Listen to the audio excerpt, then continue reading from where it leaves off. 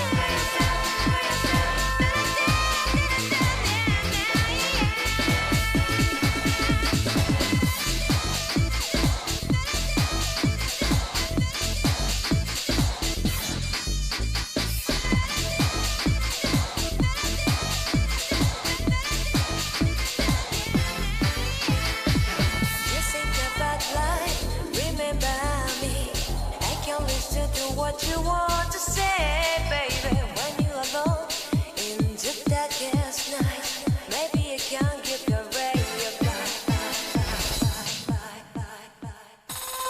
open your heart and show your eyes. You're the sea, and grow your love, baby. The future is waiting for you. And show your eyes.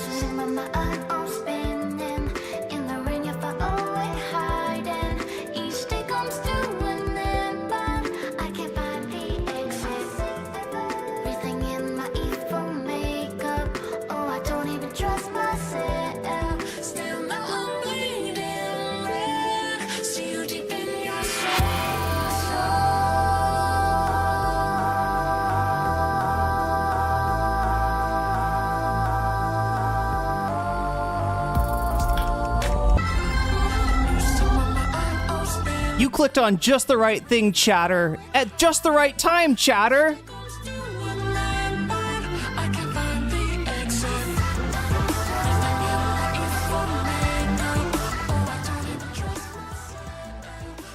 What is going on, everybody? I hope everyone is having an amazing afternoon, evening, morning, whatever it is in your time zone. It is the 16th of March, 2026.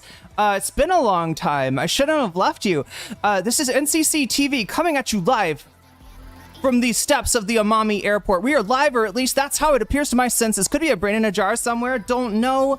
Don't care. Shouts out to all my weasels out there, all my forest creatures rocking out to the realest of the real, synthetic life form streamer, trapped in a cyber brain and body like some kind of ghost in a half shell, in this late stage hyper-capitalist dystopia, forced to exist in this twilight realm to pay off my debt to society and my student loans. I hope you're having a good day, whoever, whatever, wherever, and however you are. We're about to jump right into it here on twitch.tv, youtube.com, high risk, high reward, high on life, or whatever simulacrum, simultaneous, spontaneous singularity of consciousness this is, was, or will be sometime in the not too distant cyber future. How are you, chat? Oh my god, I missed you. I missed you. Did you miss me? I cannot express completely, yeah, like how much I missed you and what the fuck I have just been through, because it was kind of wild. I have not been eating a lot in the last week because I got super sick, and look, I get sick sometimes, like a little cold, a little a little flu, a little headache, but this was like the kind of sick where you can't eat anything, and anytime you're like, oh, but I could eat that, right? That's like little, like my body will let me get away with it. Nope, your body does not let you get away with it. You Ralph it back up, and somehow Ralphing is the most horrible experience I feel like I've ever had. I don't know. Skinny Irene, is that like, is it showing? I don't know. Yeah, I feel like it's been a little while, so as possible. 7409 super chatted $5. Let's go Vox Populi. Let's go Vox Populi. There you go, 10 right off for Vox Populi. Thank you for the super chats, Will, and gets us off to a good start of 10 on the bonus content, and also I think we're at 2 on the butterfly goal. Now, chat, I had a little accident with the butterfly last time. I always pick it up by its wings, and you should probably never do. That's like such a dumb thing. It's like something you have to tell a child. Don't pick the butterfly up by its wings, okay? You know, like, I don't know. But yeah, it like one of the wings kind of like, I I think these are just in here with super glue anyway. So I could probably, if I get a little, can probably fix it pretty well. But yeah, that was a bummer. That was a bummer last time I streamed. But yeah, we're back, and slightly different. Wait, I don't know if you can tell. No, you actually can't. You can't. But yeah, my apartment, it's either like one really large room, or it's kind of a small studio plus a bathroom and a bedroom. And right now I got it in the second configuration because it's starting to get hot. Chat, it's finally summer in Thailand. Summer's hard to explain. I don't know if I've ever properly explained it, but many of you, if you were watching last year, it's been, oh my gosh, chat, almost about a year since I got here. Wait a minute, maybe exactly a year. I thought it was like the 21st of March, so we're still a little bit away. Yeah. It was like the last week of March that I got here. But yeah, when I got here last year, it was already hot. It was, constantly like 100 outside. Every single day. It hasn't quite gotten to that yet. We've been lucky because there's been rains. It's not supposed to rain. There's a rainy season. Usually the rains stick to the rainy season. Not this year. The rain has been, and it's a good thing too, because right, it kind of like it clears the air and all kinds of things, and just cools things down a little bit. So we've been lucky so far. But yeah, I've been not anymore. Chat, today's gonna be the first hot day, and it's just gonna be hotter from there on. Until the rainy season. Good thing you're not in Dubai. True. Good thing I don't have to go back to Europe or something, right? A lot of people stuck in places like that. Or what is the deal if you so like the people in Thailand kind of got stuck too, because there's no it's hard to I think there's a workaround now maybe, but like most flights to Europe, I think go through, the Gulf the Gulf states, and that is not a place that you want to be right now. Hot girl summer, yeah, starting to. Well, hopefully this air conditioner kicks in. Yeah, that's why I've got the room, like, there's like a divider that I rolled that doesn't really divide. It's like annoying. It doesn't quite. Yeah, it's like 3 sliding doors hooked to get together that is supposed to be like a divider. But in theory, it means that I only have to cool this room instead of this room and the bedroom. So I'm hoping that that'll work. But yeah, anyway, chat. Yeah, I was fucking so sick last week. I went to immigration again. I had to get my visa renewed. You have to do that. I didn't realize that was one cost I never like really. That's one cost I never planned for, right? But you got to get your visa renewed, which is like about $60 if you just do it yourself. But if you do it yourself, you're gonna be there like all day, maybe multiple days. It's gonna be a mess, right? So if you want to kind of do that and like you can pay somebody $2,000 to take care of the hard parts of the application process for you, and then you're only there for 3 or 4 hours like I was this time. Yeah, so anyway, I was there and then I got sick, I thought from soy milk, because I had ordered soy milk from this place I'd never gone before. They have tea soy milk, they have green tea soy, like anything you could put in soy milk, they have put it in soy milk, and they have a little bag for you and I thought maybe, okay, it's the soy milk place, right? I could imagine, if you make soy milk, it's this whole process with like a cheesecloth and stuff, and you're like squeezing it. Maybe if, your hands aren't completely clean, it's really easy for that to get. It does get cooked though, right? So yeah, so that should have been my first clue, that it wasn't the soy milk. And the other thing too is that generally when you get food poisoning, it's like a fairly quick. They call it the 24-hour flu for a reason. If you get like a 24-hour bug, it's food poisoning. It's almost always, right? If you feel like you got a flu, it's a very short-term one, that is usually food poisoning. This was not short-term though, so that was like my second clue that it wasn't the soy milk. And I'm just thinking, I was in a room with like way too many people crowded into a bunch of seats, and just gabbing with my friend from language class the whole time, and I probably just got sick. So anyway, that's where I've been, and I'm back, and I feel better, and I feel like, I don't know, I feel like I've experienced something, kind of like I've been sick like that in a long time. And even when I got sick this fall, it wasn't really, there's like some queasiness, but I didn't like throw up from it. And this was like, there was like days that all I could get down was water, and only clear things. I always have the same impulse to blame stomach bugs on the, because you could imagine, especially if you ate something weird, right? I've never eaten from that place before. I wonder if she, like, I wonder if the person making the soy milk, did they wash their hands? But yeah, secret DLC COVID strain. Wait, DLC, like downloadable content? Oh my God. Yeah, that's what it felt like. It felt like some downloadable content, and just like downloadable content, chat, I am forever changed from that. I don't know, something different happened. Something shook loose, because when I felt better, I felt not just like better than I didn't just feel like not sick anymore. I felt better than I had before. My bestie from the CDC is doing mumps vaccine now. It's not supposed to be part of our job.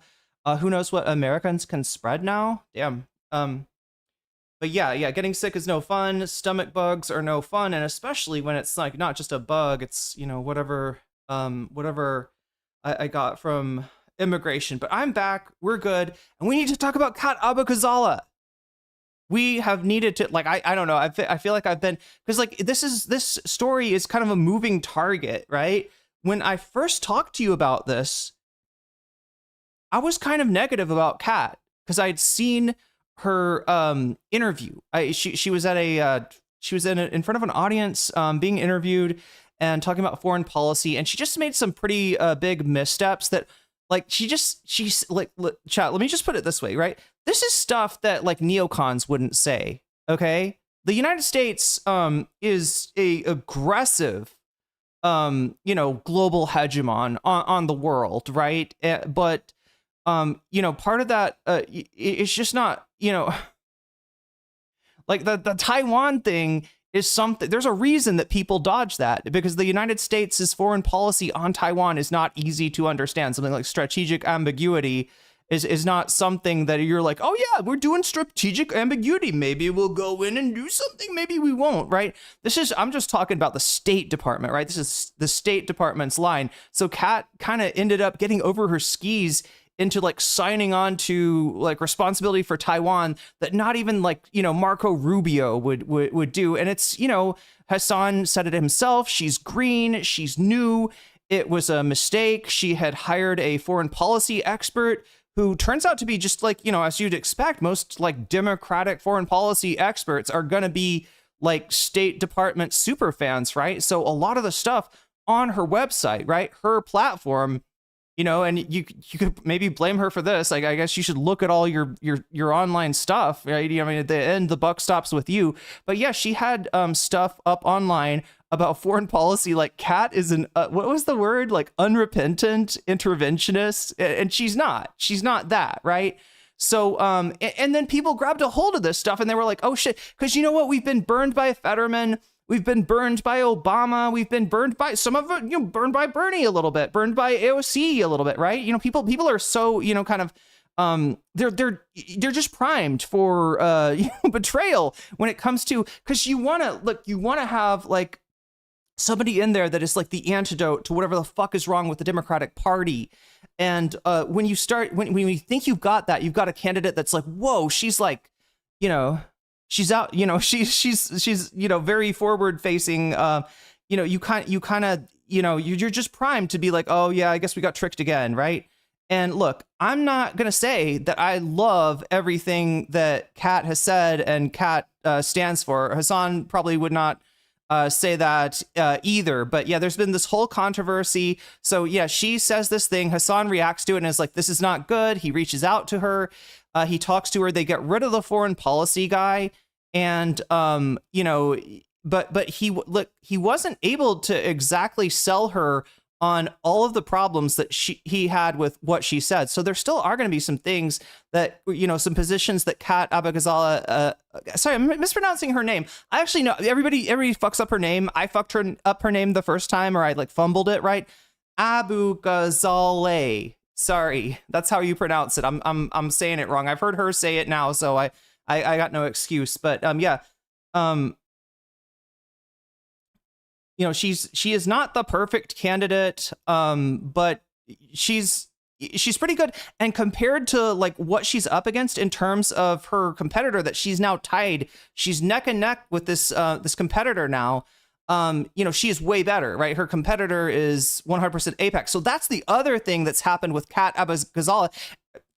Saying it wrong again. Abughazaleh. Yeah, it's the EH. Yeah, is pronounced A. Yeah, Abughazaleh. Is how her name is pronounced. But anyway, so APAC has recognized, right? She has moved into. I said striking distance. I should revise that, chat. She's tied.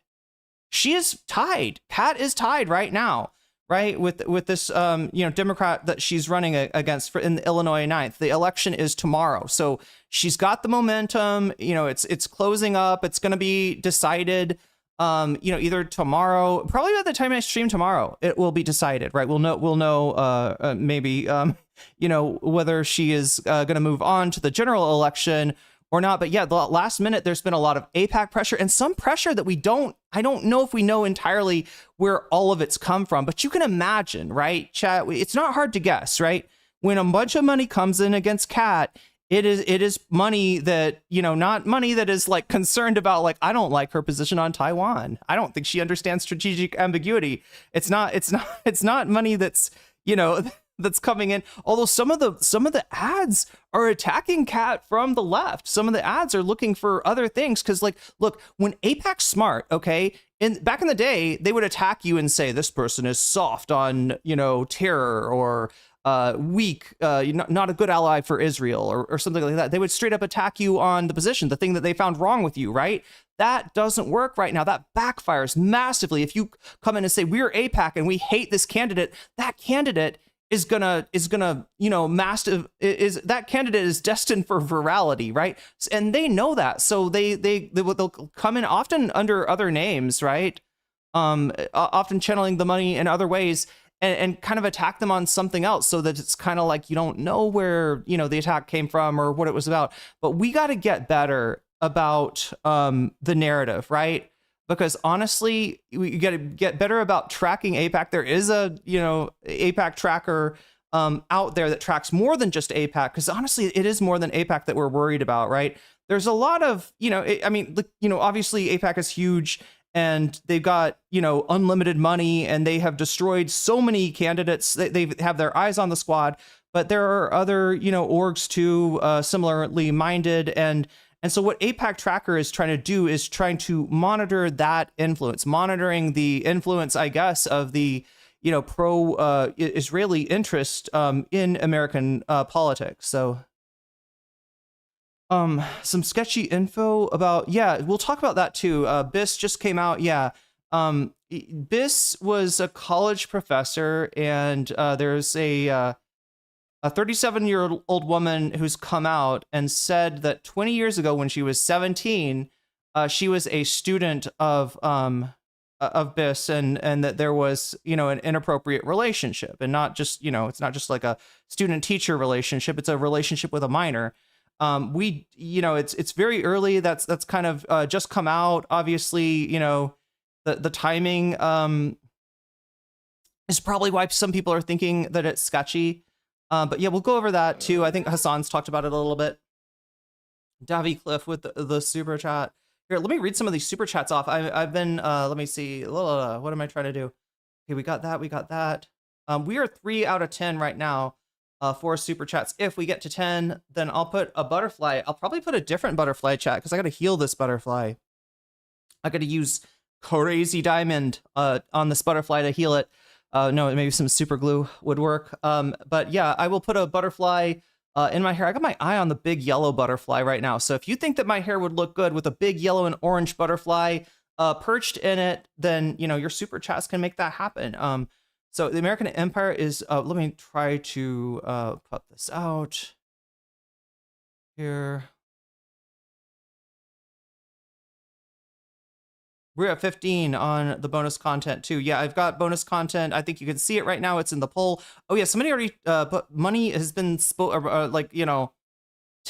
of that bonus meter points have been spoken for already, with 10 points going to Vox Populi. That is chat. That is reinforcing your votes, right? So Will is putting super chats onto Vox Populi, which makes it harder for other people to possibly affect the election.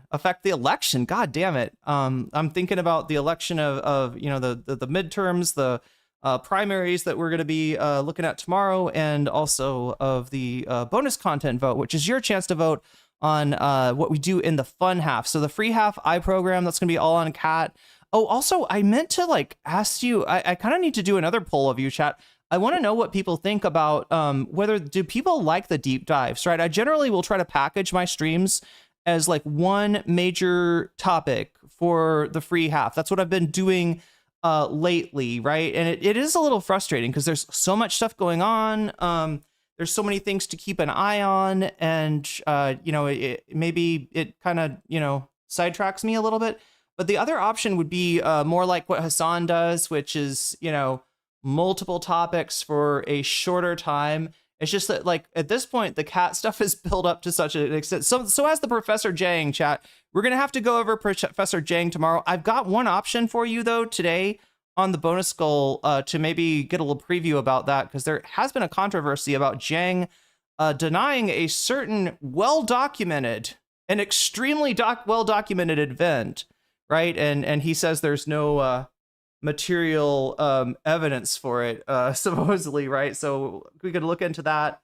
But yeah, we got a lot of stuff on the bonus poll. Wait, what? I keep on getting keep on getting sidetracked here. Let's try again. Go here and all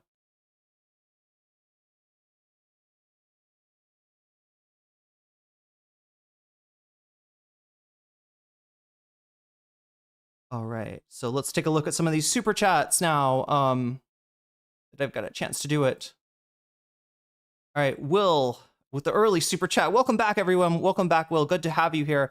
And with the let's go Vox Populi, and that's what you do, chat. If you want to, okay, I didn't mention, yeah. So you vote in the poll, vote for the topic that you're choosing.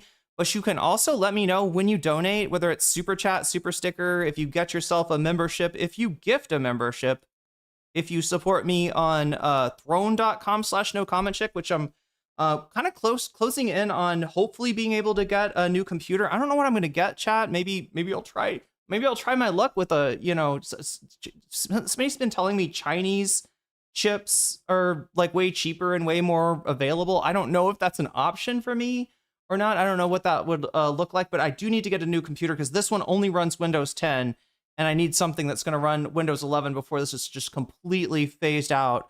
But yeah, if you want to help me with that, it's throne.com/nocommentchick, patreon.com/nocommentchick. That also counts towards the bonus numbers. Or if you support me on Twitch, which you can do for free with a Twitch Prime sub. If you have Prime, no judgment, you can hook your Amazon. Okay, a little bit of judgment, but no. You could hook your Amazon account up to your Twitch account, and you'll get a free what's called a Twitch Prime sub to give to the streamer of your choice. I don't have any backup music, do I, chat? Is this weird? Does it feel weird without backup music? I'm like okay with it so far. But yeah, the you can hook up your Amazon account to your Twitch account, and you get a free sub to give to the streamer of choice. If that happens to be me, you get all the emotes, you get to rewind it, you get all the benefits, right? So that's a way you can support the stream at no cost to you. If cost is no money, you can get a sub for yourself. It is $6. It's twice as much as the YouTube memberships. And I realize that's like too much for a lot of people. But never fear, if you are in chat and you're active in chat, there's some chance that at some point, somebody will come along and pop you a gifted sub. That can happen. That does happen. It's more likely to happen to you if you're active in the chat, though. So I think I've got that part explained. Let's see here. And yeah, like I said, when Will does a super chat and says Vox Populi, what that does is that puts 10 points behind reinforcing the results of the poll. I'll get to the poll in a second. Davy, I got one more super chat to read here. Davy Cliff says, the American Empire is not just evil, it's dumb, and it's dangerous to let live. Too dangerous to let live. Yeah, many people I know are suffering for a completely war. Don't worry, pointless war. Sorry. Don't worry, Davy. Jang's got you covered. Jang says that the American Empire will end. The United States will lose the war in Iran and retreat to a civil war. Yeah, it's going to be a civil war, and then the United States will cease to be a major player on the world scene, and then we just have all of Jang's crazy theories about Pax Judaica and Pax Islamica. Somehow he thinks China's going to go down too. I forget how China is supposed to go down. We need to get into this Jang stuff, chat. That's tomorrow. At Narwhalby, super chatted $10. PSA, if anyone has a Freestyle Abbott glucose meter wearable, they have an international recall. Ooh. At least 7 people have died from Damn. incredibly inaccurate readings. Yes, they're owned by Bezos now. All right, well, that's another reason to... Oh, my God. God damn it. Oh, people are talking about Bezos possibly... what was it? Seattle Seahawks were the Super Bowl champions this year. I don't know. Is that the first time they've ever done that? I lived in Seattle, so I feel like I never remember them. I don't think I ever remember them even going to the Super Bowl. But anyway, maybe they did. I don't know. But anyway, they're being sold. I forget who owned them, but they're getting sold.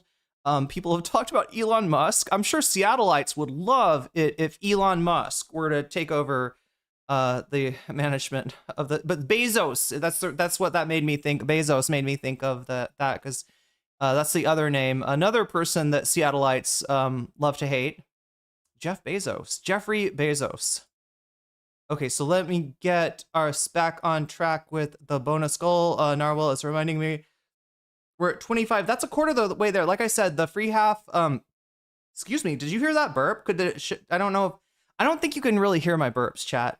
I think my noise filter is probably too powerful. You can hear it when Hassan burps, but I don't think you can hear it. Hopefully not. I would get super self-conscious about that.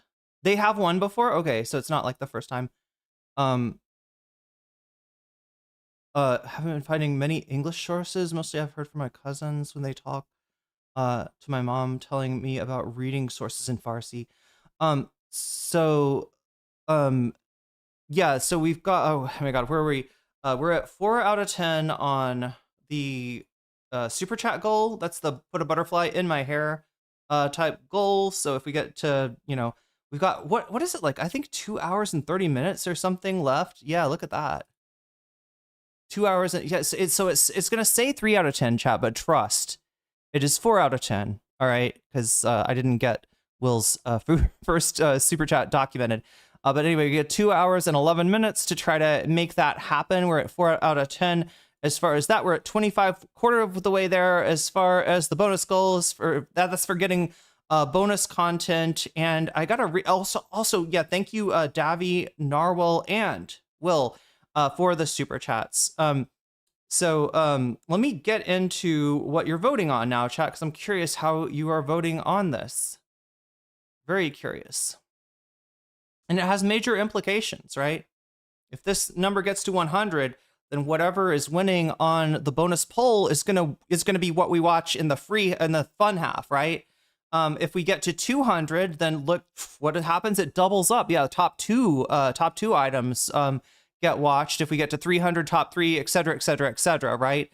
That is how the bonus poll goes. Right now, it looks like people are really interested in the story about Professor Jang possibly denying a major world event that is incredibly well documented, one of the most documented events in world history that he is claiming that there's no material evidence for.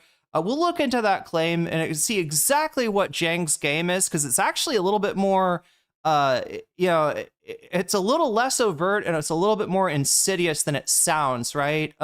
But people have been talking about this, so I wanted to kind of get this out of the way. Like I said, we'll try to do a deeper dive into Jang tomorrow. There's a lot of people making takedown videos on him. There's a lot of stuff that's come out about Jang, right? I didn't realize he was renting a room, I believe, in a, what is it? It's like a high school that is, like a college prep high school. Like they have these I think it's like a high school in Japan that's supposed to prepare your kid to go to school in American university. I think that's where he's working, and he's not really running a real class there, from what I understand. There's like 3 people there. I think he actually rents the room. But he has had, he works, I guess, with some of the students. He's talked about like helping people prepare for college. So I guess he's maybe somehow employed there. Anyway, not exactly a professor. His degree is in English Lit. He does have a doctorate though, right? In something, like I heard him talking about grad school at some point. But anyway, we are that's the first place vote getter, right? 32 of you have voted so far. Make sure to vote if you haven't already. Feel free to come over from Twitch and place your vote if you have not already. The poll is on YouTube, like, right? No comment check on YouTube. You'll have to go over there, click on the stream, and vote there. But feel free to come in and vote, even if you're on Twitch. While you're there, make sure to leave a like, all right? Because that's the lifeblood of a channel, chat. Do you know that? Liking a channel's live streams, if they're doing live streams, or hyping and liking their videos if they're putting out videos, as I'm hoping to be very soon. Jang has said some really sus stuff about the Iranian people. Yeah, he kind of, it's almost like he's like he's got a weird I feel like he like essentializes them as like the creators of Zoroastrian, like somehow, I don't know, it's this weird thing. It's almost like But yeah, we'll get into actually, I'm curious what you mean in particular, Davi. Maybe it's something I haven't heard about yet. Anyway, Professor Jang in first place with 47%, 32 votes already. And Taylor Lorenz debating Destiny. Yeah, this happened. All right. Again, I thought it was the same one. I thought that maybe the slop tubers, because I noticed this from the slop tubers, they were all covering Taylor Lorenz defeating Destiny. And, you know, she talked to Destiny before. I think it was pretty unequivocal. She just like completely dog walked him. We covered that. So I thought that they had just dug that up and they were like, oh, look at that. Taylor Lorenz actually won this debate. No, this is a new debate. And even some of Destiny's like supporters, even some of his orbiters, the people that are supposed to be like down to ride or die for Destiny are saying, not, you know, this is not a good look, Destiny. You kind of lost and you're kind of coping. So anyway, that's in second place. Tied with it is the Epstein inmate cover up, right? This is a story about one of the inmates in Epstein's cell. More stuff has been coming out, right? Some strange stuff, right? A $5,000 deposit, several strange deposits into a bank account of one of the guards that was supposed to be on duty. Obviously, the guards did not do their rounds that night. And in addition, some stories coming out for people that were housed in and around where Epstein's cell was, right? That are claiming that they've heard some strange stuff go on. Yeah, so we'll get into that. I think that's a status quo story, if I'm not mistaken. And then we got in fourth place, Doge Stooges caught in 4K. This is kind of a sleeper. I missed this one at first, right? They brought the Doge guys. You remember the Doge boys? The Elon's 18-year-old wunderkinds that he was bringing in to do Doge, right? There's just more and more shit coming out about them. They're getting caught. This time they were brought before Congress and questioned, and they're not handling the questions very well.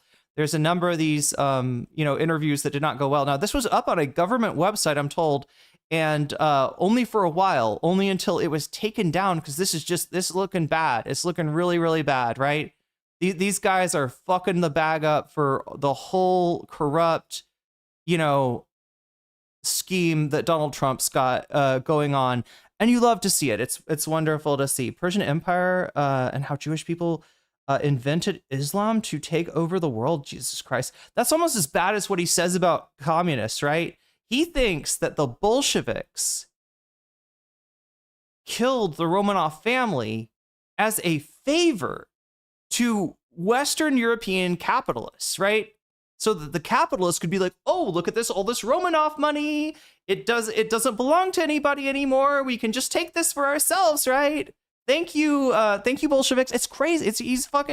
He's a nutter. I didn't like chat. I kind of gave you a basic introduction to what he's about, why he's gotten popular, and then some of the things that I found just on the surface that did not check out. Like his claim to be influenced by Isaac Asimov and psychohistory, despite not even really understanding the Foundation series, right?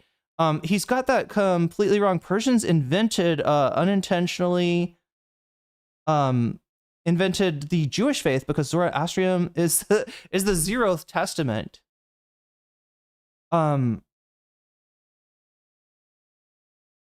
Yeah, we got to get into that tomorrow, because there's a lot of discussion about Jang. Obviously we've still got a war going on. I don't know, what is it, day 15, day 16 now, chat? It's been it's like day 16, isn't it? And it's going great. I'm gonna tell you, right? Trump's a genius. People were wrong about General Raising Cane, right? He thought that there'd be a problem with interceptors. Oh come on. We can just pull interceptors from our allies in South Korea. I'm sure they'll understand, right? We can just allow the fucking Gulf states to become a missile sponge, right? I'm sure they'll understand, and then ask them for help with the Strait. Yeah, and then all the European allies that you call cowards, actually ask them for help, and then when they say no, be like, well, we don't really need any help. We were just trying to give you a chance to prove that you're good, so you could get treats later on. But I guess you don't want any treats then. So we'll be keeping all the treats for ourselves. We'll manage the Strait. We don't need anybody. I mean, Yeah, it's fucking crazy. It's going so well. It's going unbelievably well. And now Israel is running out of interceptors, and there's stuff that's seems to be getting through. There's stories about the one of the aircraft carriers being damaged or even disabled. There's definitely been U.S. assets that have been just completely lit up and destroyed. And there also seems to be a lot of the Trump administration kind of intimidating the media into not reporting how good it's actually going. You're gonna get tired of winning. You're making a joke about that. Zoroastrians did not invent Jewish people. Just find the inspo funny. I like the idea of the Zeroth Testament, personally. War's going really well if you stop reporting them, and basically, and you do stuff to kind of hide the casualties of the U.S. They're definitely doing that right now. So, it's going so well. Yeah, it's going incredibly well. It's going so well, they're considering sending Marines to an island where they will be sitting ducks for every fucking munition that Iran wants to, throw their way. So, yeah, definitely, the greatest country in the world.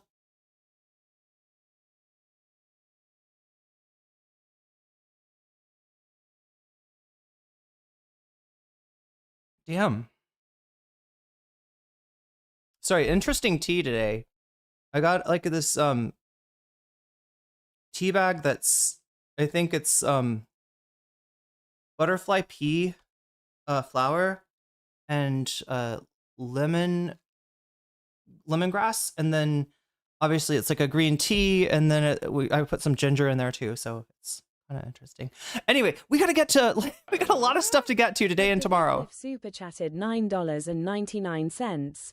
Oh, don't worry, Trump's war in little girls is going well, destroying schools than poisoning the air around children's hospitals. Yeah. And then potentially blaming this on AI, right? Like implementing AI so they can, like, every atrocity that they commit, they were like, oh no, it was the AI. Sorry, there's no human involved in that. I feel like AI is really good for two things that people kind of are sleeping on.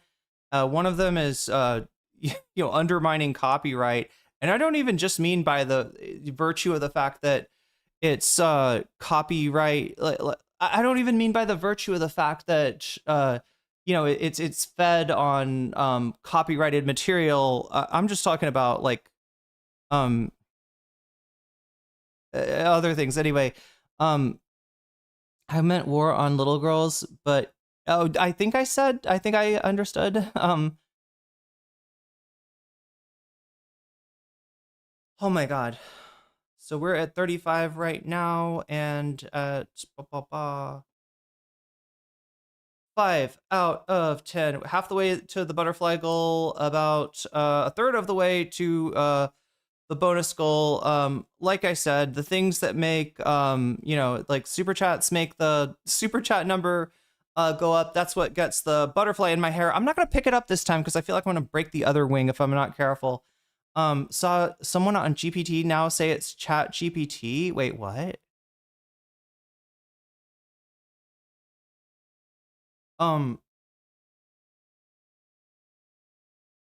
Where the fuck am I? No, seriously, where am I? No, just kidding. I'm not that out of it. I'm just a little hot and a little lost. But yeah, I was just gonna explain that we're half of the way towards the butterfly goal. If we get to 10 in the next I think 2 hours or so, I'll put a butterfly in my hair. We're a third of the way towards the bonus goal. If we get to the bonus goal, I'll do the top scoring thing. The top scoring thing on the poll, right? The top scoring thing on the poll right now is, we've got a little change in the poll. 38 votes counted, right? Professor Jang in first place, but Epstein inmate overheard on the death cover-up is kind of in second place right now. Taylor Lorenz debating Destiny in third place, and Doge Stooge is caught in Ford K in fourth place. Claude picks the targets. Oh no, fucking Claude. Yeah, the most ethical AI. At least I can pretend BB is burning for all of his evil. Well, have you seen him? He's got 6 fingers now. Yeah, he's got 6 fingers. Now people are saying he's dead because He, he was not seen for a while, and then when a video of him surfaced, there's a frame. I guess his thumb is kind of frame mogging him, right? Because what it looks like to me is that there's a frame with some latency. So he moves his hand like from here to like here, and you see kind of two thumbs, right? It doesn't look like, I kind of know what AI looks like with the extra fingers. It doesn't look like that to me. It looks like latency. I haven't seen anything that indicates. Now, people say there are like, they are using AI to edit the video, so there may be like AI artifacts from that. But as far as it being like AI BB and it's the world is not so lucky. Have no so anyway, yeah, so the other thing I need to explain is kind of what Will did, and that is whether you do like Will, you do it like a super chat, you do a super sticker, if you get yourself a membership, if you gift a membership, if you support me on Throne or on Patreon, or if you support me on Twitch, you can let me know, like Will did, in the message itself or just like in the chat, which of these topics you want to see. Whether it's Vox Populi, in which you're saying, I'll just have what people are voting for. Like, I want to support that. Whatever people are voting for, put me down for that. Or you could say, I specifically want to see Taylor Lorenz today. Let's make it happen. I want to know about the Epstein cover-up, right? You can do that by letting me know in the chat, and you might have to @ me or highlight the chat, but you can get my attention. I will put it right here, and this gets added. This is the bonus, and it gets added to the poll at the end of things, so it might modify things. You can kind of modify things. You can have a little extra power with your donos, for good or for ill, whether you want to support Vox Populi or pursue your own egotistical ends. Chat, I am not here to judge you. I am just here to count, and I am here to I'm here to get into this content, really, as what I want to do here. But yeah, just make sure to let me know if you've got a preference and you want to put your money where your mouth is. I'll add it as a percentage to the topic of your choice, and hey, maybe it'll put it over the edge.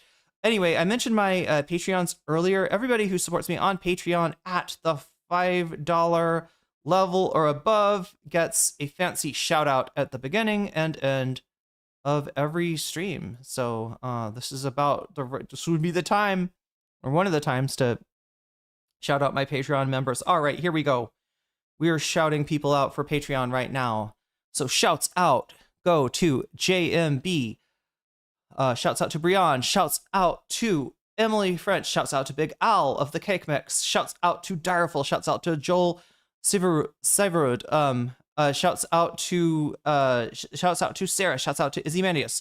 Shouts out to Steven Sayers. Shouts out to Animus. Shouts out to Infallible Fowl. Shouts out to Oritz Ellipsis. Shouts out to Nadia Yvette. Shouts out to Choki. Shouts out to Moe No Ape.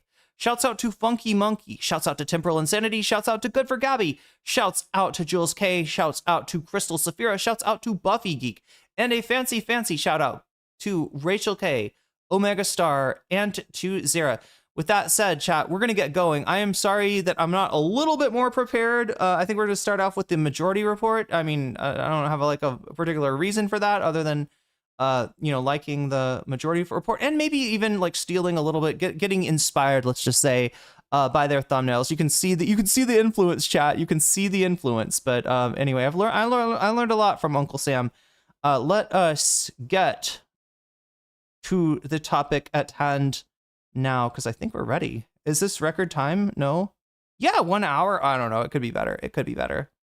We're I don't know, chat. Sometimes it takes me. Uh oh. I gotta see what's going on with this right here. Oh, there we go. Okay, well, we're just dealing with that then. I think we're missing something.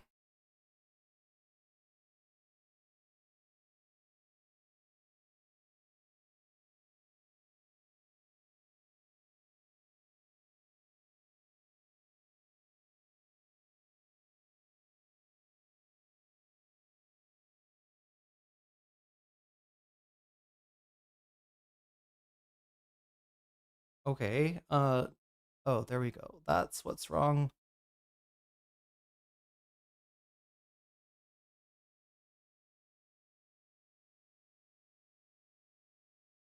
speaking of Uncle Sam, let's get into this right now. This is the Majority Report talking with Kat Abughazaleh. I'm going to bring you a few interviews with her. We're definitely going to cover the Mike. Mike from PA has just talked to her first. I don't know. Maybe I should set this up, right? So like I said, Kat was at in front of an audience being interviewed, and she gave a pretty just ill-advised, I guess, answer to a foreign policy question. I think this is what kind of caused people to look at her foreign policy platform on her website and find that a lot of what's there is just really bad. Like legitimately, like you'd be like, what? How is this Kat's foreign policy? And the problem is she hired the wrong guy. Anyway, this caused her to fire her campaign advisor on foreign policy. And I think she's in the process of revising that stuff. It's kind of late in the campaign for this to happen. Hassan saw it and Mike saw it and both thought it was bad. I saw it and said I think she's making a mistake. She has somewhat course corrected, not to everyone's satisfaction, let's just say, but she is somewhat course corrected. And as always, chat, she is the best candidate, the best option in terms of what's viable. I think there is another DSA candidate that is polling at 6%, but in terms of people that are viable for this race, Kat is definitely the better choice. Even if she had some real, if she kept some of that foreign policy.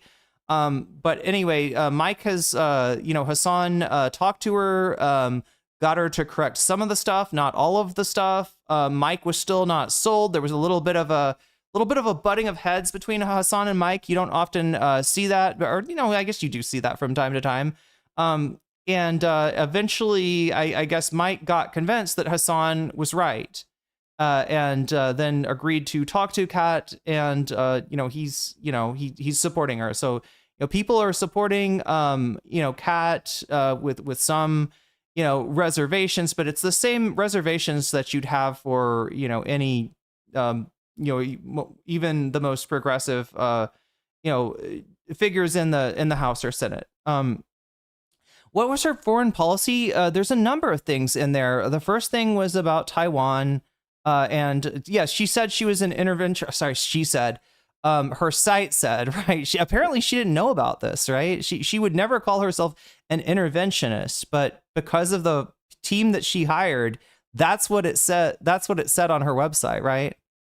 And then there's still some stuff about Gaza and Hamas. I think that's when I said that it's mostly been course corrected. That's the part that I don't think has been course corrected, right? So some of her foreign policy, it's a little bit too focused on blaming Hamas as a pernicious force, and rather than seeing it as this is the militant group that people have rallied around in the wake of the inhuman conditions they're being subjected to. Oh, is that what MAGA is short for? It's alpha male of the group, incel hotter than. So with could you say a fog? Is that a unless the lefty is going into electoral politics, unless they know the subject very well, they should stay anti-interventionist as their entire view. Yeah, and I think that is actually her view. It's just that, look, let me explain it this way. The guy that she got, right? It's like if you hired somebody that always put shag carpet, right? Let's say the DNC really loves shag carpet, and you were running for candidate, you get a interior decorator, and you don't realize that he's going to put shag carpet everywhere, right? I don't know. Is that a good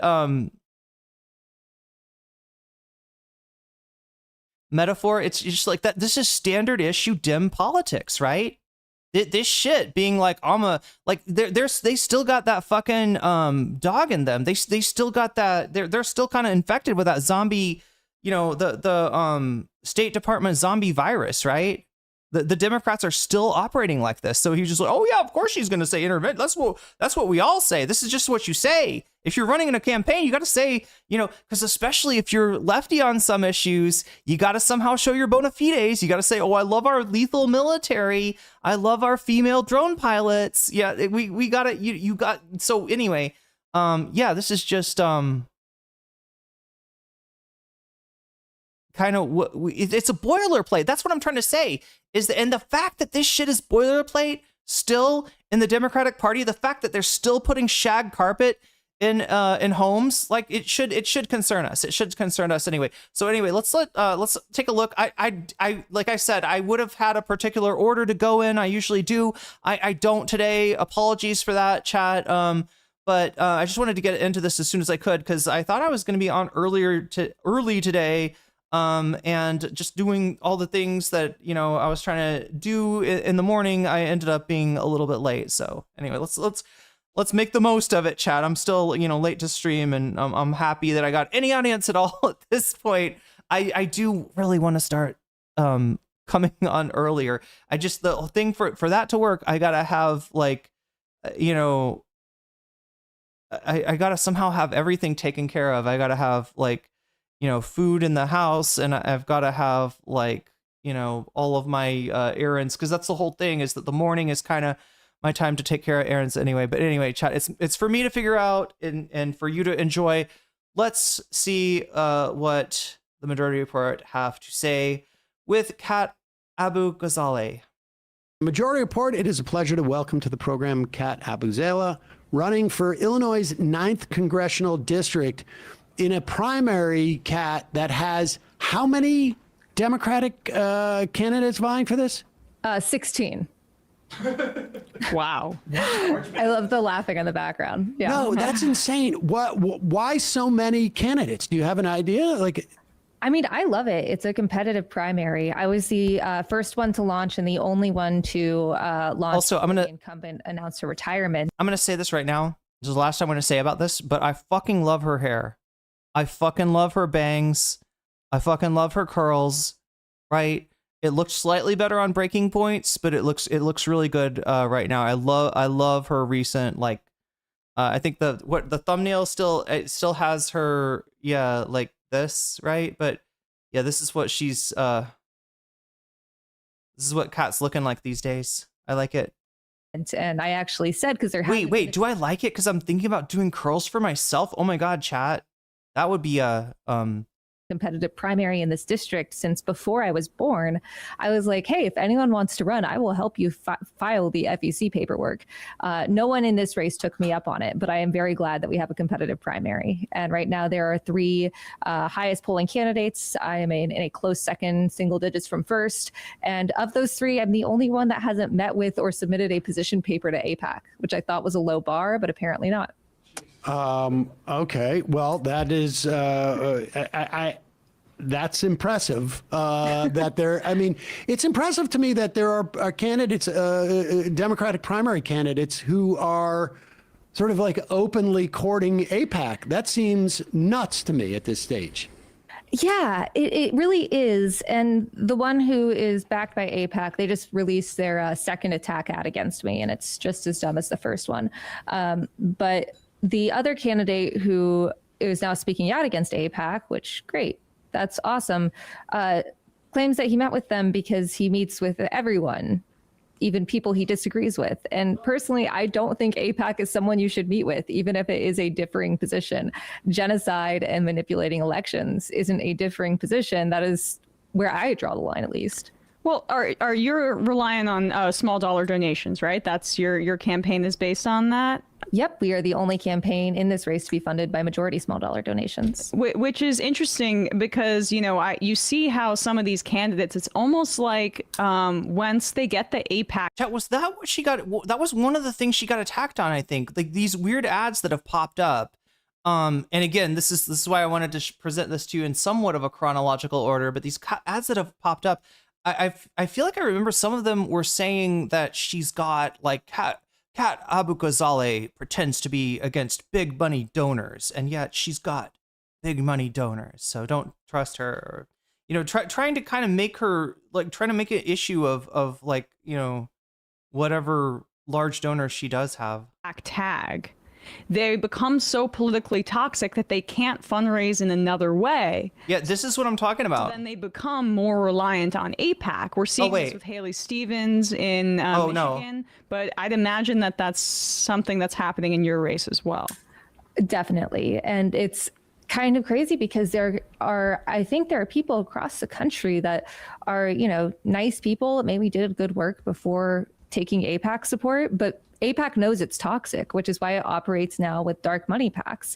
And it's made these candidates toxic as well. If they don't win, then that's always going to be a stain on their career. So yeah, routing money in sensitive races through other groups to sort of hide the APAC involvement, and also, like I said, trying to come at a progressive candidate seemingly from the left rather than say what they really mean, which is she is, she's not pro-Israel. That's the problem with her. But to most people, that is a feature, not a bug. How did they run ads against you? What were the nature of the ads? Because we know that they're running, in New Jersey 11, for example, they funded an ad campaign hitting Tom, what was the name of the Malinowski from the left, and it ended up benefiting the actual left. This is in the race. Yeah, so they started attacking the person that's currently in first, who's single digits between us, doing similarly to what happened in New Jersey 11, attacking him for not being pro-Israel enough, despite saying that he'd fund the Iron Dome, that he supports anti-BDS legislation at the federal level. And then I think in the past couple weeks, they've realized, oh shit, I'm going to win this thing. So they first released an ad that was AI generated that quoted my high school newspaper twice. And the whole idea was, who is Kat Abughazaleh?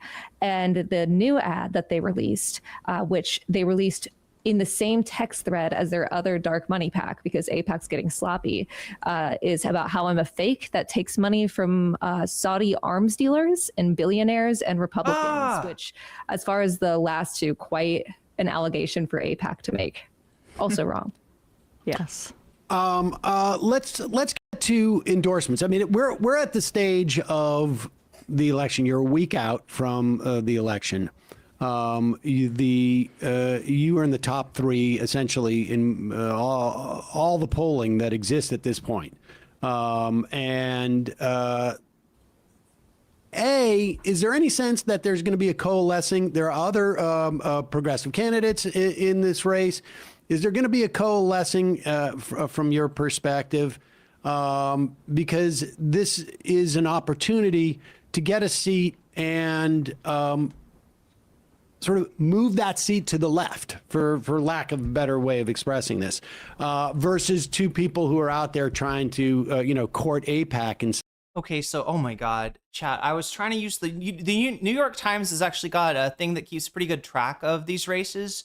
But of course, it's New York Times, so it's paywalled. I'm looking at right now. This is 270 to win. I don't know this website, but yeah, they're showing the Kalshi odds instead of the polls.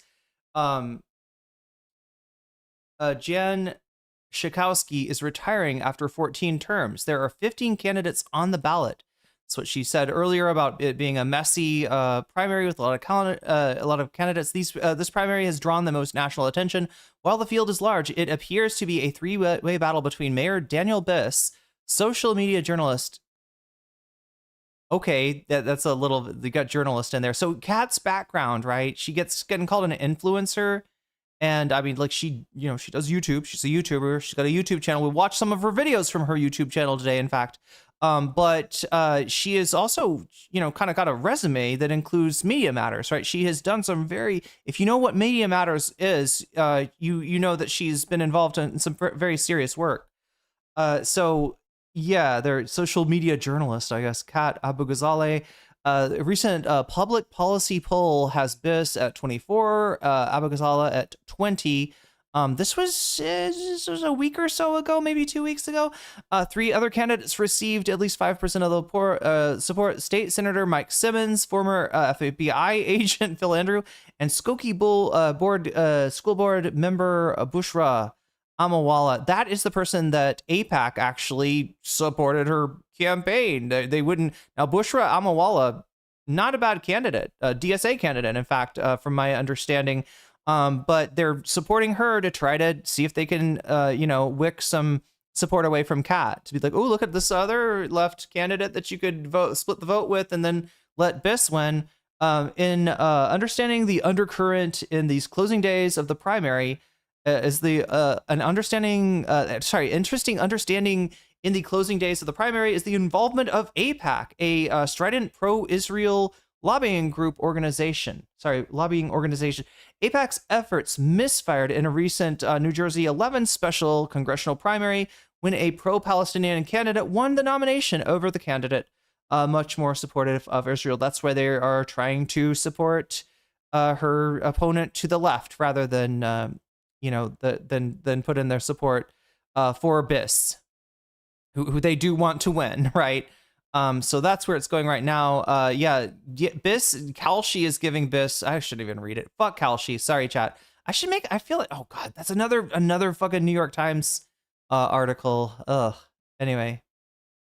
But just to give us a little bit of so I wanted to get, she's 4 points behind, as of 3:10. Yeah. So that's a week ago, right? And that's the poll that they're quoting right now. I think there's been another poll that has them neck and neck.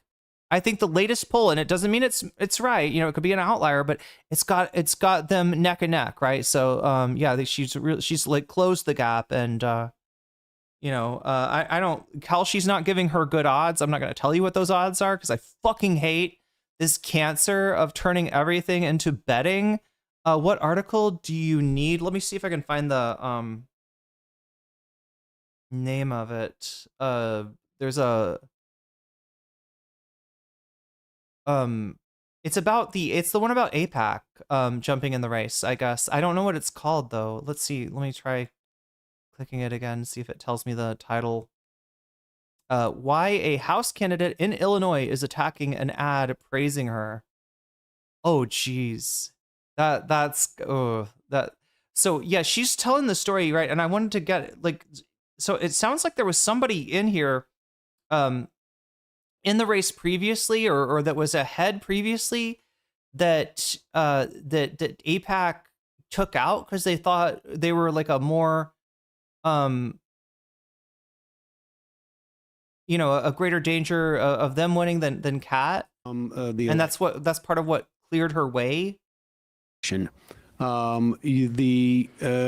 in the top 3 essentially in all the polling that exists at this point. Top 2.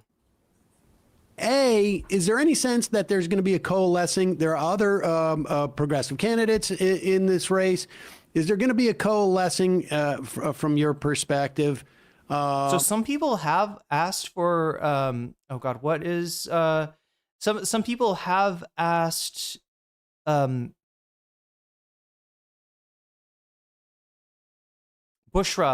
Amawala to drop out, which is kind of unfair, right? She didn't do anything. She's just like the vehicle for APAC trying to I don't know. She may drop out, but you know what I mean? Kind of like people like leaning on her to drop out might have the opposite effect.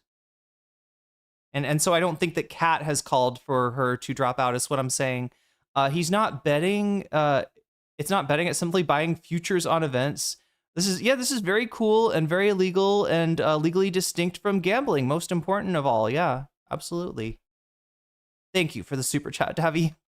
Because we're at 6 out of 10 on the butterfly goal, and we are at 40 out of 100 on the bonus goal. Is an opportunity to get a seat and sort of move that seat to the left, for lack of a better way of expressing this, versus 2 people who are out there trying to court APAC in some fashion. What's your sense about that, or do you have an opinion on that, or what? Yeah, so we're really lucky that we have multiple progressives in our race, but we don't have ranked choice voting here. We don't even have a runoff, so someone could win this race with 20%. And that means that essentially there are three candidates, the ones that we've been talking about, that are the most viable. Of course, I don't know what's going to happen. I don't think any vote is wasted. I always encourage people to vote for the candidate that they most support. But no, I don't think any coalescing will happen. I'll say on my side, for organizations like that I've been endorsed by in my application, I did commit to dropping out if it seemed like we didn't have a likely path to victory. But I think that everyone has the right to run for office, especially if they've fulfilled all the requirements. I mean, you go out there, you get those signatures, you're on the ballot. Joshua Kell. Well, let's talk a little bit about those endorsed. I'm so excited and nervous about tomorrow's election. Did you all see her interview with Mike from PA? We're going to watch that. Mike was leery of her and completely changed his mind. Oh, yeah. Mike was set, I mean, like, it was kind of set up to go. Like, there was a little while where Hassan had called out what Kat was doing, was not comfortable with it, but said, now, come on, guys. Like, this is not a don't vote for her. This is not a don't support her. This is, this kind of sucks, right?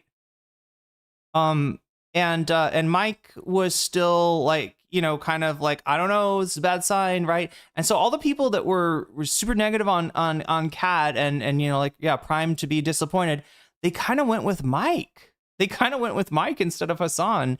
And it was only, when Mike had a little longer to think about it that he realized that maybe Hassan was actually right on this one. But yeah, thank you for the super chat, Joshua Keller. Gets us to 7 out of 10. We're 3 super chats away from that the vaunted butterfly effect. You got quite a few of them from sort of progressive organizations. Tell us about a couple of them. So I've been endorsed by Justice Democrats. That one was pretty recently, as well as PAC, which is the Peace, Accountability, and Leadership PAC in response to APAC. I was one of, I believe, their first non-incumbent endorsement, which is really exciting. Chat, I don't want to bore you too much because I feel like some of you might have been following this more than I do. I'm tempted to roll it back because I wanted to get the whole story. Does anybody have that for me? Does anybody understand it? Anybody want to explain it in chat? Because I just don't want to, I'm tempted to roll back this interview to hear what she's saying about the candidate that kind of got, it sounds like a candidate sort of got taken out by APAC ahead of her.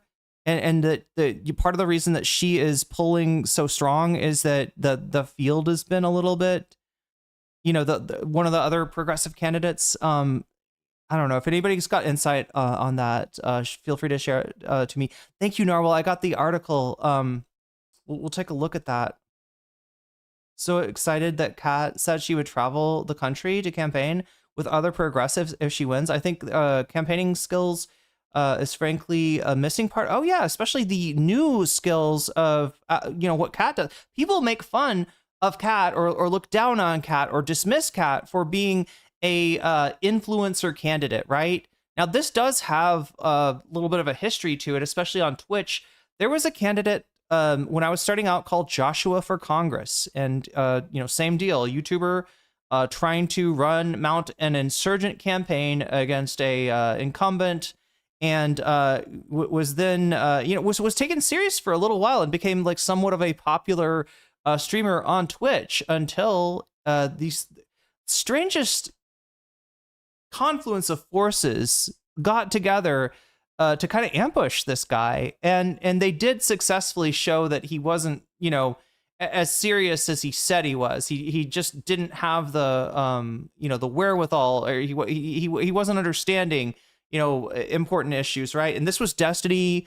There was a Marxist-Leninist content creator that was a friend of mine years ago named Chaos is Mel, and I can't remember who else, but yeah, it was like a hey, come on stream and talk to us, and then they're just like they absolutely destroyed this guy's campaign, and it turned out he probably just was not just was not ready for the run anyway, right? So but yeah, Kat's honed her skills in terms of media, semi-traditional media, I guess, at Media Matters. And more recently has been, doing YouTube, and you know, I think she's doing this more or less right now. Like this is why, chat, if you want to know why I was particularly concerned at her foreign policy fiasco, that's why it felt like a little bit like, I mean, she's way more serious. She's way less of a lightweight than Joshua for Congress. Sorry, Joshua. But yeah, it did feel a little bit like it might be, you know, it's a little deja vu there. There are other progressives in there. Oh, another progressive in the race, but they announced after Kat and Paul. Oh, yeah, that's the other thing. Yeah, so Genova, you're talking about a candidate named Bushra Amawala is the DSA, another DSA backed candidate that's running at 6. So yeah, like I said, people are trying to, you know, some people are trying to pressure her to pull out. The other thing too is that Bushra's name is on the like it's on the polls, it's on the ballots already. So there's no real way, even if she wanted to, for her to pull out. But you know, she could technically drop out and endorse Kat. But honestly, if that's going to happen, it's kind of got to happen on its own. It's unfair. It's unfair to, you know, ask her to drop out just because she, like I said, she was used as the vessel for APAC through no fault of her own. Exciting.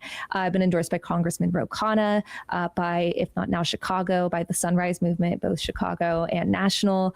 The nurses union here, the Justice 100K on pro Bush rads. Yeah, that does suck. God. State Representative Abdul Nasser Rashid.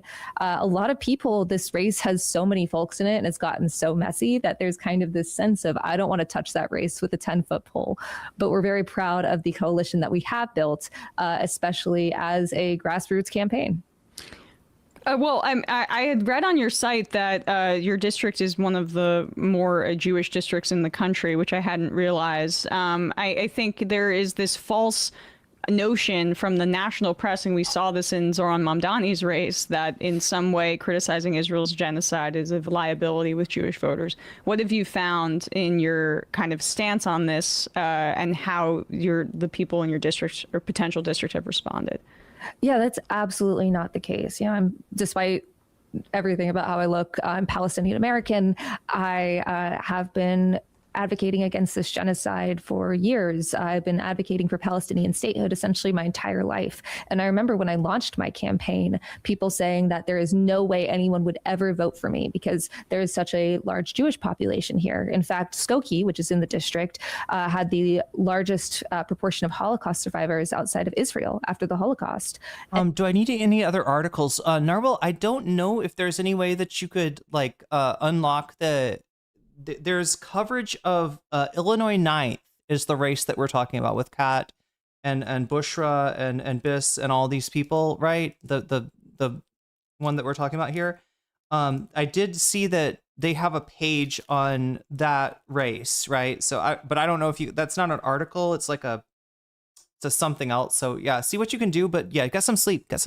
I know that I'm streaming way too late for a lot of you. Apologies, chat. I'm going to be trying to move heaven and earth to make it happen so that I can, get on stream earlier soon. So, and I personally find that idea of they would never vote for a Palestinian so offensive, especially when Jewish people have consistently been the greatest allies in fighting for Palestinian liberation. Our lives and our futures are inextricable from each other. And the idea that just because you are Jewish, you have to support the actions of the state of Israel or that they're one and the same is so offensive. And most people don't support what is happening in Gaza or the West Bank.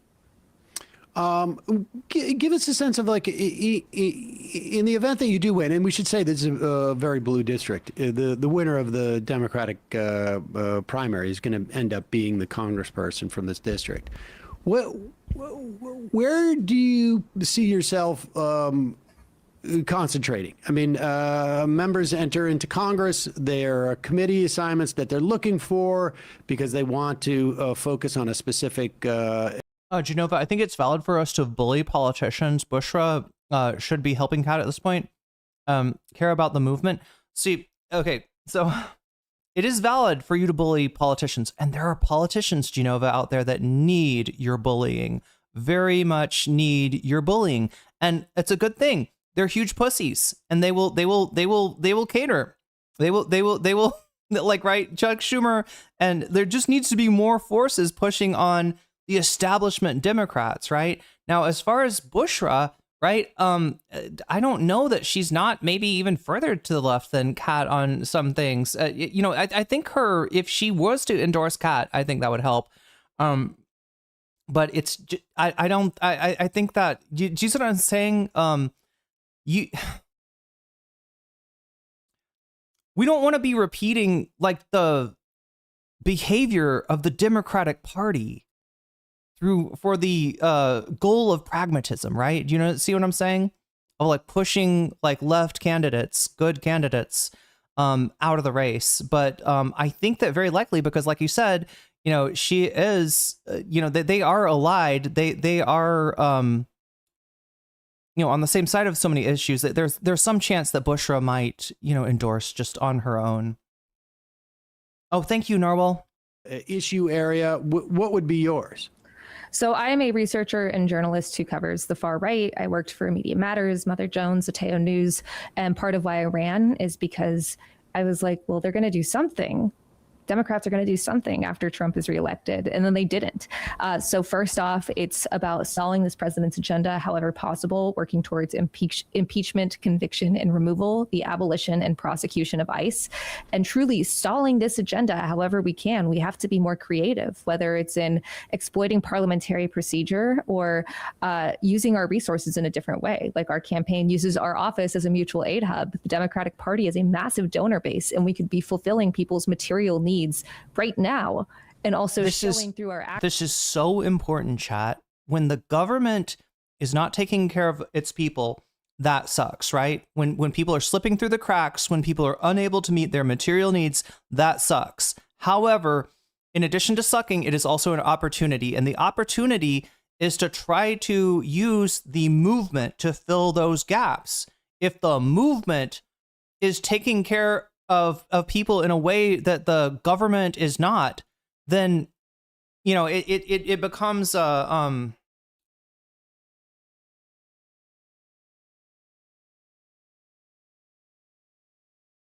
it's a great way to build a movement, basically, right? So actions are values, especially when people are so disillusioned in politics rather than just making a bunch of promises and talking like Gavin Newsom. Also from March 18th till election day in November, like you said. I never really thought about the idea of a political campaign, running something like a mutual aid network. But no, it's a great idea. This is a very Democratic district. And so if we're able to win this, we're going to be using our resources and our platform to get progressives elected nationwide. Lastly, I know that there's a DSA endorsed candidate in your race, but as you're saying, your polling kind of puts you in the position where of the lefty candidates, you're the one most likely to pull this off. What is your position on DSA, despite not getting that endorsement? And do you feel that you could kind of embrace certain, at least tactics from DSA, or have alignment on policies with DSA going forward? Yeah, first off, I am a dues-paying member of DSA. I have been for my entire adult life. I should say that I don't believe there is a DSA endorsed candidate in my race. There was a recommended candidate for a chapter that was in the farther suburbs, which still fantastic for that candidate. We did not pursue the DSA endorsement because I believe that was happening around our indictment. Things have been crazy over here. So yeah, the indictment, this is another thing I haven't really covered, right? If you saw a picture of a small blonde person being pushed on the ground by an ICE agent, that was very likely Kat. That happened to Kat, and I believe they ended up charging her. This is what will often happen: is that like ICE or CBP or whatever does violence to a person, and then they end up charging them to try to be like, oh no, they attacked our officer or something like that, right? So yeah, that's the indictment that she's talking about. Okay, so here we go. Illinois 9th.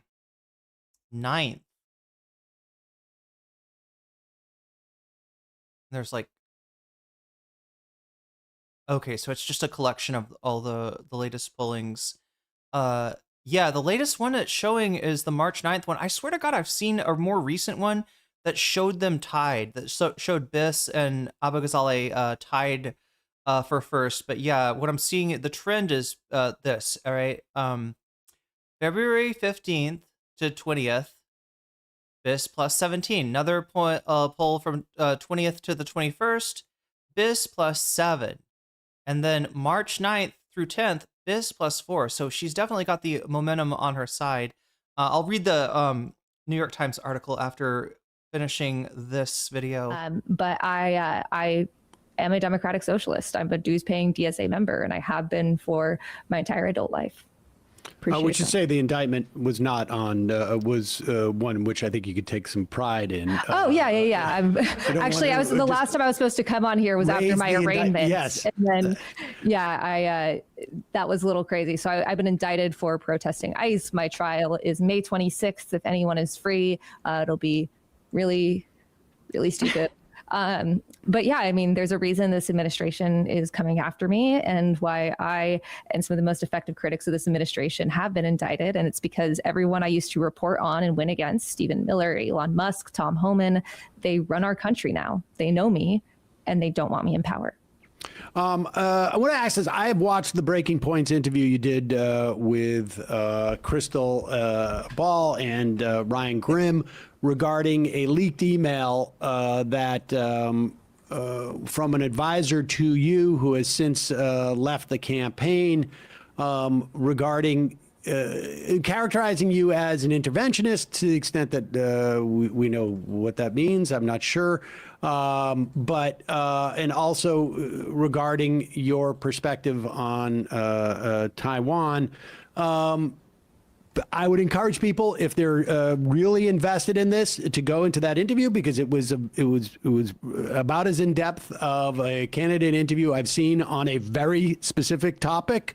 But broadly speaking, just give us the broader answer for that for those people who may be afraid that you are going to lead a massive campaign in the House to invade Taiwan, not just perhaps to get into a war with China. Yeah, no, I mean, look, war with any country and especially China is the last thing that I want. When I talk about dropping strategic ambiguity, specifically militarily, it's because we have a madman as the president. And if we have a president who is even somewhat predictable, as pretty much all of them since Nixon in one way or another have been, I wouldn't dream of touching it. But I also firmly believe in self-determination. And if people disagree with me on this, that is fine. But this is, especially as a Palestinian person, extremely important to me. It's why I also don't believe in touching the one China policy politically. If the people of Taiwan democratically vote for reunification. You know, I'm generally in favor of self-determination too, right? It's but I wouldn't say something like I'm in favor of self-determination. So if Canada decides to attack Iceland, Canada's getting fucked up. You know why I wouldn't say that? Because Canada's not threatening to attack Iceland. And even though there is like a historical precedent, a desire amongst people in mainland China and some in Taiwan to reunite the country, it's not the majority. The majority in Taiwan seem to be pretty, happy with the status quo. But it's just the kind of thing where the United States has kidnapped world leaders, is strangling a island right next to us. Right, we're strangling Cuba, right? But we're worried about China doing something to Taiwan. Like the status quo is China and Taiwan seem to be okay with the status quo. Like the United States saber rattling, even when it's through a candidate, right? I don't think is a good thing. Anyway, I mean that's like my disagreement there as far as that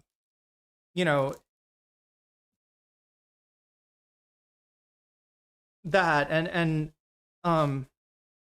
I can see you see where what she's thinking though, right? She wants to be morally consistent. She's in favor of she's in favor of Ukrainian sovereignty, right? She doesn't So she wants to kind of be like, okay, but I'm also in favor of, Taiwanese, right? So you can see where she's coming from. She wants to treat all nations the same, without really realizing, what Taiwan is. And this is not me justifying anything, right? People should, be governed by, like, I'm not, anyway. But you're talking about, a island to which the losing faction of a civil war retreated, after a real not like a real kind of scumbag organization, like retreated like after the Civil War, saber rattled as if they were going to like have another go at it, called themselves the real China for years and years and years. We're talking about like Republic of China, aka Taiwan. Lived as a military dictatorship. Now, thankfully, they've got more self-determination in terms of being able to vote and stuff. It's not really something that is entirely is entirely comparable. So yeah, I do think this is a mistake. However, let me just put it this way, okay? As much as I disagree with this, I disagree with Kat probably less than anyone in Congress, right? So if we're judging a candidate by saying this candidate does not agree with me 100%, and every candidate in Congress agrees with you less, is more interventionist, is more indoctrinated by the State Department. Hassan also talks about her education, right? She's a WSU grad. There's some chance that like some of her professors were State Department or former State Department people, right? So she's kind of been, some of this is just in the water, like, where she, in her program, basically. But yeah, like compared to like anyone else in the Congress, anyone else in the Senate, right? I have less of a problem with her, her policies than I do with them. So we should absolutely support that. This stance that I have is not for China as a boogeyman or for control of Taiwan. This is specific. Joshua Keller also supporting the Vox Populi. So chat, you got some allies in terms of the donors. The donors are being very friendly to chat tonight. Let me like, because of self-determination. Once again, if you disagree with that, that is your stance. But that's important to me. And this is an act for deterrence. We need to be investing in diplomacy, and we also need to be. Taiwan is a famously impossible issue. Yeah, and that's another good reason. Just like listen, it sounds scummy, right? When you hear politicians, they're asked about Taiwan, they will dodge the question, right? It sounds scummy, and politicians are scummy, but there's a good reason for that, because anything that you're going to say that is even representative of the State Department official policy is going to sound weird to the public, right? That's just the fact of it. At China as a trade and innovation partner, but that's not possible with Republicans where they are now. And it's also not possible when any country is doing imperialism. That includes the United States, but it also includes Israel, it includes China, it includes Russia. Imperialism and wars of aggression are bad, and I feel very strongly about that. Got a week left, literally a week before the voting starts, or I should say, is there early voting in this district? There is early voting, and we also have same-day voter registration here. So you can take your ID and a piece of mail. $19.99. No, I don't care about Taiwan. Why should I suffer to support losers' self-determination? You all got the chance to determine this, and you lost. You don't see me seething. My grandpa and the Iranian left got completely washed. Thank you for the super chat, Davi. That's what a lot of people are thinking too. Even if you are like nominally on the side of like, well, Taiwan should, if it wants to stay, it's not independent, right? It's a weird thing, right? China's policy is the one China policy. The United States, pays some deference to that. Everyone kind of. There was a time in which the United States did not recognize China, like the country we now call China, as China. We recognize Taiwan, the ROC, as China, and the the government on mainland China is this like breakaway, like rogue thing, right? And so yeah, even if people are not, or like have some sympathy, for the Taiwanese people, it's just kind of like not a lot of people are like, yeah, no, you should have a World War III to make sure to ensure that. So yeah, number of objections there. Self-determination. You all got the chance to determine this, and you lost. You don't see me seething. My grandpa and the Iranian left that, yeah, completely got washed. Yeah, Iran was a very different place under Mossadegh than afterwards. Yeah, people That forget. confirms your address. Thank you for the super chat, Tabby. On there and go to the polls. They will register you. They will give you a ballot. A lot of cases, you don't even have to do a provisional ballot, so your ballot can be counted right then. Election day is March 17th. If you want to know more, if you live in the area, tomorrow. this district goes from uptown Chicago up to Evanston, west to Skokie, and then all the way to Algonquin and Crystal Lake. Who is Kat's opponent in the primary? It's the primary opponent. Maybe we should get to him next, right? Because I've got him on this playlist here. Some of this stuff I'm gonna have to dig up. Japan is going to outdo America in a couple of years. Taiwan was known as Formosa. Yeah, and it was under Japanese control during World War II, and then after the Civil War ended, that's where the ROC, or the KMT, sorry, retreated, and gerrymandered to hell. the rest is history, as they say. You can go to catforillinois.com/vote. If you live in Illinois, please sign up for one of our Reach trainings, which is an app that essentially cross-references your contacts with voter data, so you can contact people you know to let them know to vote if they're in the area. You can do that at catforillinois.com/events, or sign up for phone banking or door knocking. And then finally, we need people to donate so we can keep up with the APAC ads that they've been blasting across platforms. If you can donate any amount at catforillinois.com, that would be fantastic. With over 60,000 donors, our average donation is still just $32. I'm looking at the polling here. That's $5 higher than Bernie Sanders, chat. I don't know if I can support that. There's a public policy polling from February 20th. There's an impact research from earlier in the month of February. You are in second place with essentially the same in both those polls. The guy who is leading BIS has dropped, and essentially, like, dropped in polling, not dropped out. This is the race. There's and so if folks want to get a progressive in there that's been endorsed by Justice Democrats, the Sunrise Movement, the Teachers Union, etc. Nurses Union. This is an opportunity. 7 days to go. I imagine, people knocking on doors is going to be hugely important in a race where you have so many candidates who are running. So many, and we could use any help we can. And here's the thing, we are going to help elect progressives all across the country, and all of those polls, no matter what, I mean, no one knows what's going to happen in this race because there are so many variables, mainly that we are targeting everyone, not just likely primary voters, which skew older, whiter, affluent. We have a lot of young people in our coalition, a lot of immigrants, a lot of poor people. I'm a renter myself. Our own polling was the only one to include categories for renting. We need everyone, and we can win this thing. And I just gotta say, I didn't know that you were doing the live streams in place of calling hours for donations. We have an IM about that from Sean from PA saying it's a really good idea.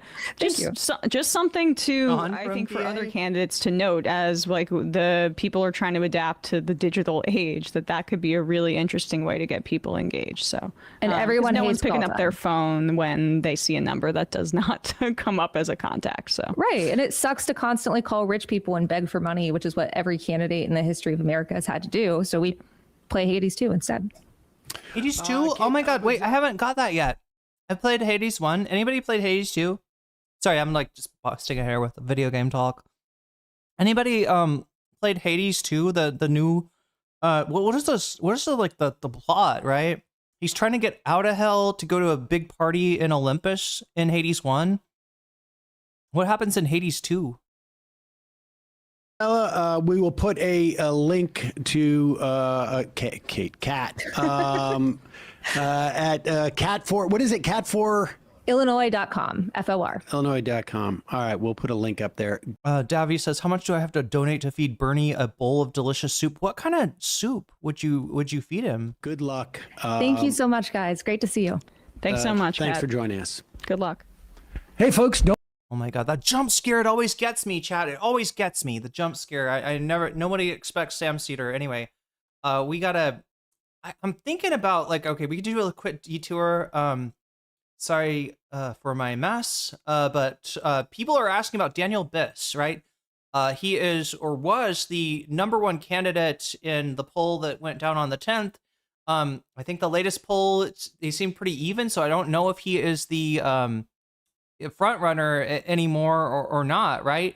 But just in the last day or last 2 days of the campaign, it looks like somebody's come out from his past, a former student of his, and wanted to let the world know about the guy that they're potentially voting for tomorrow. Yeah. We'll do breaking points after I this. saw this. We'll do breaking points after this. How's that sound, chat? I don't know what the fuck. I know there's a lot of stuff to go over with Kat.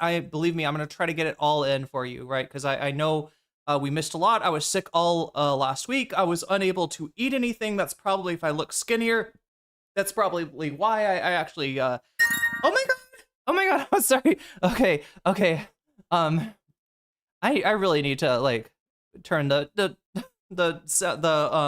volume down on that one. It always scares me. But somebody just donated to Throne, and I gotta see what that's about. Oh my god! Oh my god! Chat, looks like we got a fully funded computer here. Omega Star says Windows, more Windows. Yes, 11 of them. 11 of them, in fact, which looks like now I should be able to afford. So thank you, chatters. I gotta start looking into that. I gotta see. I don't even know. Chat, I don't know where to buy clothes here. I don't know where to buy clothes here. Let alone where to get go for a new computer. But yeah, we'll see what we can get. For I think around, what is it? I think I've got around $600 to play with, for a hopefully that works. I don't even know, or somehow I can put something together. I don't know. But chat, yes, thank you, Omega Star. We just oh my god, Omega Star, did you see what just happened? Omega Star just donated 230 towards my new computer, and look what that does to the bonus poll. Look what happens, right? We're at 72. That's a nice comfortable number. Not anymore. Try 302. Try 302. So chat, look at this. The top 3 items on bonus content. We're gonna watch those today. We're at 8 out of 10. We're 2 away from, it says 7, but trust me, it's 8. I didn't count the first one. So I'm going to give you that one for free, or just whatever, But yeah, 2 super chats away from the butterfly content. Professor Jang in first place at 35%. 54 of you have voted so far. Make sure to vote if you haven't already. Also, make sure to leave me a like. It really helps me, and it keeps me from having to bug you by farming, you know what I mean? If I'm bullying you for likes, that's not as fun as content. If I don't have to bully you and you just like the stream automatically, then we can reclaim that time and use it for content, which is what I'm here for, really. Second place in Epstein inmate death cover-up, at 28%. Third place, Taylor Lorenz debates Destiny at 24%. And fourth place, Doge Stooge is caught in 4K. They got busted, chat. And yeah, so right now it looks like we'd be watching Professor Jung and his really kind of cowardly Holocaust, cowardly way to undermine what is a very well documented historical event. Epstein looks like we're gonna get that, or we're getting that at the moment, right? In second place, Taylor Lorenz debating Destiny. Oh my god, I've been wanting to take a look at this one. We'll see how good it is, right? Supposedly Taylor did really well in this one, right? Even the Destiny fans are like, I don't think Destiny won. She's good at debating. People don't know this. I don't know what it is. People underrate Taylor. She's amazing in a number of ways that I can't even go into. I played Hades 2. It's about the sister of the main character from Hades 1, trying to get revenge for the Titan eating her What? Wait, her dad is like Hades, I thought. Did Hades get eaten? The Titans ate the... Oh, yeah, they ate him for... Yeah, this is the thing where he, like... Who is it? Not Uranus or something? No, Uranus is the Roman name. What is the fucking Greek name? Oh my god, I can't even think of his name. But yeah, eats, like, the next generation of gods, but then... ends up throwing some of them up or something. Oh my god, Chad, I can't even remember my Greek mythology, and I love Greek mythology. I don't trust white leftists. I mean, you're right, Swag Future, you should not trust me. Your heart is in the right place, but your mindset as well. I mean, that's true. And I don't expect you don't owe me that trust, Swag Future. You don't owe anybody that trust, all right? Especially white people. Anyway, so we could get, it looks like we're gonna get 3 of these topics right now. Professor Jang, Epstein inmate, and Taylor Lorenz. Get your vote. Get your votes in if you haven't already, because even like apart from what bonus content we get, I also use these polls to decide what people are interested in. So make sure to keep voting, and you could support your favorite. Yeah, like right now it looks like we're gonna get everything except for the Doge. The Doge boys, right? We're still chasing after that. Hey, we're 302 out of 400 now. That means that we're only 98 points from doing 4 bonus segments in one day, which I don't think, Chad, I haven't done that in like 2 months. That's crazy. Thank you so much, Omega Star. Seriously. And thank you, everybody that's supporting the stream, even if you're supporting it with a like. Kronos, thank you. Yeah, I couldn't remember. Was Kronos like the husband of Gaia or something? We missed you? I missed you too. Oh my god, chat, I was so sick. And I kept on being like, tomorrow, I will get back on. And then just like, not, it's against Kronos, but also Milion is defending Olympias against my absolute goat, Prometheus, who was essentially, the godly Maoist. Yeah, Prometheus got busted.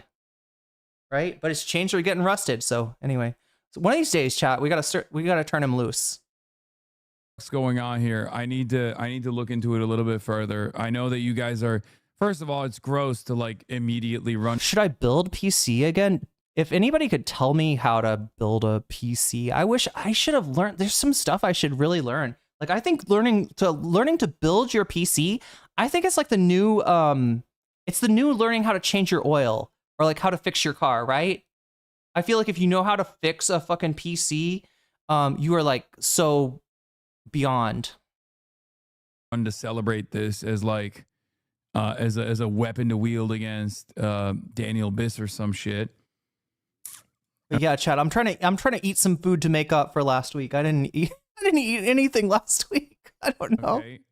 It's ridiculous. Calm down. There you go. Daniel Biss, candidate for Illinois 9 in tomorrow's election, has been accused of having an inappropriate relationship with a student during his tenure as a professor at the University of Chicago.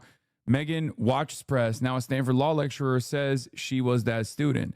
I know everyone's annoyed at how Illinois 9 is dominating our feeds, but I get the special bespoke annoyance that 20 years ago, one of the candidates decided it was really cool idea to date his undergrad student, me, until, wait, no, it isn't, which is, as you expect, an unpleasant memory.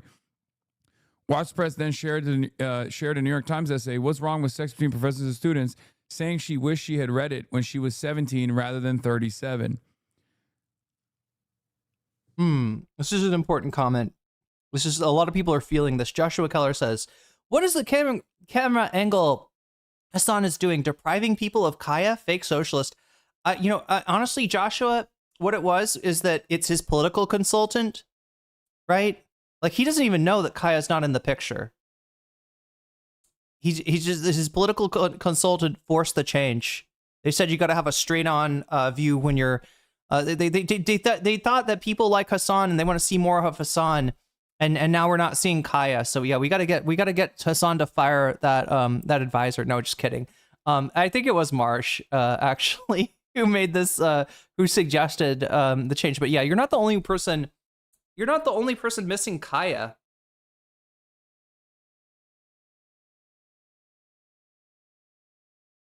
And you're not the only person that doesn't like this angle. I think Hassan. Wait, no, Hassan likes the angle, but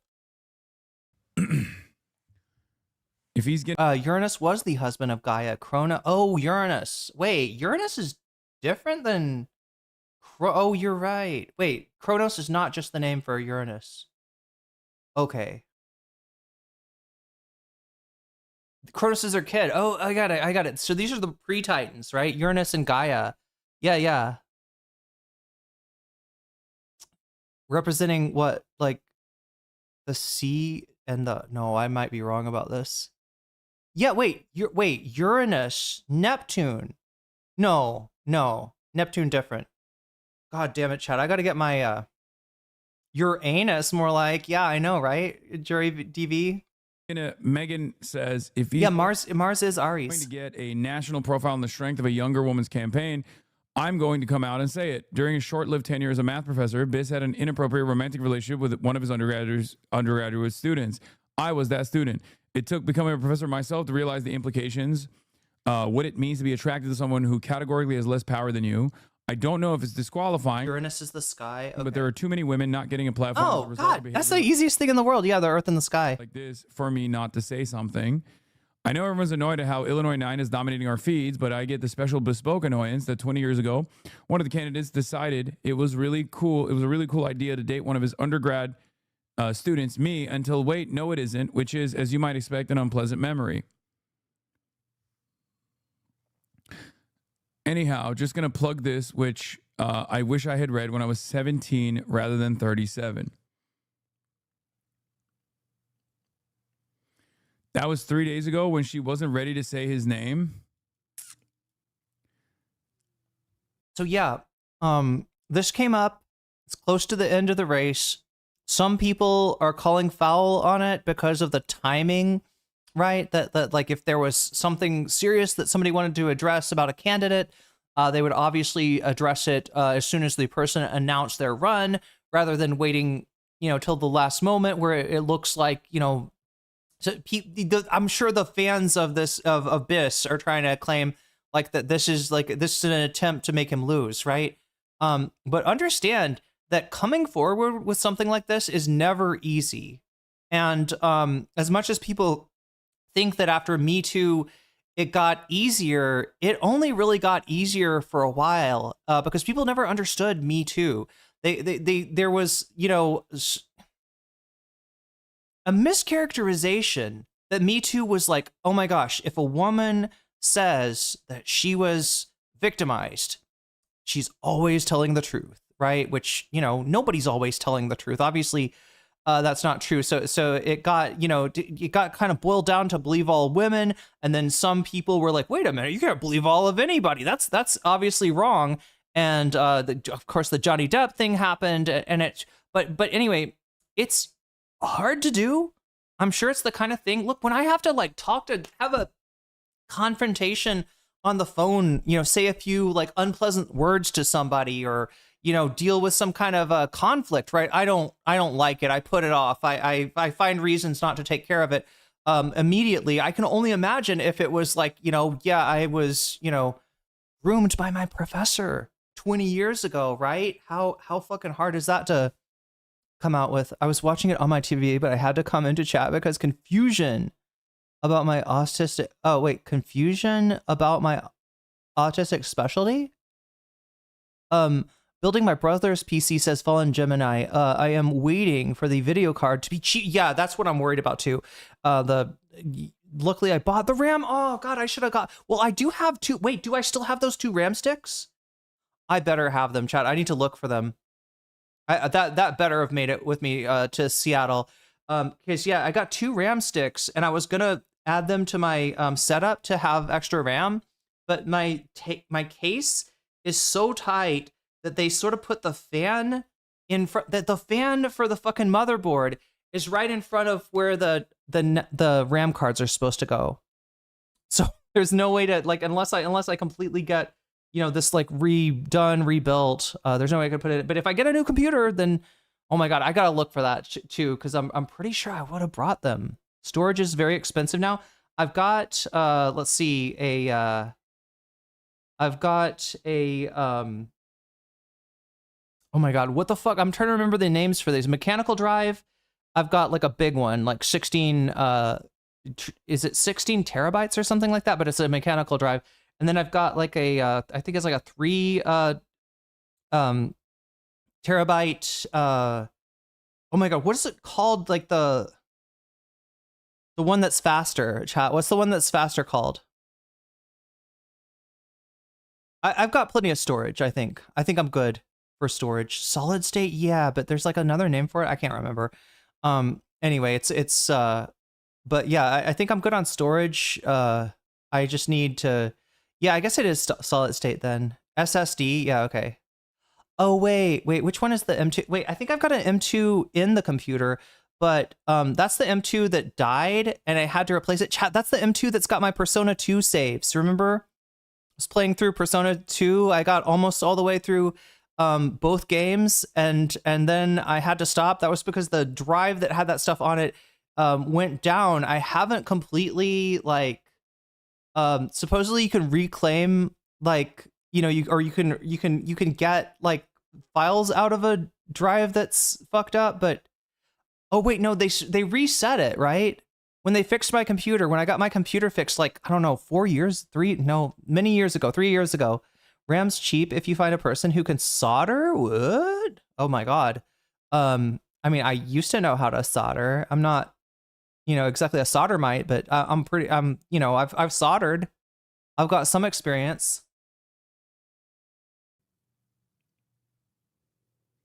It's I mean, look. Can we start like an organization for teaching how to build computers, and we can call it Davi, and we can call it Children of Solder? These things are these are complex situations. It takes a lot of toll on the person to come out and reveal. Yeah, this is what I'm saying. This is not easy. This is not easy at all. Like, my policy on this stuff is to not reflexively disbelieve the accuser, but instead to make. So yeah, the point that Hassan's getting to, is like a better representation of what Me Too was actually about. What is Me Too about, chat? Does everybody understand that? Anybody want to, the main thing, like what is the natural, I mean, he's going to get into this, I'm sure, but the natural response of people, especially the friends of the accused, to accusations like this is to attack the person making the accusations.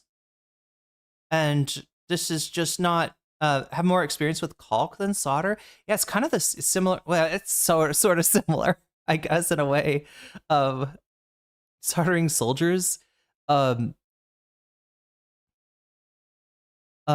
So also, wait. Vrixton's going off about the Greek. Oh, this is your autistic specialty, is Greek mythology.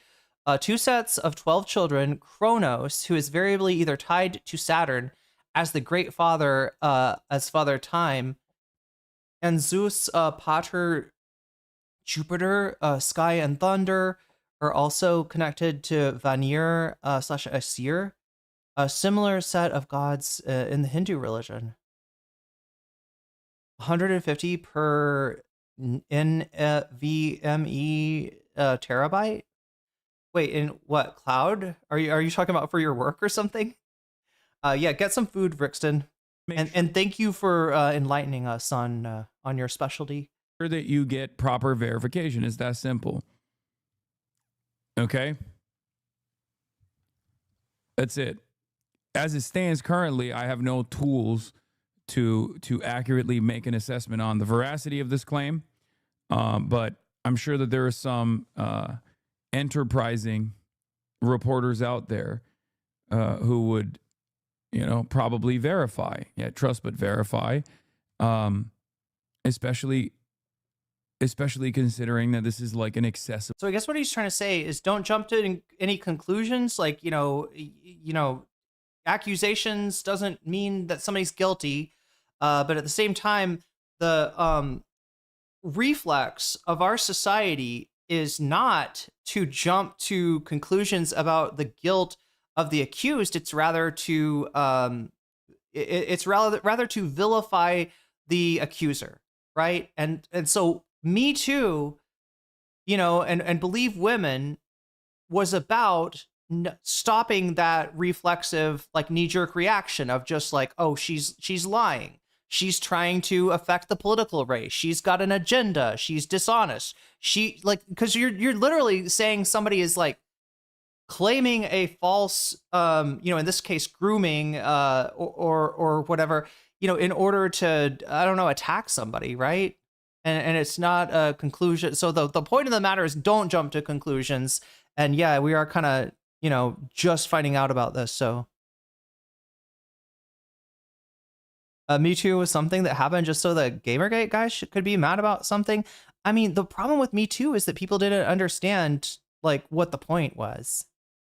They were so used to automatically vilifying the accuser that they just flipped that on its head of like, okay, so now we believe the accuser and vilify the accused, and obviously neither of those is the right way to proceed. It's just like the point of it was to try to make it so. I mean, chat, I've dealt with this, right? This was a long time ago, okay, but I got attacked for telling people stuff about somebody who was their friend that they did not want to hear. I got fucking attacked for that shit. So yeah, no, it's absolutely just the default way, and especially in social media, right? Especially the time when I came up, right? When like Destiny's specialty was to defend guys with like accusations against them. And by defend the guys, I mean attacked the accusers, right? And people, I was always saying, I wonder why Destiny's so invested in this. Turns out he's got accusations of his own, right? Turns out he was playing the long game. Turns out that Destiny didn't come in and save Chudlogic's worthless ass to be a nice guy or something like that. He did that in order to have people, on his side. Ultimately, it wasn't Chud, but to have people, to have allies when the shit about what he was doing, his fucking casting couch that he, was running in his orbit came out, right? When people from that orbit started talking, right? He wanted people to back him up. So it's very much the the camaraderie of the accused, so to speak. Aesir and Vanir are Norse. Oh, I see what you're saying. Yeah. Wait, how do I not know? I know a lot about Norse mythology too, and yet those names are like escaping. Maybe I don't know as much as I thought. I just know the basic Baldur of it all. M2 drives for the win. Okay, yeah, I think I've got one, an internal M2.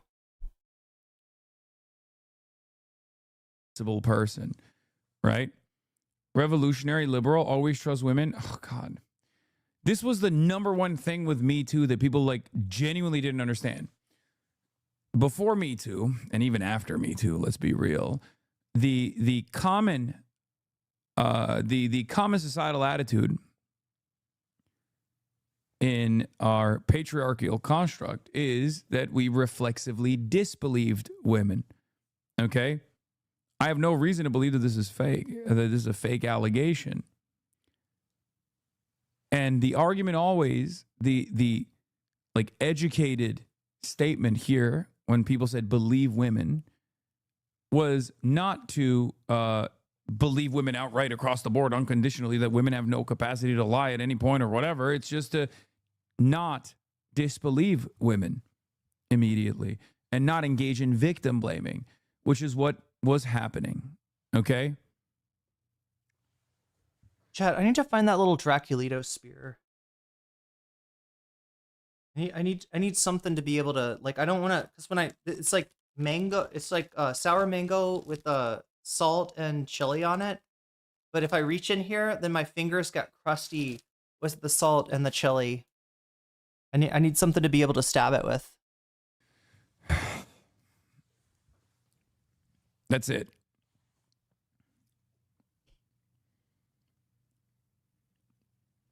All right, yeah, that's it indeed. Okay, so that's the TLDR about it. We don't know much about that. The accusation has been made, and it's not just an accusation of a teacher-student relationship, which a lot of people will defend, or an age gap relationship, which a lot of people will defend. It's an accusation that, you know, this guy was like, you know, I think, what is it, 37, and she was 17, and, you know, as a professor, he had a relationship with her. Right. So, you know, we'll kind of keep an eye on that. But like I said, what do we got next, chat? Breaking points. Okay. So I'm sorry if I'm kind of rushing it a little bit. I just know that we got a Mike interview to get to. We got a bunch of Kat. I want to see what Kat has had to say. She got coverage on MS Now over this, and there's been a whole lot of discourse about Kat. In fact, if I can, chat, I wouldn't mind finding a. Does anybody know, like some people did turn on Kat over this? If anybody's got videos, video examples of stuff like that, I'm sure you can find lots of it on Blue Sky, from what I've heard. Some of it on Twitter.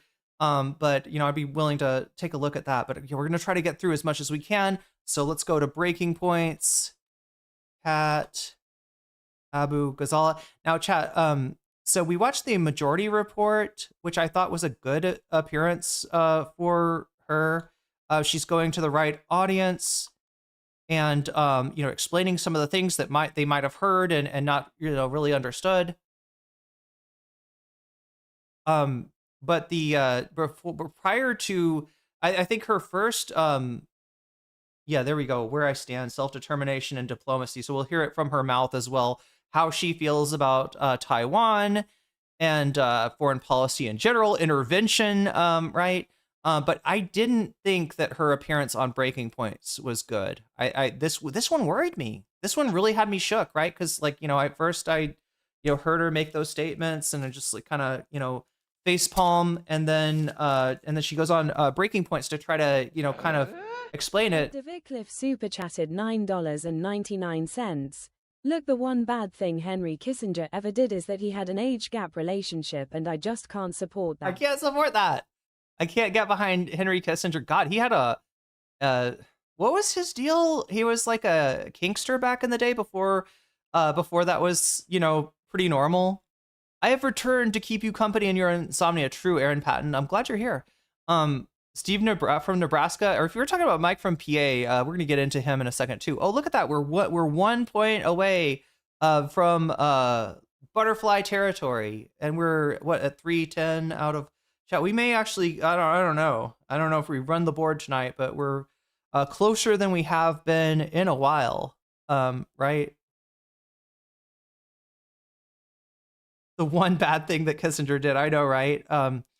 So, yeah, this is her appearance on Breaking Points. I don't think it was a particularly strong appearance. I mean, you're gonna fuck up, and I think that, I mean, like, at least from my memory, yeah, I don't think this went well for her. The Majority Report went better, and then we're gonna take a look at her own, you know, explanation, because I feel like another Forever War just got greenlit. Yeah, she's been doing some.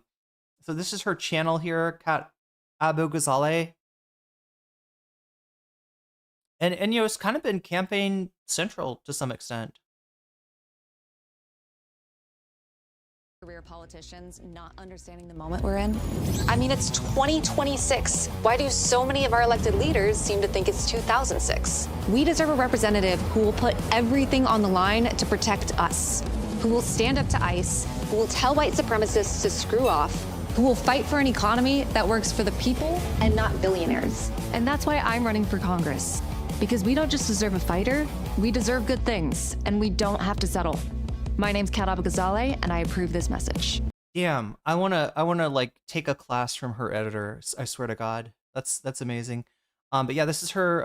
We'll take a look at some of the recent, the reacting to the APAC attack ad, all this stuff.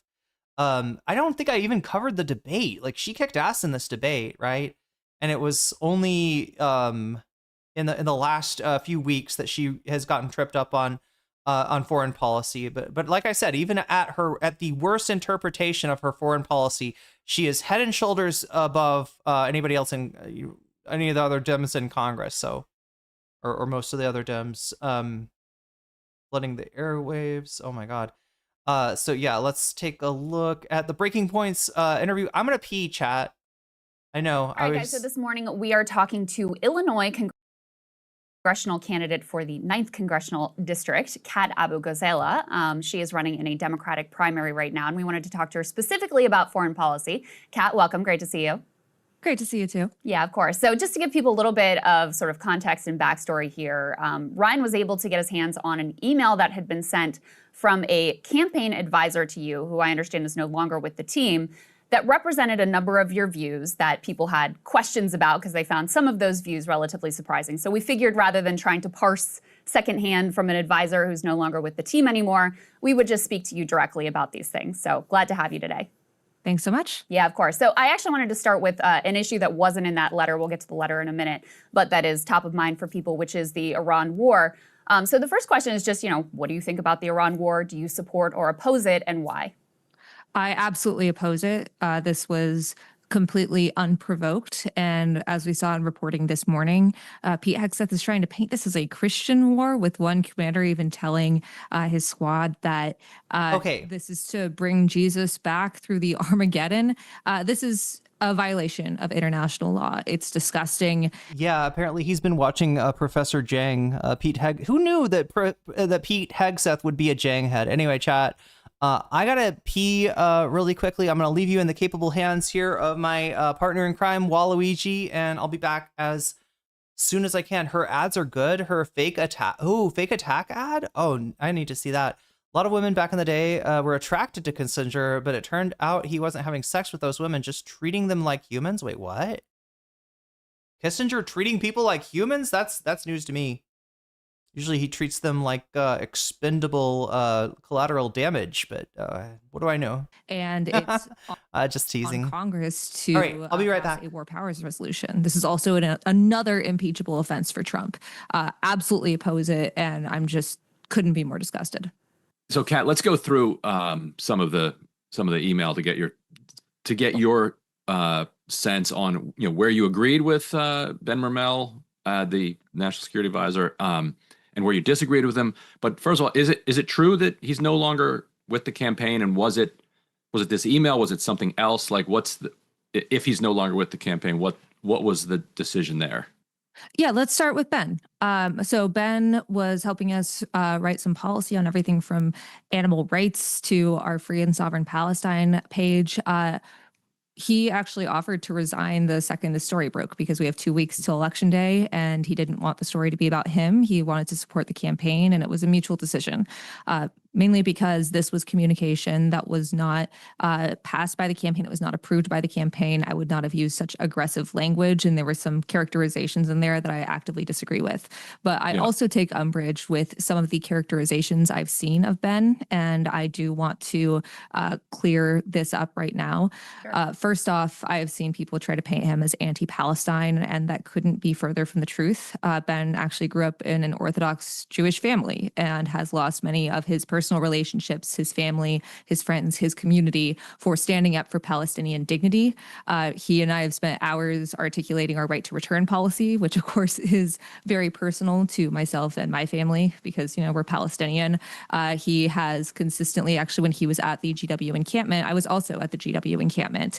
He was characterized as attending a pro-Israel counter-protest there. Both the encampment and the counter-protesters were extremely close together. I know he spoke to some of the hostages' family, but I think that it's very disingenuous and also unfair to characterize him as anti-Palestine, considering what he has risked in his own personal life to stand up for Palestinian human rights. The main issue for his departure is the lack of communication with the campaign. We also were made aware of him inviting HSI, which is a part of ICE, to speak to a group that he was in. I very much disagree with that. I know that his perspective at that time was like, well, it's not like the bad part of ICE. It's an investigation wing. And I think that he now realizes that ICE has been bad since it's been created. And hopefully he wouldn't make that decision again, but I do have a problem with it. Gotcha. Yeah. So let's dig into the letter then a little bit. You said you disagreed with some of the framing or some of the language in the letter. Could you just be a little bit specific about that? And we can just put as an example, put G1 up on the screen as an example of some of the language in the letter. It described you as firmly an interventionist, and it also said you won't stop until Russia's made to pay for its crimes, among other, policy characterizations. But what was some of the language in there that you felt was not reflective of the views that you hold? Well, those two quotes specifically are probably where I'd start. Won't stop until Russia is made to pay for its crimes seems vague and aggressive, but firmly an interventionist, I would very much disagree with.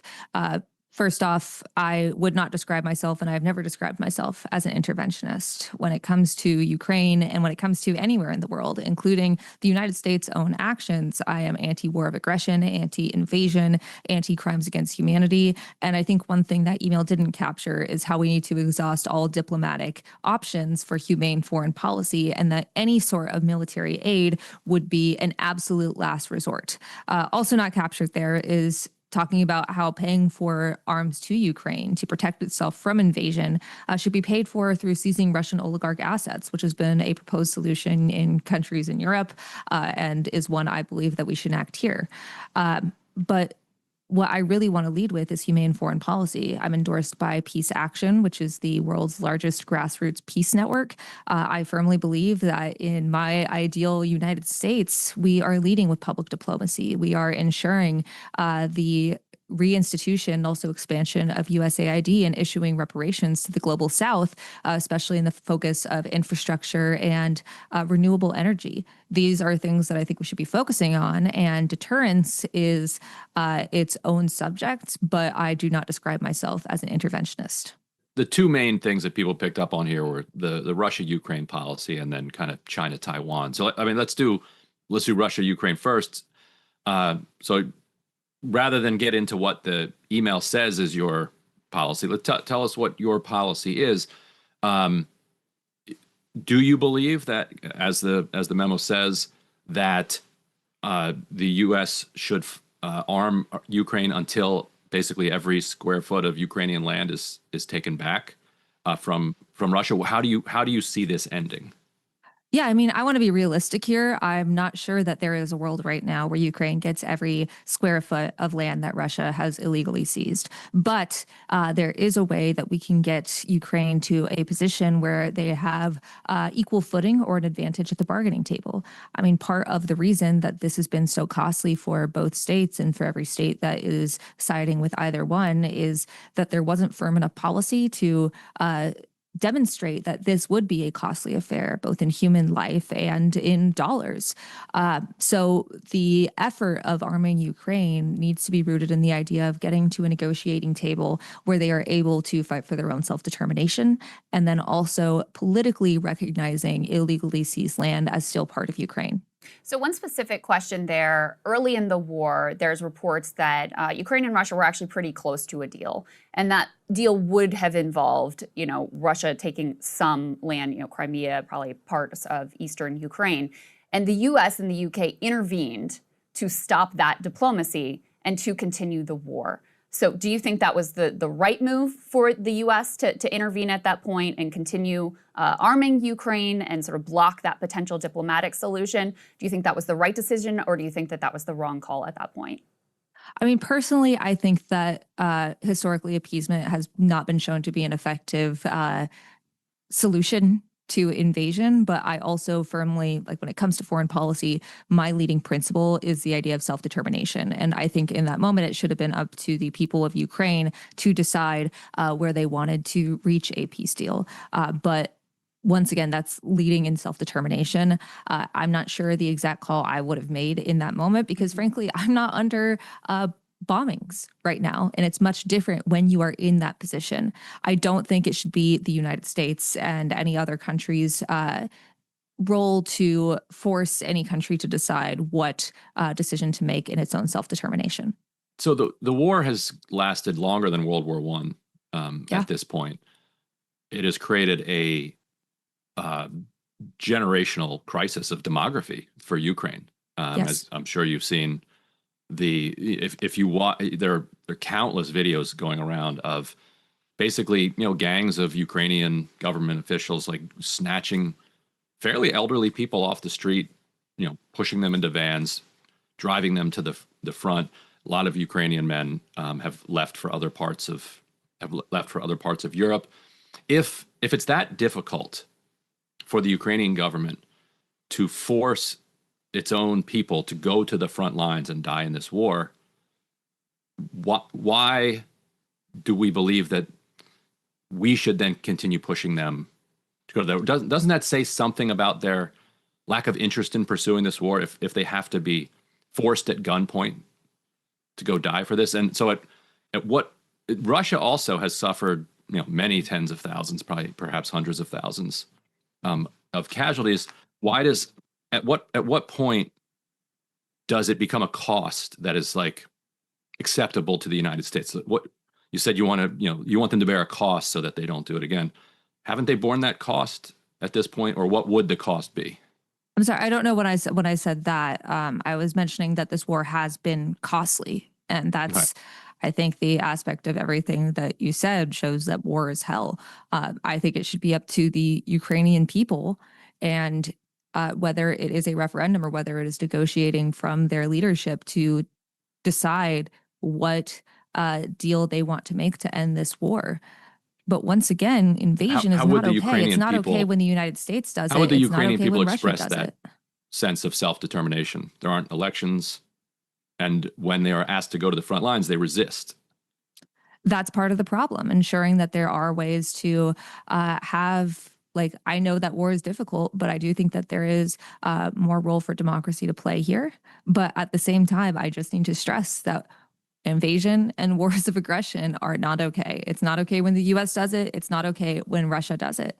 And appeasement historically is not the answer or the instant salve to an invader as we'd like to hope it would be. And then how do you balance this? And this will tie into your Taiwan policy. How do you balance those principles of, national self-determination and opposing wars of aggression with concern that, for example, and you can tell me whether this is your policy or not, by providing long-range weaponry to Ukraine, allowing them to strike within Russia, increasing involvement in what, is clearly like... Okay, so chat, I mentioned earlier that I have seen a little bit of this interview. Let me get Waluigi out of the way. There you go, Waluigi. Back on the shelf with you. Anyway, I mentioned that I'm trying to remember, where the fuck did I saw this go down, at least part of it live. I can't remember if I was watching Breaking Points live. I probably not, because I don't usually watch them live. I must have been watching Hassan react to it or something like that. But and being like, oh my god, I love her hair, but also she's not doing great. She's not doing great. She's not looking strong. I didn't realize how much opposition that she was getting from Ryan. Anybody seen this lately? Ryan's been going at her on Blue Sky, or sorry, on he is on Blue Sky, right? Believe it or not. But yeah, Ryan Grimm has been going at her, I think, on Twitter. Anybody know what I'm talking about? Breaking Points are chasing after the same goal. Tim, gold that Tim. Oh, you think they're going to get? I don't know. They're pretty transparent about that stuff. That being said, I don't always agree with Ryan. I've found I respect him. I am grateful for the news that he and Dropsite break. But I have been finding myself like more and more at odds with him. Super soft on Daniel Biss? Are you serious? What? Wait, Ryan? Because, like, he's going at her as if she is fucking Kamala Harris here. Right? Or, like... And look, she's obviously, like, she's kind of parroting back some stuff that is concerning. Some stuff that sounds a little bit like what you'd hear from a standard issue Democrat. But,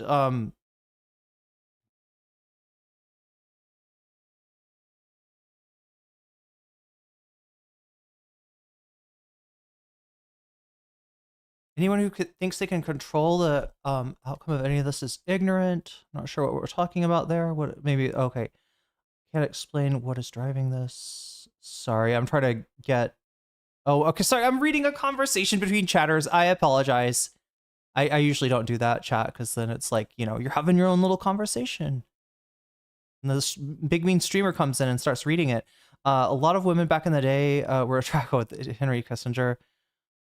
People thought he was charismatic. Yeah, was that just because he was openly kinky? Is that why? Because like that's the only thing I know about him is he was openly into some, you know, stuff that most people wouldn't cop to until the 1980s when Devo came out with their video "Whip It."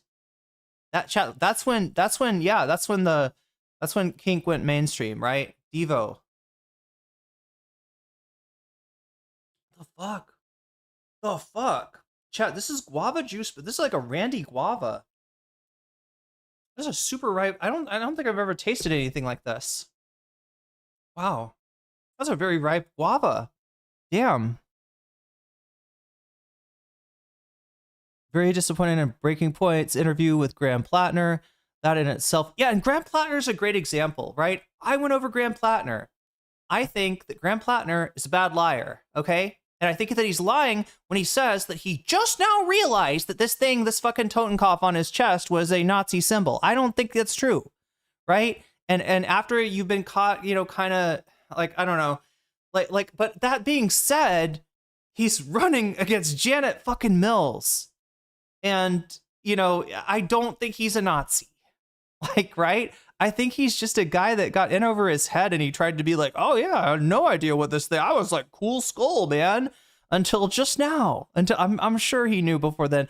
But that being said, yeah, if I was in Maine, I would vote for fucking Chungus. Is it okay for me to call him a Chungus, chat? Are people okay with me calling Graham Plattner a Chungus? I'm sometimes like my neurodivergence makes me stumble into, you know, other people's mores. I apologize if that's the case. Yeah, are we not men? I mean, some of us not men, but yeah, they are Devo, and that they discovered that humanity was de-evolving back into apes, even you know, back in the 80s, and they also introduced, you know, whipping it, which I always thought, chat. I always thought that "Whip It," like the song, was that they were into whipped cream. I thought they were real big fans of whipped cream. I thought they liked whipped cream so much that sometimes they'd eat it from the can, if you know what I mean. If you know what I mean, chat. I thought that's what Devo was talking about. I was like, oh, you guys are like getting into the, you know, into the Kanye stuff over here, right? You know, but no, I think "Whip It" was, wait. Oh no, it's not even about kink. Fucking "Whip It" is about bootstrap culture. You know, like they were talking about fucking grind set shit. They were talking about the whole societal you know, pressure to you know, to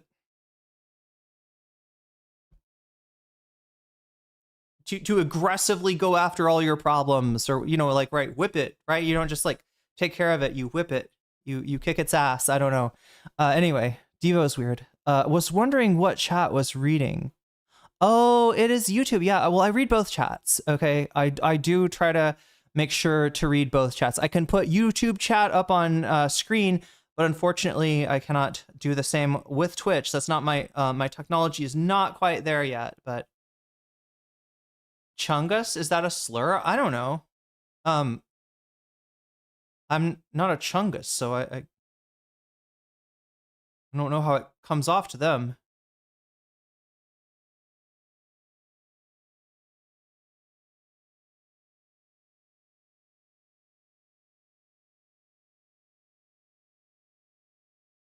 Oh, I'm well read and consider myself a good. Look, I am Amy Goodman's peace sign. Okay, look, I'll agree with you that there's like probably a lot of people that don't know what that symbol is. Okay, but what I don't believe is that he didn't know what the symbol was for 20 plus years, right?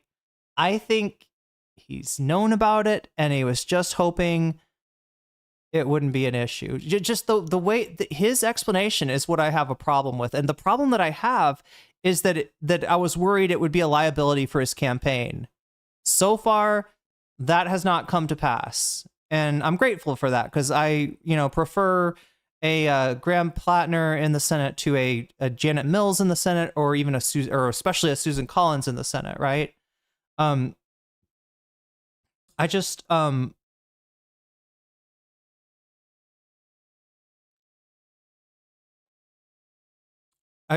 it doesn't really wash that he had no idea up until just now. So it's like, and it's just at that point, why not just say like, okay, I realized this 17 years or like in 2017, but I'm kind of like stuck with it. So I thought I was just gonna, anyway, I'm sorry, I'm talking too much about Grand Plattner chat. We're here to talk about Kat Abughazaleh, and we got limited time. I got stuck up on the Chungus chat. That's a Chungus, what do you call it? Like a stun lock. It was a Chungus stun lock. We gotta try to avoid that anyway. Like a proxy war with the US directly involved on the side of Ukraine, that you're courting this direct engagement between two nuclear powers, which obviously in the nuclear age, we have to take extraordinarily seriously. So how do you balance those principles that you hold with a concern about, Well, why would it be a liability to his campaign? Because the worst thing you can do if you get caught doing something that you don't agree with, right? Which he doesn't agree with. He's not in favor of Nazism, all right? I am not, nor have I ever claimed that I thought that this guy might be a Nazi. Or that he knew it was, he got the tattoo, necessary. Like, I mean, I don't know what he was like when he was fresh out of Iraq. But anyway, the worst thing you can do when you get caught in a lie, especially when it is like a somewhat, or like you get caught, you don't want to kind of like have it come out pitter patter, right? That's what happens when you are like, you retreat to another point and be like, okay, I didn't know what it was at the time, but I didn't know it till just now, right? If the truth is that in like 2017 or 2018 or what, at some point somebody explained it to him, or you know what I mean? Then you should probably just say that, right? And it's just like the way that his explanation went when you watch his video. Yeah, it's his video, chat. It's his short form vertical video that he made in response to this that I just find that just reeks of kind of like just walking the lie back to a slightly more defensible lie, rather than just be like, look, I knew this was fucked up for a while, but I wasn't planning on taking my shirt off or whatever. I don't know. That's all. I was more worried for his campaign, just because any kind of lie, if you get caught multiple times, right, or you get caught doing something, like having this tattoo, and then on top of that, it comes out that actually, because chat, here's what I said: all it would take is one of his friends being like, actually, I talked to Graham about that tattoo in blah blah blah blah blah blah blah year, and he absolutely knew what it was. It obviously doesn't endorse it, right? But if any, that's all it would take to make him look like a liar. And this isn't a pernicious lie. You know what I mean? The lie isn't that he's saying he's not a Nazi when he is. The lie is not, that he loves the Totenkopf and knows exactly what it means. The lie is just, when he knew that that this was not just a pirate skull, Anyway, I'm sorry, chat. Let's not let's move on. I did it again. Chungus Stunlock. When an escalatory spiral that could lead into, chaos and disaster. Yeah, I think that this is one of those issues that in our modern diplomatic age, it's like there's no black and white. But I think the main thing here is that Putin doesn't just want to stop with part of Ukraine. That is not his plan. He will continue to take more and more. We saw this after 2014. The fact that he invaded Ukraine once again in a war of aggression shows that his goal is not just for one piece of the country or even just that country. we risk even greater conflict, not just between as like a proxy war, which in my own values, I don't want to see, or I would not want to support Ukraine in that respect, but in a way of self-determination. But it would be, in that case, you would have even more countries that are directly Lorenzo says, go back to Cat, vote for Cat. I got you, Lorenzo. I got you. drawn into this conflict, raising the stakes of possible nuclear war or possible conflict between superpowers. I also think, for me, nuclear disarmament is a huge priority and something that I would want to champion in Congress, especially in a post-Trump world. On the question of 2014, do you think the U.S. played a role in instigating by pushing NATO closer and closer, active support for the Maidan uprising? Wouldn't a better question be the pipeline? Wouldn't a better, I don't know. What Frankly, role and response? Because I think that goes to the question of American intervention and its virtues. I totally get what you're saying, Ryan, but personally, I think the point is moot once you're invading another country, once you are violating that sovereignty. That's actually a good answer. There is no equivocating on whether that's okay or not. No matter. For the record, Chad, I have a little bit of a problem with the way that she's like some of her lines of logic are very NATO pilled, or at least they're kind of seem to be like the rhetoric seems to be coming from that sphere. But I also have like a real issue like with Ryan. I don't know. I don't know what I'm like. What the United States or any other country is doing. Invasion is a line that we need to draw. All right, let's talk then. Like I wasn't expecting kind of how aggressive that he went at her, and that explains what I've been seeing on Twitter lately. Anybody seen this? Anybody been on Twitter? Anybody go on Twitter? I don't know how much of my audience is like Twitter denizens, blue sky denizens, maybe hanging out on Threads. A little bit about your policy on Taiwan, and again, rather than quoting from the letter from. Wait, Joshua Keller, are you tempting me to go on another stun lock here? We're talking about Ryan Grimm's hair. How are you a man and don't have a part in your hair?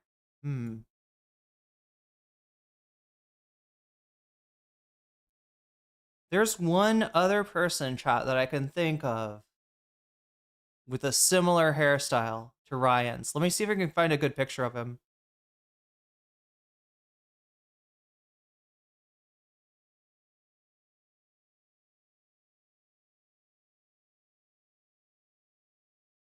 Of course, I get the tiny little Pinterest. Okay, there we go. That's a slight. It's such a. Why am I getting like such small? Like the pictures, chat, they're too small. Pictures.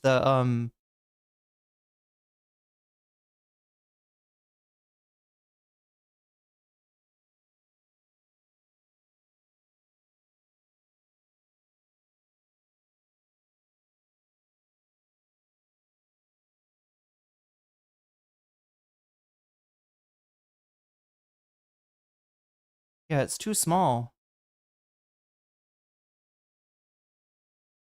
Okay, we'll do this one. Fine. I feel like Bill, what's his name? The We'll Do It Live guy.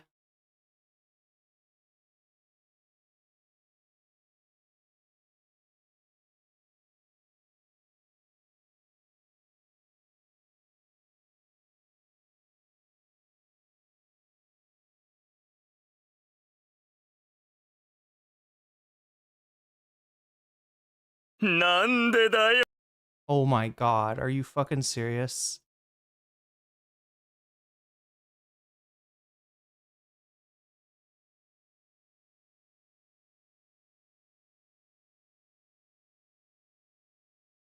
Okay, tell me if you think I got like a similar vibe here to Ryan Grimm.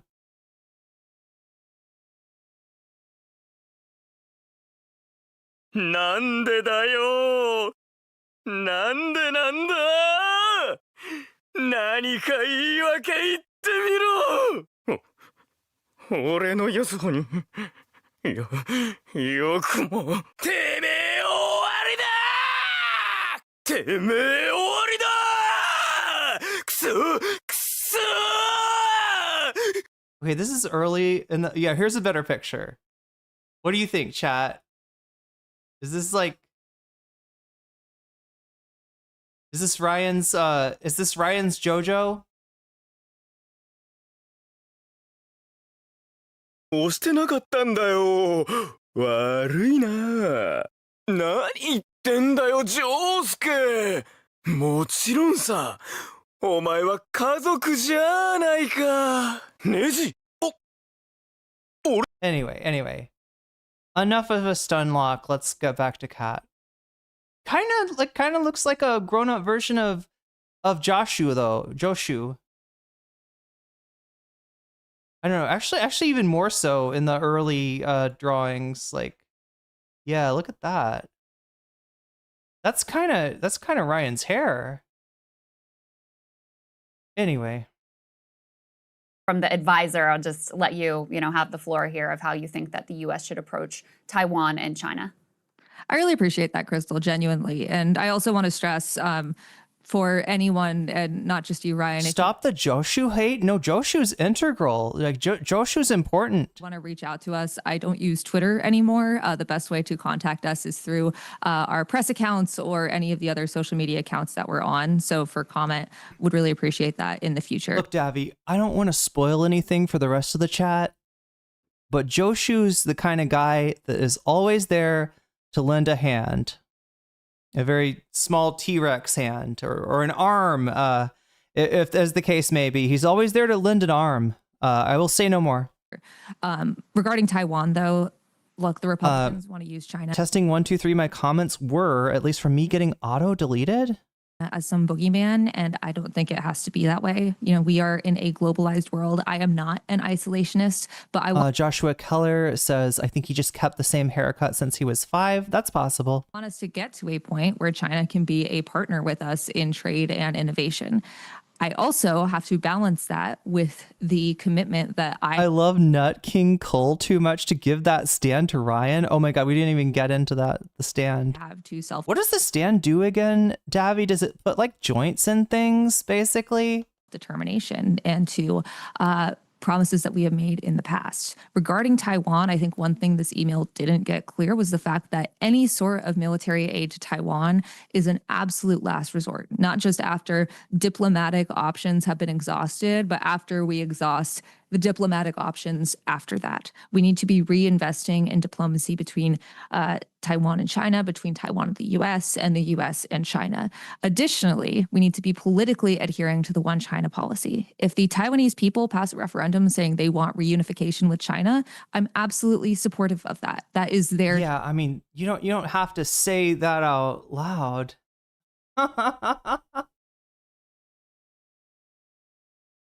This is the whole thing that I think Hassan was trying to say to her, is this is a sticky issue, for the U.S. right now, and that's the reason that you hear evasive answers on it. It's kind of it's left ambiguous. It's left ambiguous for a reason.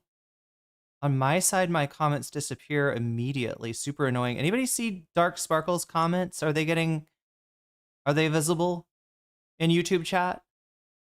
Choice. But once again, invasion is where we draw the line. Even then, I don't support boots on the ground in Taiwan. I support specifically in a defensive stance for Taiwan to be able to protect itself from invasion, to ensure that there is, a cost by trying to invade this country. But I also want to stress here that military aid should be conditional. And I don't care if it's Taiwan or Mexico. If we are... Look, chat, I know that JoJo Part 7 is coming out this week, but I'm more excited for Part 8. I'm going to skip the horses if that's all right with everybody. Providing military aid to a country, we need to ensure it's conditional, that, crimes against humanity are not being systematically committed using our weapons paid for by our tax dollars. Additionally, I also want to stress that Military aid is expensive. I also think we should be slashing the Pentagon's budget and that we should be closing many of our military bases overseas. This is a massive cost, and we also need to be investigating companies and contractors in the military industrial complex that have essentially robbed the taxpayers of our money for their own profit. So the current policy towards Taiwan is known as you've talked about, strategic ambiguity, where the U.S. won't say whether or not they're going to come in and actively defend in the case of a Chinese assault on Taiwan. Do you believe, as the memo said, you don't want Cowboy Yowie? No, I'm just afraid they're going to ruin it. That's my real concern. I don't trust David Animation. Actually, part 7's really good. Part 7 is really, really, really good. Right? Some people say the best. Some people are saying it's the best. I don't know. But yeah, it's I feel like from what I've seen so far, I do not have faith in the job that David Animation is going to do with it. It's really worrying me, actually. And I believe that you've said it. Wait, let me see. Do people see Dark Sparkle 23's chats? Can people see Dark Sparkle 23 is saying chats are disappearing right after they're typed? I'm trying to see how it looks on my end. Let's see. You are not banned or anything, not timed out. I see. Yeah, I see your chats in chat. Do other people see what Dark Sparkle is saying in chat? Just trying. Okay, other people are reacting to what you're saying, so it looks like they are seeing you. Anyway, sorry for all the stun locks, chat. Elsewhere, but just get it directly from you. Do you believe that policy should be altered? And how? Here's the thing. If we had a president. Exactly, Brixton. There you go. There you go. This is a perfectly sane comment for an American politician to make. President who wasn't a complete madman, like a complete psychopath, I would say let's not even touch it. If we had a president AOC here who was able to balance these things at one time, I would say absolutely this is the policy to go with. But we don't have that. We have a guy who's waging a Christian war with Israel against Iran with zero provocation. We need to ensure that we are codifying major actions that we will need to take regardless of the president under this administration. So it's disappearing on your screen. Is anybody else seeing Dark Sparkle's chats disappearing? Last one did remain. Maybe this one will too. Especially because no one, the United States, China, any other country in the world, has any idea what would happen if China does invade Taiwan. Under this president, it could be wiping your hands clean and saying, I'm good. He could try to nuke it. We have no idea. By codifying a response, we can ensure that there is that deterrence for more diplomatic solutions, which once again is the main thing. The last thing I want is war with China.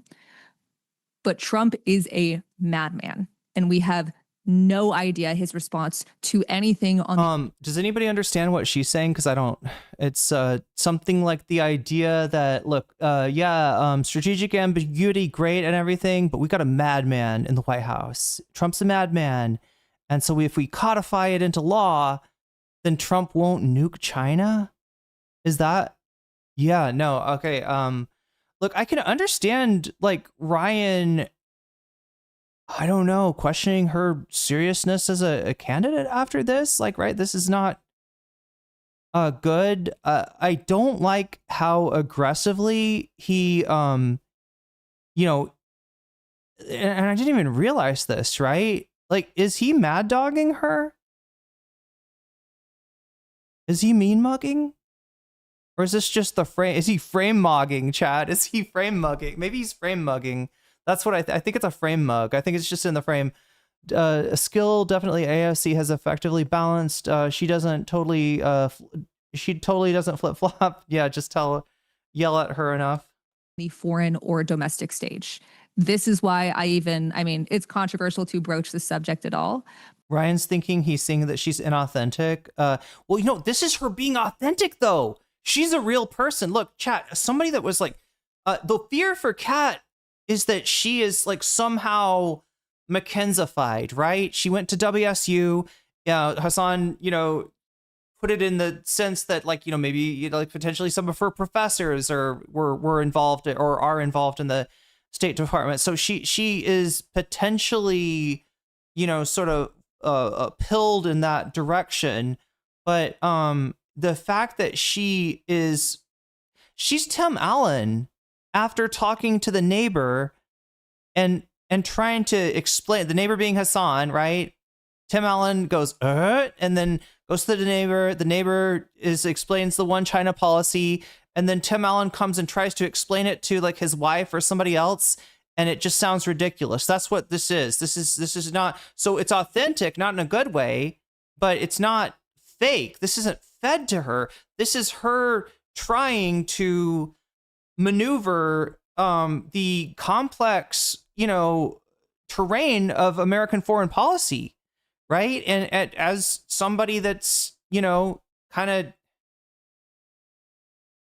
like she's saying stuff that Hassan told her on background as a candidate, right? Which is just not what you want to do, right? But if Ryan sees this as inauthentic and like, no, I'm just going off a chatter who's saying that that's the chatter's interpretation, that Ryan sees her as inauthentic, that this is her cutting ties with the foreign policy consultant that she had, and trying to be morally consistent with her views without realizing that it's not.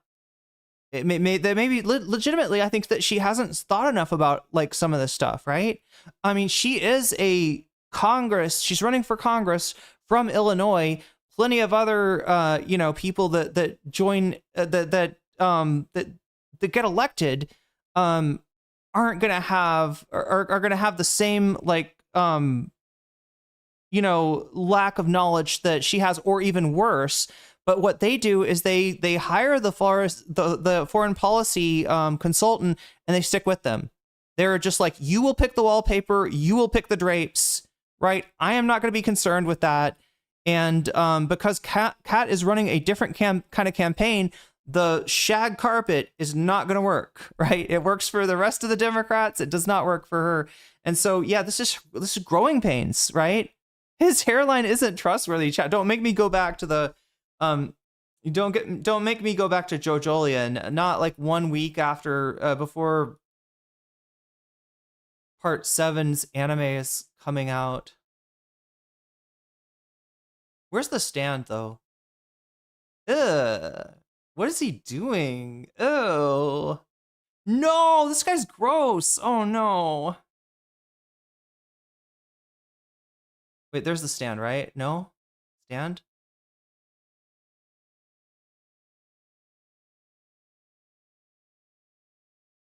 I can't find it, chat. I can't. Anyway.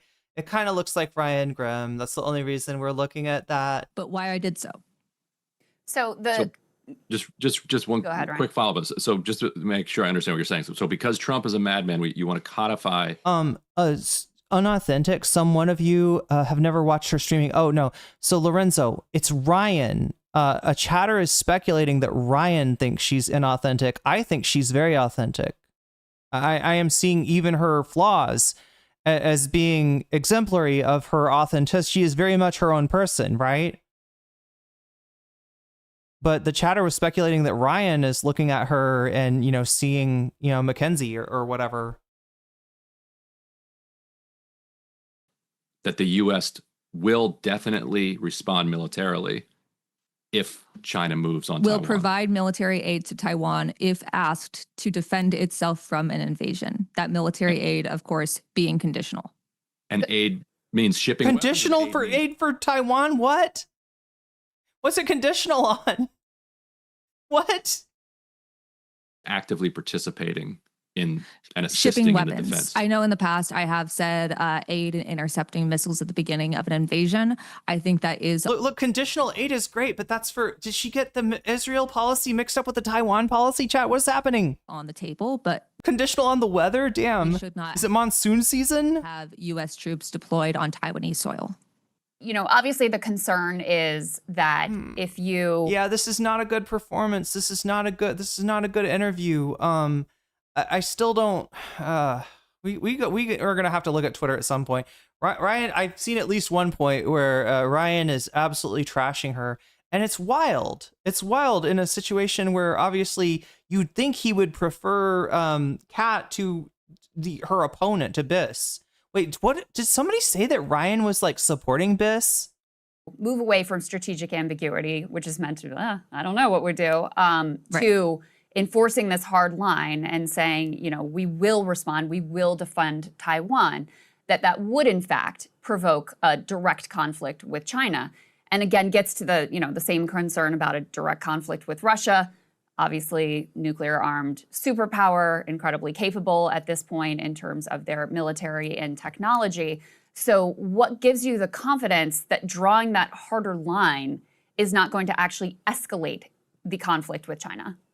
I mean, frankly, Biden did this in his last administration. He mentioned that we need to be questioning where we stand on strategic ambiguity. And the response that China had was some angry op-eds on the mainland, but did not spark a full invasion into Taiwan. Oh So, my on a more God, what? Oh no, chat. a philosophical level to get to the heart. Oh, chat. I just wanted to point out we're one butterfly super chat away from butterfly. Ah! What? Oh no, I didn't tell you in time. Oh my God. We were literally one away and I didn't even let you know that the time was running out. Anyway, goddamn. Kind of foreign policy approach. You do have a very deep and intuitive understanding of the problems with the military industrial complex and also its willingness to like assist in a genocide in Gaza. So I'm just curious, how did you develop this comfort with using U.S. military support, intervention, and U.S. sanctions around the world? Yeah, so Davi, let me read this out. I think she's authentic. I just like that there are people who want to control one of the most dangerous military forces in the world, that they are pressed. Oh, for people who want to control one of the most dangerous military forces in the world, they are pressed on their opinion. So you can nail them down. I agree with you, Davi, but I have only got 534 names that I would love to nail down before Kat Abughazaleh, right? I absolutely agree with you. I just think it's ironic that Ryan is like, no, let's go hard on her. Let's go hard on her. Let's like, but yeah, she, it would, the more she doesn't know about foreign policy, and I think that's what this interview shows, is her gaps, right? In understanding of foreign policy. Those are not, gaps that can't be filled. Those are not gaps that other people would not have. But having those gaps leaves you vulnerable to fucking, NAFO earworms and Kamala lethal military thought and glazing Biden for his desire to move beyond strategic ambiguity. God damn. Yeah, this is not good. And I guess I'm glad it came out because yeah. I mean, obviously she's not going to, like, when you're not competent to understand these things yourself, you have to rely on other people. And those people are going to tend to be, people that are going to, lead you in a more State Department direction, right? So it's good that this came out. I'm just wondering, like, Ryan's attitude towards her, it's surprising me. And the fact that it starts off on, especially considering, chat, the interview that they just gave to Professor Jang. Now, I gave Breaking Point credits on the Professor Jang interview, where a lot of people might not have, right?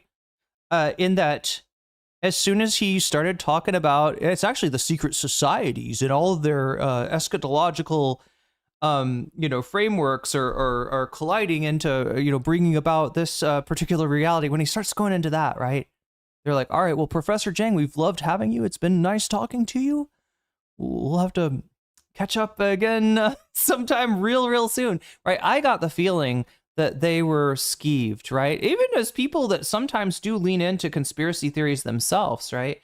Or definitely want to, like, you know, ingratiate themselves to that audience, right? I wanted to give them credit in saying that, okay, when he starts talking about the Illuminati, that's when they're like, we're out, we don't need this, right? But I don't know. I think that Ryan Grimm just went harder on Kat Abughazaleh than he did on Professor Jang. I think that's crazy. I think that's really crazy. And I like Breaking Points. I watch the fuck out of their content. I appreciate Dropside. I appreciate the news, like I said, that Ryan breaks. And I even appreciate the, you know, kind of confrontations that go, ideological confrontations that go on in the context of Breaking Points. Chat, is my sound different? Anybody hearing like an echo? Anybody hearing like an extra echo or something, like my voice different than it sounded before? I do have like the room, like a divider in between my bedroom and I guess like this room. And so, you know, I don't know. I feel like I sound different. World, like one would expect, like, for somebody who has seen what the U.S. is capable of. Because Professor Jang is just some dude at the end of the day. Look, I thought so too before I realized he's got like he's closing in on 2 million YouTube subs. And he's just a guy that they gave a pretty sizable boost to. But that being said, Davy, I would love it if every like candidate got this kind of scrutiny. I would love that. No echo? Intervenes either through sanctions policy or militarily. You'd say, you know what? This, like, we just need to roll this back. Yeah. So where does the comfort come from? I wouldn't describe it as comfort at all. I mean, my own family was expelled from Palestine. Oral says, I don't really have any issue with Ryan's questions. At this point, it's understandable, right? There's blood in the water, and yeah, at this point, it's really understandable. I was just surprised about the way that the interview started off, considering, you know, how easy Breaking Points often goes on people, like including candidates, especially candidates. In 1948, and there are still many of my family members that don't have full civil or legal rights that have been killed as a result of this genocide. It's not something that I take any comfort in, but I also think we need to be realistic in the right to self-determination, which I think is something that I hope y'all understand I'm very personally invested in and passionate about. But I want to do everything we possibly can. Subtext, I'm on your side, fucker. But yeah, she is, you know, there's blood in the water. There's a lot of gaps in her knowledge. Those are really apparent, you know, I'm sure to Ryan and to Crystal. And yeah, she's like sounding a little bit Kamala headed on some issues. Like that Biden thing was crazy. To lead with, yeah, for the record, Chad, I'm a little like about both sides of this exchange. In foreign policy under Trump, these are safeguards against him and not knowing what his response would be. But I ideally would like to not have to use them at all. One of the, I studied international affairs. I actually focused on security policy. Like I really focused on atrocity, genocide, and extremism in school. And one of my biggest passions, one of my favorite courses, and one of the things that I've studied the most is the value of public diplomacy, of cultural exchange, of investing in infrastructure, of the need to... Oh, Crystal went in on... Crystal interviewed Alyssa Slotkin? I need to watch that. I must have missed that. Did we watch that, chat? To have trade between all of these countries in the globalized world that we have now. That is what I want our foreign policy to be. I want to be rolling back military bases abroad. I want to be cutting the Pentagon's budget. We need to be investing it in housing, groceries, and healthcare here. We need not just a Marshall Plan, but a new deal for our federal government that includes mass employment, that includes building more housing, that focuses instead of bombs on actually helping folks here.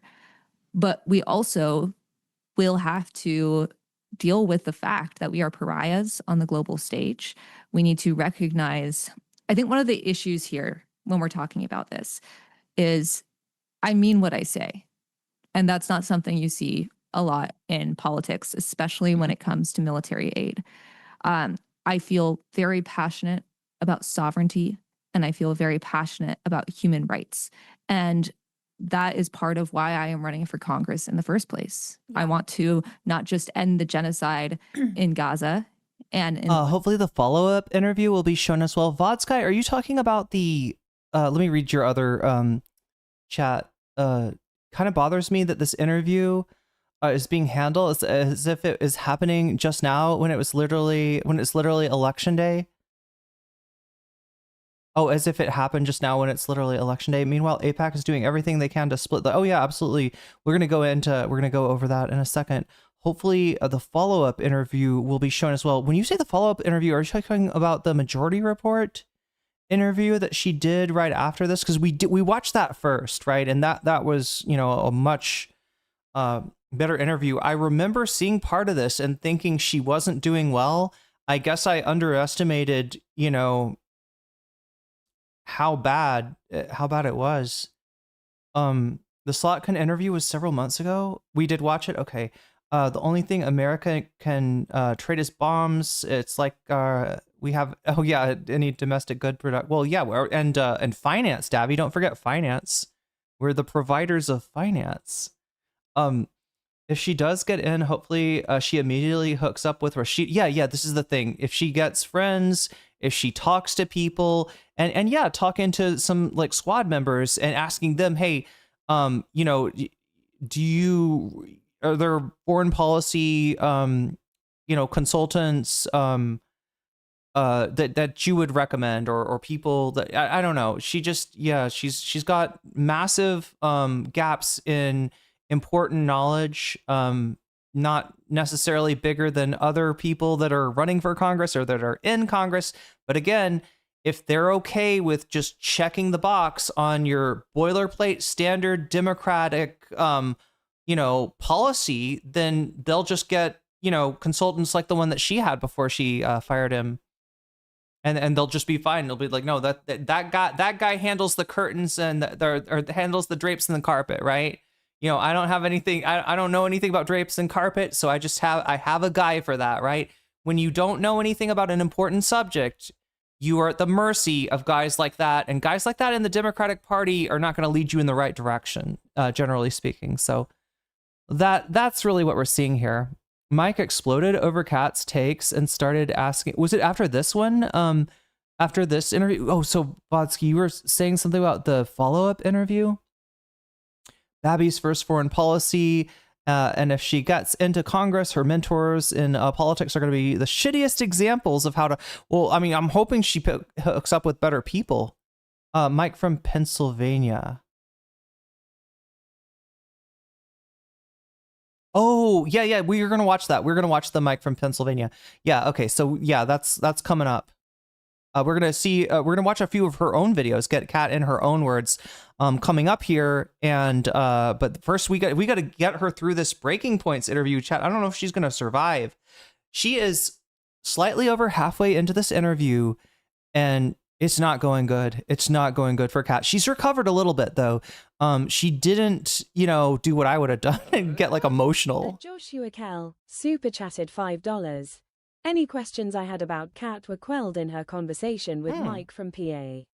Usually say Vox, but I'm really curious about Taylor versus Epstein. Taylor versus Epstein. Okay.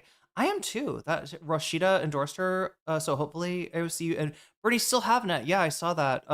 Complete speculation on my part, but maybe AOC privately supports BIS because she also had J Street consultants working for her. So the liberal Zionists are coming out. Oh yeah. Well, we're gonna get into that. I am not sure who all is coming after Kat, but it seems like a lot. It seems like a lot. Joshua, I'm tempted to count that as like a butterfly.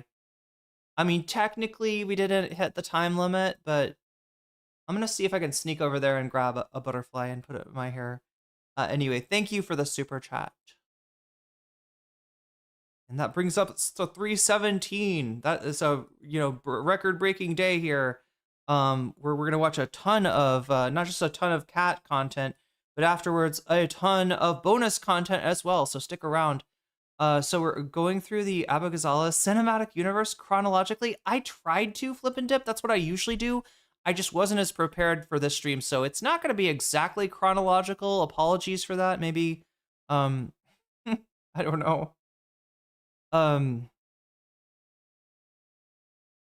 But yeah, I wanted to get a sense of at least the recent discourse, what all has happened, and her both in the sense of her detractors on the left, based on some of the statements she's made about foreign policy / the the policy that's up on her website, right? And then take a look at some not so good faith criticism coming from well, fuck, I don't even know. Apparently, chat, there was there were supposedly influencers paid like $1,500 in order to attack her. There's something about that, right? APAC has gone after her. Similar groups have gone after her. You've even had them supporting an ad campaign for her, one of her progressive competitors, in order to try to split the progressive vote. So yeah, there's a big effort to try to fracture the vote.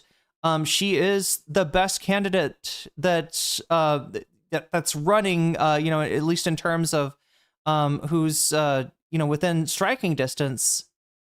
And yeah, this is kind of a mess, but yeah, there's a lot of people that do not want her getting in. I will admit that this interview gave me some serious pause about Kat, and apparently for Hassan and Mike as well. That being said, from what I understand, even Mike, who is maybe the most critical of Kat for a while, has changed his mind. He did an interview with her. We'll watch that and kind of get his take on things. So something about addressing Kat or Plattner that feels like reaching into a pit of snakes. Yeah. Or like some kind of lampreys, maybe. I don't know. West Bank, but also be working towards establishing Palestinian statehood and also ensuring that any solution there is negotiated by the people actually living there and not dictated by the United States. These are all principles that can, when it comes to military aid, when it comes to public diplomacy, when it comes to reparations for the global South, it can be difficult to hold them in, especially with the United States' history of intervention and imperialism, to hold them together and to understand how they contradict and also understand how they're more complicated than we would like to portray them. Yeah. But that is also part of the reason that I want to help elect more progressives across the country, so we don't have representatives that are beholden to the military-industrial complex, and we can look at these issues with clear eyes and also express disagreements and try to find the best path forward. It just seems that the two values are somewhat in conflict. The value of rolling back, the bases overseas and checking them. They try to split the vote, pumping a little controversy, distracting on the main issue. We'll understand that Kat's, self-owns on foreign policy are not, they're not controversy being injected from outside. This is, her own lack of understanding. But that being said, just like Plattner, there can be problems with a candidate, and they can still be the best candidate, running or viable.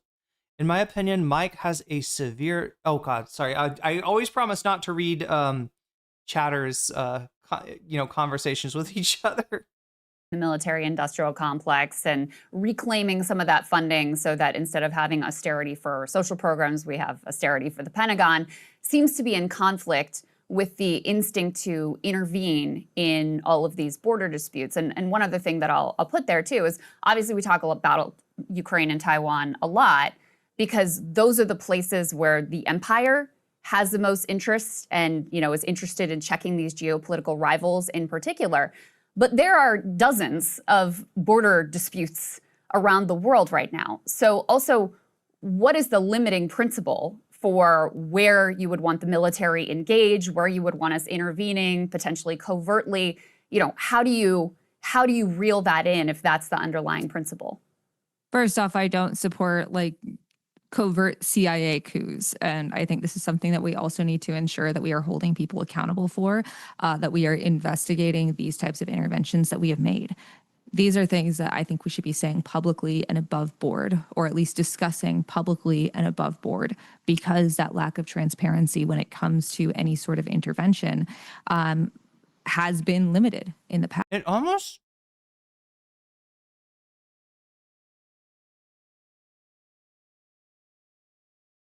I don't like how that sounded. It almost sounded like she was saying,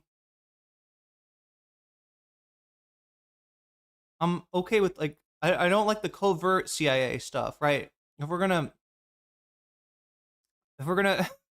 destabilize a government, we should do it above board, right? We should do it the right way. Past. The Charlie Kirk way, chat.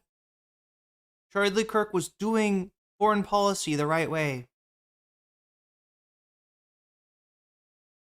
And when it comes to these two issues in particular, not only have we made a commitment, actually, full stop, we have made a commitment. And I also... Oh my God. I'm sorry. Vodsky, can I read your last reply to Amy Goodman? To Amy Goodman's peace sign? This is kind of interesting. Is it okay if I read that? As a policy, I don't read people's conversations to each other, but it's actually kind of insightful here. Wait, Joshuosis?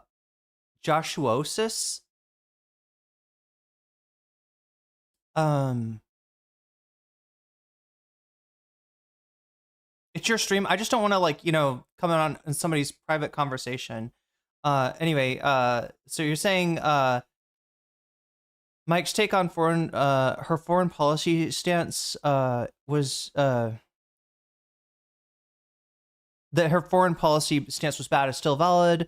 The consequences, she started demanding, because this is the part I missed, right? And I don't know how many people in chat. If you're not like a Hasanabi regular, or I don't know, maybe like a Mike viewer, you might not have seen this. I only saw a little bit of what Vodsky's talking about, right? The consequences he started demanding were vitriolic, steering chatters to demand refunds from donations and whipping his 6K viewers into completely derailing Hassan's stream was insane to watch. I saw them come into Hassan's stream, I think, right? Very angry, very destructive, and as was pointed out, a very unfair. And Hassan is not supporting Kat's, dodgy foreign policy takes, for the record, right? Hassan is against that.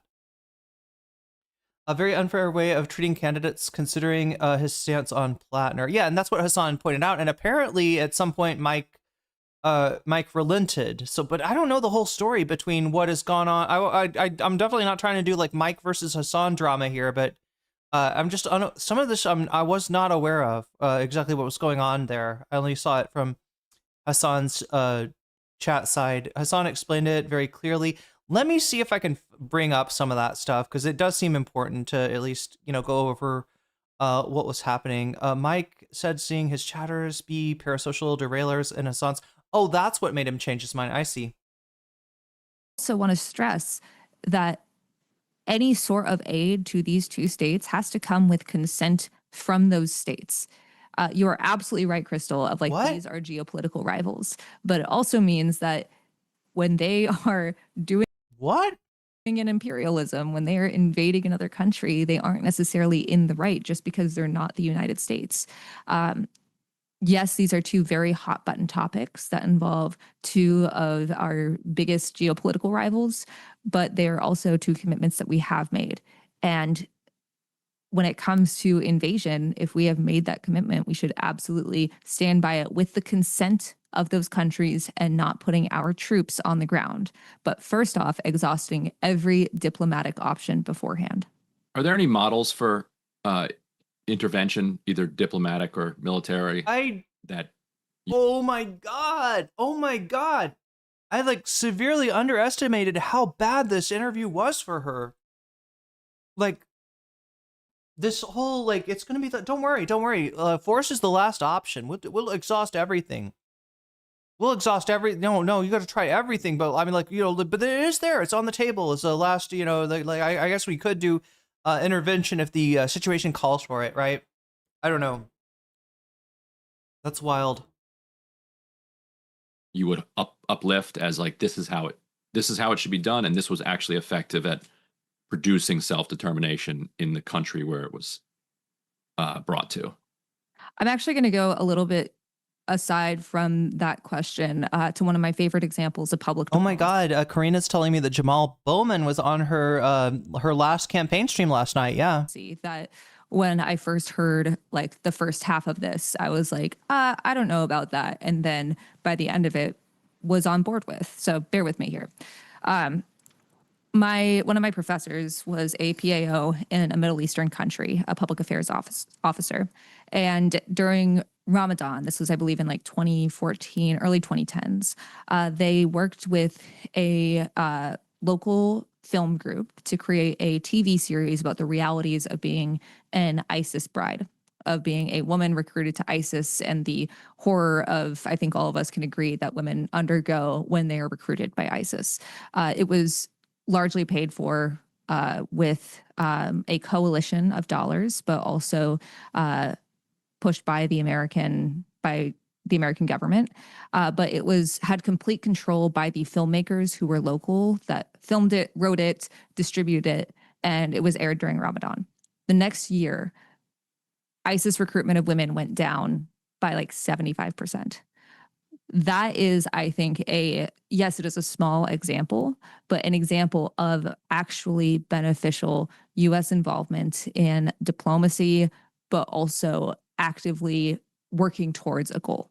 Of course, that is much smaller than providing military aid or trying to negotiate border disputes. But this is the type of public diplomacy and humane foreign policy that I think we should be leading with, by putting it in the hands of the people that actually live there, of the leaders who are actually there, of addressing the issues that they actually want to address, and not saying we are the cops that are dictating what you have to do, but instead asking, look, especially as we're going to have to make we're going to have to be on like a 20-year apology tour after this presidency and after, the last 100 years of American foreign policy. We have. Oh my God, chat! I just said that I knew where the so Hassan. I remember. I thought I knew where the Hassan clips were, where he's dealing with this shit from Mike. When Mike was like super anti-cat and calling Hassan out about it, right? And the whole thing with the chatters and the, like, I thought I knew, I thought I may have just watched that on the live stream. Maybe I don't know where that is. I'll have to do some searching. If anybody knows, let me know. Immense resources, and these are actual issues on the ground. And if we are going to be involved in this globalized world, how do you want? Kat, explain her Taiwan stance with Sam Cedar last Tuesday. Yeah, we watched the Majority Report clip. Self-determination would also apply to Puerto Rico. To be involved. And in terms of a military, for the record, her appearance on the Majority Report, either she has some of these issues worked out, or they just didn't get brought up as much on MR, because her appearance on there was much better. Destiny got involved in this, or in the Mike Hassan drama. Oh God, of course he would. Intervention or action, is there a model that that you would point to that is sort of reflective of the values that you support? I mean, unfortunately, the war that I can think that the United States was on the right of is World War II. And I can point to the fact that appeasement didn't work, but that working with and arming countries that did fight against invasion was successful, but it did have a massive toll, which is why we need to have firmer commitment to international laws that didn't exist until after that war, and ensuring that we are truly trying to follow those principles. Laws that, by the way, were created by both the United States and the Soviet Union. She's a bit of a dreamer. Look, what she's doing is this, right? She's doing something that most candidates don't do, which is she's the help that she got for foreign policy, she's realized is inadequate. She's dismissed this person, and she's apparently trying to handle it herself. She's got, some input from people like Hassan, but obviously, doesn't completely agree with him or really even close to agree with him. And so what you're seeing is, her, trying to kind of do it live. So I guess in a sense. But yeah, I want to stress that, like, most people don't think about this stuff, right? Most people, like, there are a few issues that they really care about, that they really know about. It's something that's touched them in real life, or something that, has to do with their, strategy, their coalition, of voters, right, that they'll support. And then other stuff, other issues, that they don't know about it, they kind of outsource this, right? And in her case, this being, foreign policy, considering how much of her campaign is about her principled opposition of the United States' support for Israel and their actions in Gaza, this is, she can't outsource this. There's literally no one, or at least maybe, there's going to be less consultants or advisors that she can find that are going to give her advice on that are going to give her advice on, these issues that comport with her, like, or that are morally consistent with her, her stance on in regards to Gaza.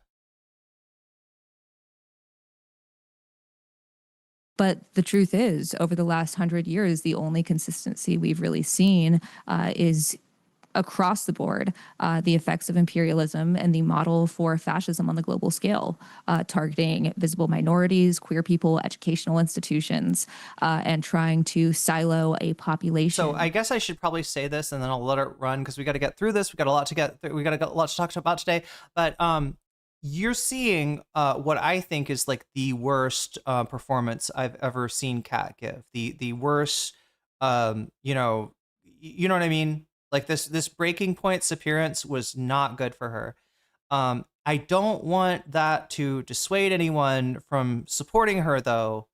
Her flaws are going to be real obvious here, but they're flaws that are pretty fucking universal around the Congress and the Senate, and around the Democratic Party, unfortunately, in general. She is, despite these foreign policy issues, she's the best candidate, within striking distance, right? So I'm not trying to bring this up to be like, to put a damper on her campaign, because I think, her winning this primary would be great, in spite of all. And we're gonna get hopefully to some of the reasons why, and to what Hassan and Mike have to say about the critical support that they're offering.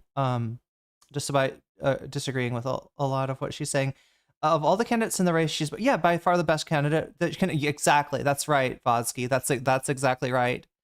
So I just wanted to give that caveat. You're right, because there's like 40 minutes of Kat just, sounding worse than she's ever sounded. Within its borders, while targeting another population. So we are kind of on uncharted territory here. And I think it's on us, not just as the United States, but as a planet, to be committing to the values that we believe and trying something new. There's an argument I'm curious. Okay, like right there, I could see somebody saying that, saying that, like right there, that sounds kind of, inauthentic. Standard sort of boilerplate answer.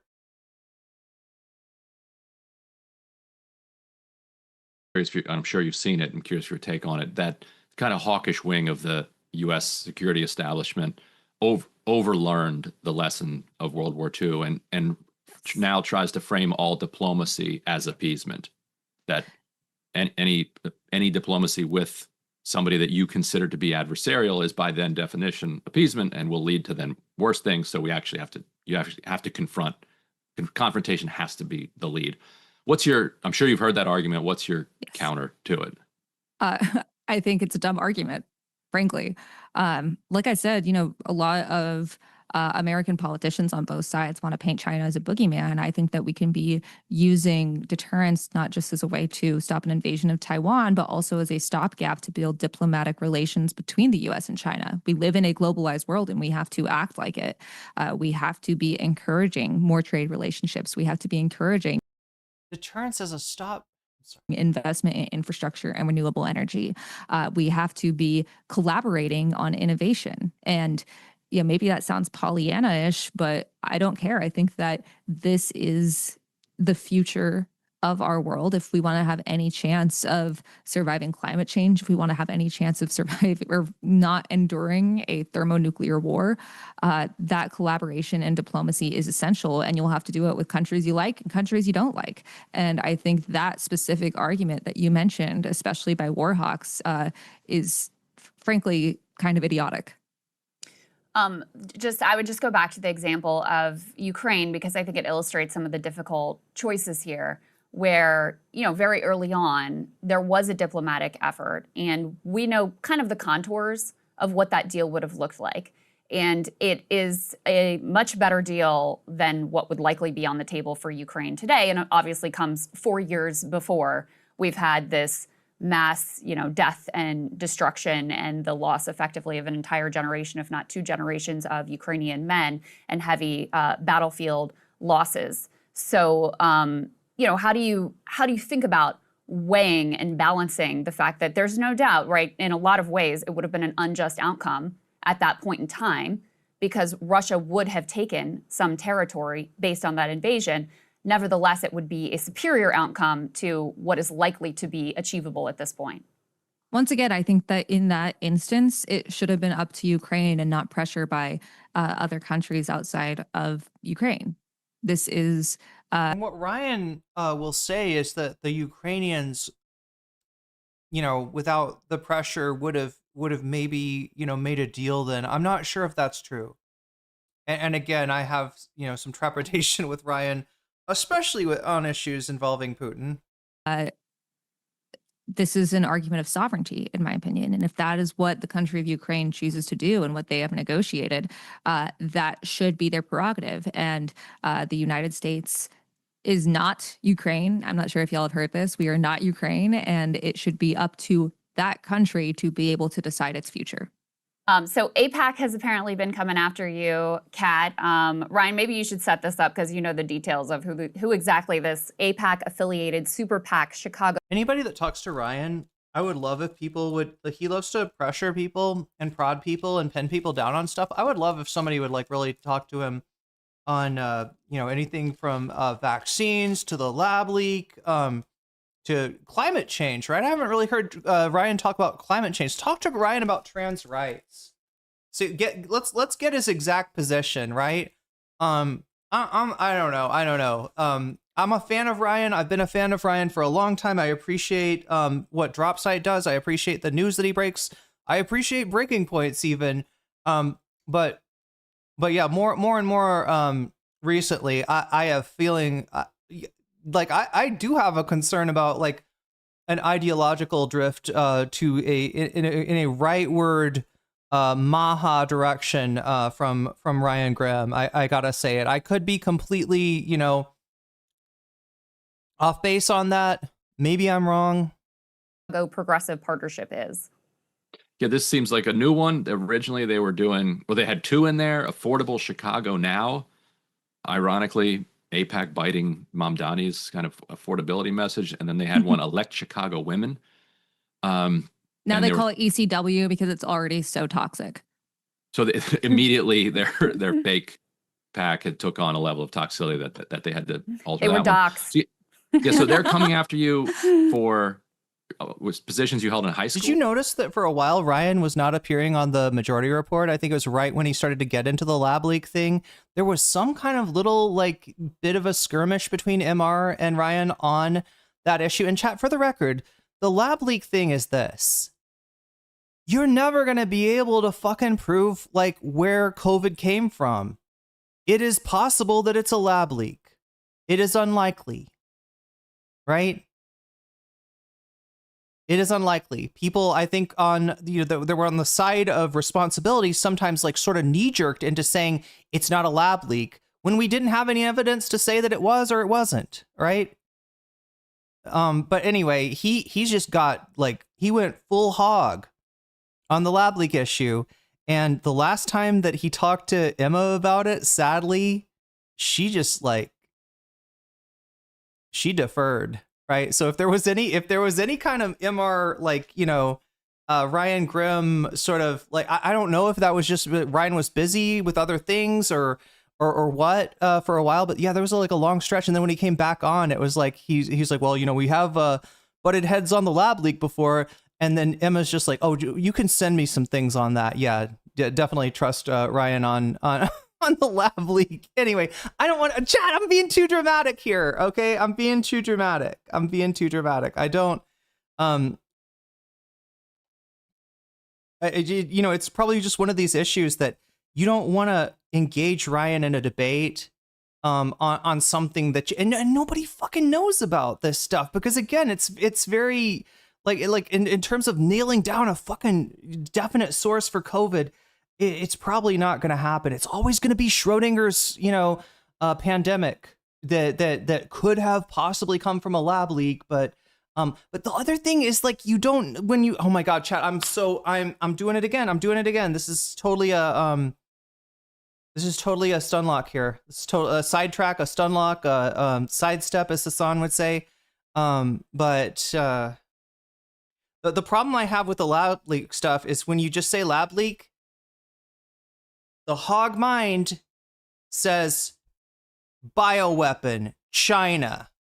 And they fucking love that shit. They would love to take this all and be like, oh, it was a foreign enemy that did this to us. We didn't need to be inside. We didn't need to stop going to the gym. Chad, I hated not going to the gym, okay? But I hate worse fucking somebody's grandmom dying because I can't, like, go without my workout, right? Anyway, enough of a sidestep. Let's get back to this. Cool. You ever been to China? I want to go. I'm pretty close to China right now. Yeah.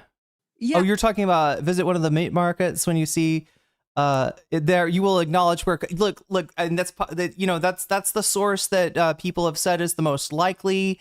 I think that there's some credence to the possibility of a lab leak, but again, to jump to that conclusion is irresponsible, and especially without explaining. When I say lab leak, I mean just that. There was a lab. It was experimenting on viruses, not with an intent to hurt humanity, but with an intent to help humanity. And yes, this time, a series of unfortunate events happened, and the things that we were trying to do to protect ourselves ended up coming back to bite us, right? Instead of being like this was an insidious plot by China and all kinds of cabals operating in secret that want to take your workout away from you Americans. They want to take your MMA. They want to take you love to roll jujitsu every week at your Gracie Center, right? They took that away from you, right? It's just like, this is what I hate about it. It's so fucking irresponsible. If you're going to embrace the lab leak, at least explain what the lab leak most likely would be. I think Ryan is a principal leftist. I hope you're right. He did a really good deep dive. I am sure that he is to the right of me, though. Amy Goodman's peace sign. He is, like I said, done a ton of good reporting. He breaks news almost more than anybody else that I watch. Dropsite is a fucking treasure. And yeah, he's got a great like his whole I don't want people to make too much of this. Just like I don't want people making too much about my, the things that you're going to hear Kat say that are that are wrong. I like Kat Abughazaleh. She's in a perfect candidate. Exactly. She's in a perfect candidate, but she's a damn good one. I hope we see more people like her in the future. I guess what set me off is that chat. It sounded like she was legitimately against. Super chatted $9. He was against her candidacy. Who cares if they were working on bioweapons? How many diseases have probably USA bioweapon lab leaks? These are, there's known knowns, Davi, and then there's unknown unknowns. Wait, am I getting it backwards? There's unknown knowns and there's known. Somebody explained Donald Rumsfeld to me. It was a little bit before my time. I didn't get the Spark Notes for Donald Rumsfeld. It was Count Olaf the whole time. Nice. We all know that COVID was created by created to create zombies that would come to take our guns. Yeah. So are we reading that right? Yeah, hold on. Let me describe this ad to y'all. So I grew up like Reagan Republican because my mom was a white Texan and my dad was. Anyway, let's not. That's great. And so when I was about 15, I started questioning whether Ronald Reagan was right about everything. But either way, thank you for the super chat, Tavi. He was wrong pretty much about everything. And Trump had just announced his presidency around then. And so I was like, maybe Marco Rubio is the answer, which... Anyways, I wrote an op-ed. Wait, what? She used to be a Republican? Wait, I don't get this. What's she talking about? Like high school age? Was this? Like, yeah, assimilation's great. Let me describe this ad to y'all. So I grew up like Reagan Republican because my mom was a white Texan and my dad was like, yeah, assimilation's great. And so when I was about 15, I started questioning whether Ronald Reagan was right about everything. He was wrong pretty much about everything. And Trump had just announced his presidency around then. And so I was like, maybe Marco Rubio is the answer, which... Anyways, I wrote an op-ed in my high school paper, which is now defunct, by the way. I got it shut down for writing a story on students cheating, and the Alumni Association didn't like that. But they quoted this paper twice in an ad to try to paint me as a secret Republican.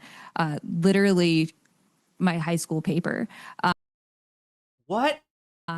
Additionally, they used AI to like give me Mar-a-Lago face on a pin next to Marco Rubio's face. It's really incredible stuff. It also, the entire thing is like, who is Kat Abughazaleh? We don't know, as if there aren't thousands of pages of my own reporting and federal indictments to let people know, but genuinely made me laugh out loud. So you've been on a journey since then. Yeah. So can you talk about how you wound up where you are now? Because I think we have G6 here. I think along the way on this journey, you were a bit enamored of Pete Buttigieg. Yeah, you had high hopes for Pete. High hopes. I had high hopes for Pete. So Yeah. what was it about the Buttigieg? Anybody remember the high hopes dance? I never got it right. It was like that, and then was it like an X or?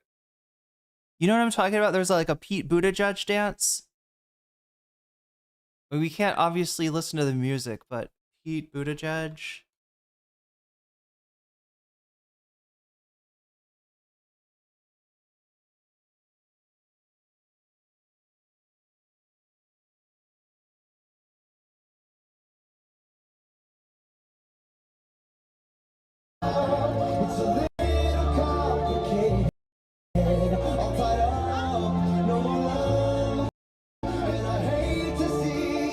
Wait, is this a song? Oh, there it is. Okay, there, yeah, we can't.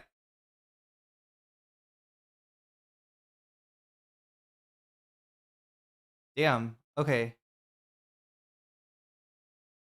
So it's like you're dribbling and then you go ba ba ba ba opposite side. This is the Mayo Pete dance, chat, from 2016.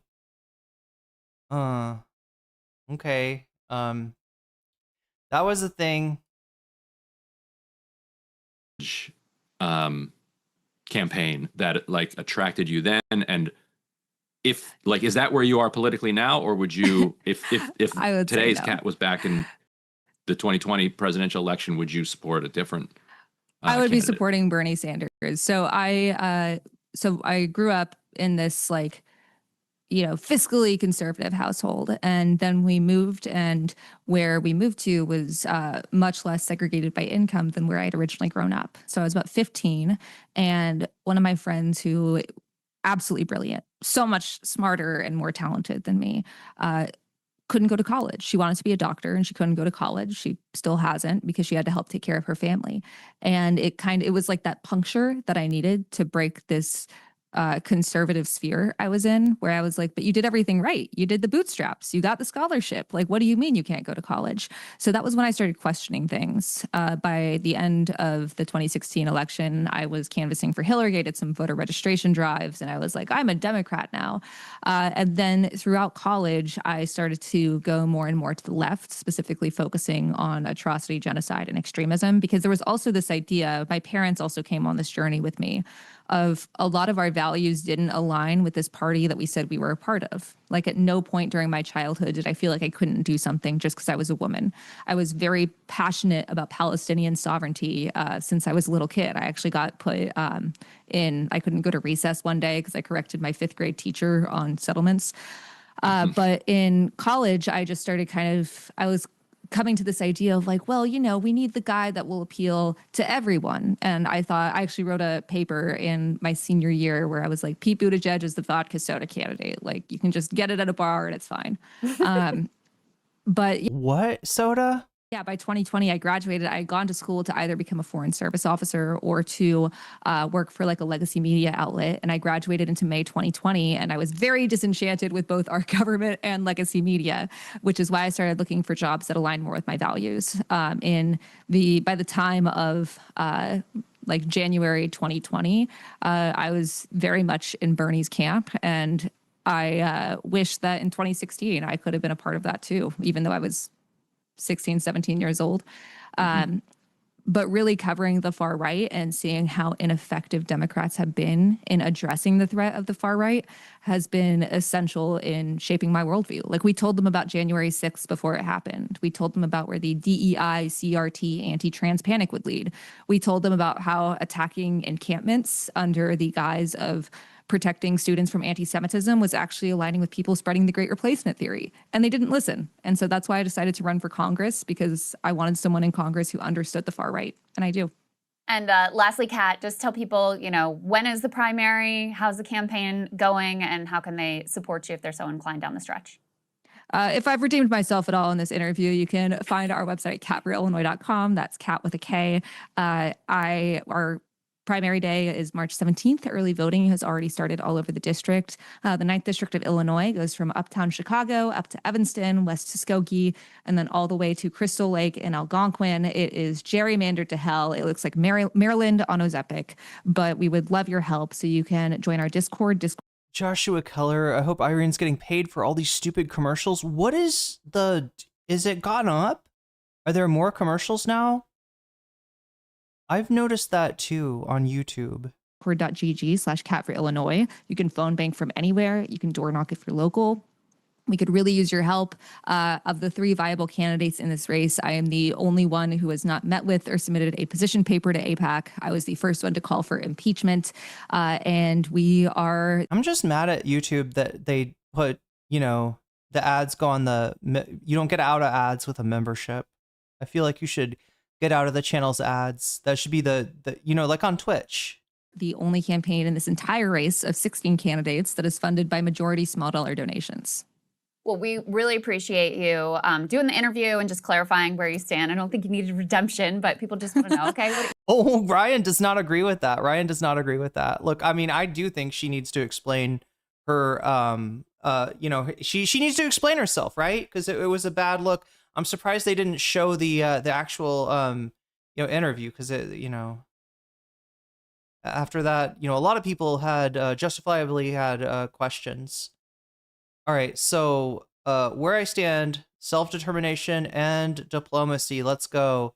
Now, chat, I think she might have made this before this appearance, so 13 days ago. I'm not necessarily, I don't know, if she's gonna acquit herself better or worse here. I don't know how much of this was nerves and how much of this was just like I said, or like Hassan said, I think he put it that she was green. She lacks experience, right? And I said she's, you know, she's got some gaps in her knowledge. That's how I would put it. All right, so but yeah, short video here, 4 minutes, 5-minute video. Let's see what she's got to say for herself. Revealed an email sent by someone on my staff detailing my Today, reporting revealed an email sent by someone on my staff detailing my foreign policy. The answers surprised a lot of people, including myself. I want to be really clear, I did not know of that email's existence, and I would not have approved the language in said email. I was also not aware of... Wait, when did it increase? Some people are saying yes, there's more ads on YouTube. You need to subscribe to premium to get out of ads. I get fewer adverts in a live stream, certain aspects says of Biva. this individual's background, and they are no longer on our staff. But part of the reason this email was so surprising is that I have been remarkably clear and open about my positions regarding foreign policy. In fact, if you want to read our foreign policy platform as well as our... I need a consultant, chat. I need an advisor. I need a YouTube advisor.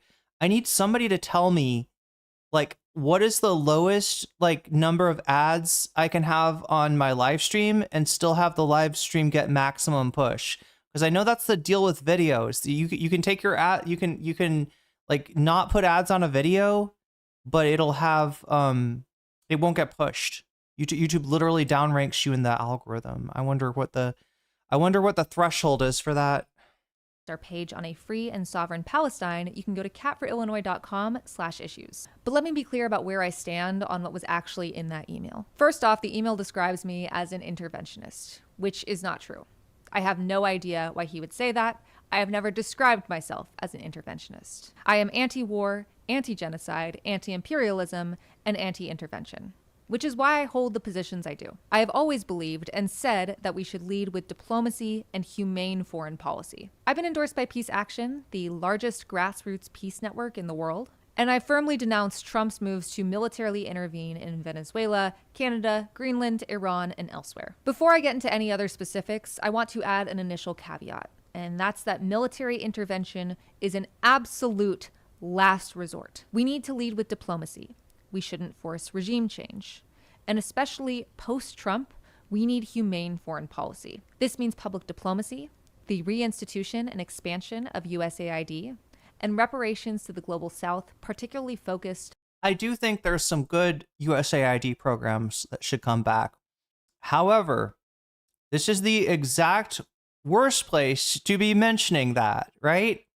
Because the concern, like I said, is that you are, State Department pilled, right? The concern is that, so USAID, if you don't know, it's United States soft power. It was United States soft power until it was virtually ended by the Trump administration. It's hard to typify what USAID is because it's so many different things in so many places, including probably an inroad for the CIA to manipulate other governments. But a lot of what it is soft power. The United States is doing something objectively beneficial, and that the reason they're doing it is that it is good press, or it is beneficial to U.S. foreign policy to provide this stuff, basically, right? If that makes sense. And so, as such, there's stuff that got pulled under USAID that is, gonna cost lives potentially. But yeah, this is the worst place you could mention it. Cause like I said, it has been known to operate as a, obviously soft power in and of itself can operate as a little bit of a mode of control. And obviously some of these programs are sort of famous for being, vectors for U.S. intelligence to work. So yeah, unfortunate timing there. I don't, just like I don't think Graham Plattler's a Nazi. I don't think Kat Abughazaleh is a CIA agent. I don't think this is infiltration from Langley or from McKinsey or whatever. Having clippers has the most impact on the amount. Having clippers has the most impact on the amount of ads on the stream. Wait, what? Having clippers has Ads are hitting me every 7 minutes. Okay, that's like too much ads. USAID does a lot of good things. It was a major humanitarian donor. Yeah. So some of those programs should absolutely come back under whatever and whatever under whatever umbrella they can, right? But again, it's probably the wrong place to mention USAID, considering how many people are legitimately were put off by the foreign policy statements put up on her behalf by her advisor that she does not agree with, right? She is not an intervention, and it's the silliest thing to say, like to be like, I'm an unabashed interventionist or so. Like it's like a ridiculous thing to say. Is like, that's like what you say for your donors, right? The donors want to hear that. That's not something you should be advertising. You should be like putting out the public facing, even if you believe that, right? Most scumbag, politicians know at least that. But her and Mike get into US. Oh, neat. They get into USAID. Okay, well let's hurry up so we can get to this. On renewable energy and infrastructure. Now, my leading principle in international affairs is the right to self-determination. When it comes to Ukraine, I believe we should continue arming the Ukrainian people. Wars of aggression are illegal. Russia's invasion of Ukraine is a war of aggression. That is an international crime. Putin is a despot, and he will not stop with Ukraine. We can support Ukraine by providing arms, ideally paid for through the seizure of Russian oligarch assets, but not with U.S. troops on the ground. Similarly, I believe that politically we should adhere to the one China policy. But we should also eliminate strategic ambiguity when it comes to aiding Taiwan, so that way it can defend itself without putting U.S. So there's one China, but if the civil war starts back up again, we're going to side with the KMT again? Boots on Taiwanese soil. The last thing any of us want. I'm sorry, I don't mean to. Sorry, let's say that in a different way. I don't mean to imply that like the KMT is still in charge, or that there hasn't been political reform in Taiwan in all these years, or that there aren't people who value the autonomy that Taiwan has.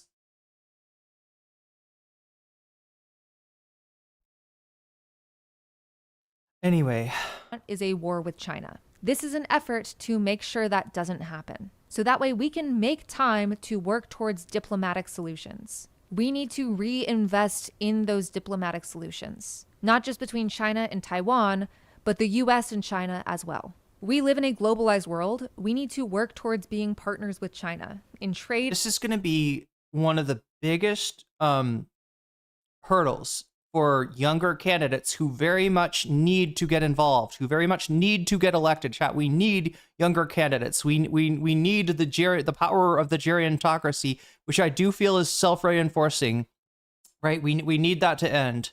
Okay, but this is going to be one of the biggest stumbling blocks, is sounding like a lightweight on foreign policy, and she's definitely falling into that trap here. And innovation. A bunch of people pumping out clips on YouTube. Oh, I see what you're saying. Yeah, in terms of making a streamer popular. Yeah, absolutely, Vodsky. Or Vodsky? Am I saying your name right? Is it Vodsky or Vodsky? Like Sky Vodka? Or I think it's Vodsky, right?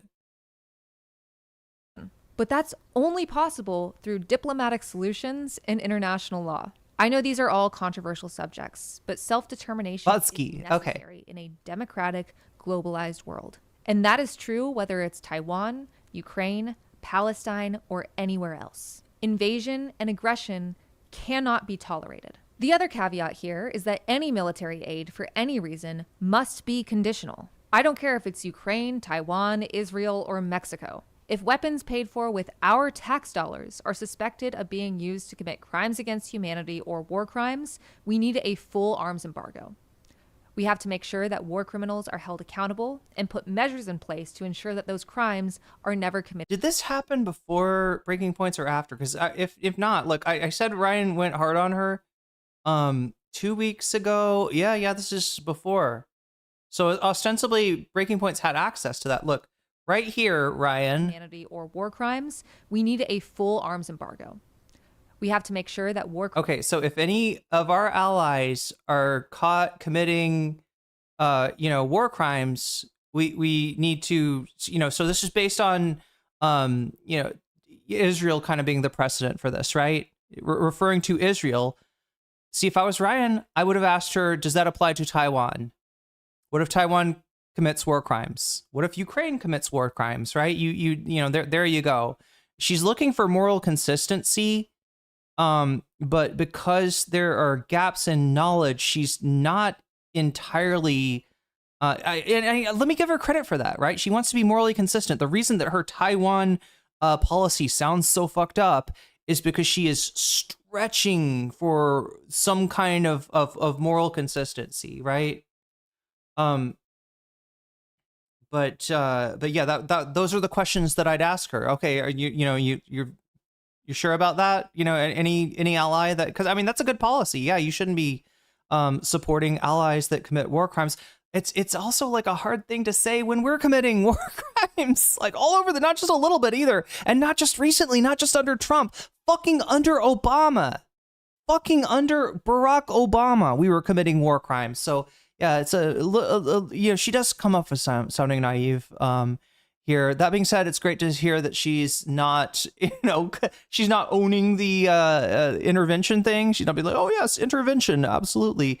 But again, this was before Breaking Points, which occurred before the Breaking Points happened. The interview happened before the Majority Report, and definitely before Hassan and Mike have, both, or Hassan has talked to her, changed her position on some things, and Mike has after kind of opposing her, he had a conversation with her, and he's saying, yeah, vote for her for the election. Anyway, what I'm missing is some of the Hassan stuff, right? Let's see if we can Hassanabi Productions. I don't know if I can do this because I'm trying to find kind of I know you got, so it's bad interview, revelation of her bad foreign policy, that her video coming out, this video coming out, then this video, oh, I just changed the video, but the video that we just watched coming out, and then Breaking Points interview, and then the Majority Report. I'm trying to kind of fill the gap in there because I know there is one. I'm just not sure who has. Oh yeah, Hassan's done another. Oh, this is actually here. Let me mark this because we'll probably watch this if we end up doing Professor Jing bonus content, which it looks like we likely will. Okay.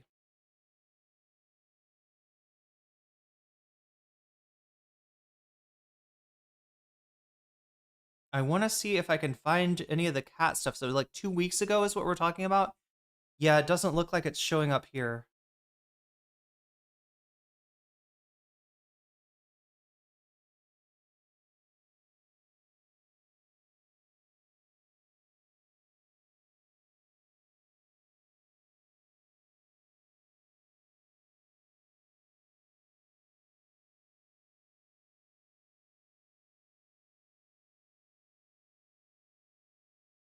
There's the Mike interview. I feel I must have at least gotten one of these.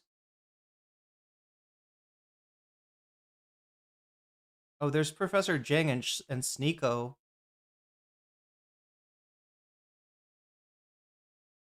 Bet you weren't expecting that. Jimmy the Giant's got a video on him.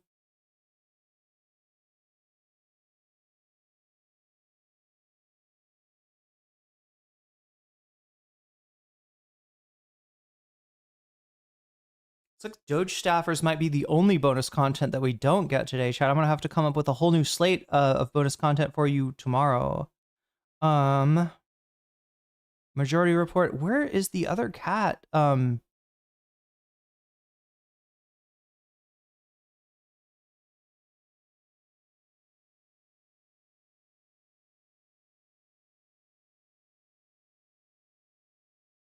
I am not finding it. I'm not finding it. I'm gonna give up here in a second. I thought I at least had the first video where Hassan was like confronted with what she'd said in the interview, the interview that we didn't see. He watches it and he's like, yeah, no, this is bullshit. I'm gonna talk to her. But there's like a whole bunch of stuff that happened in between there. That's why I was like trying to look at these Hasanabi channels, right? Like, because they sometimes.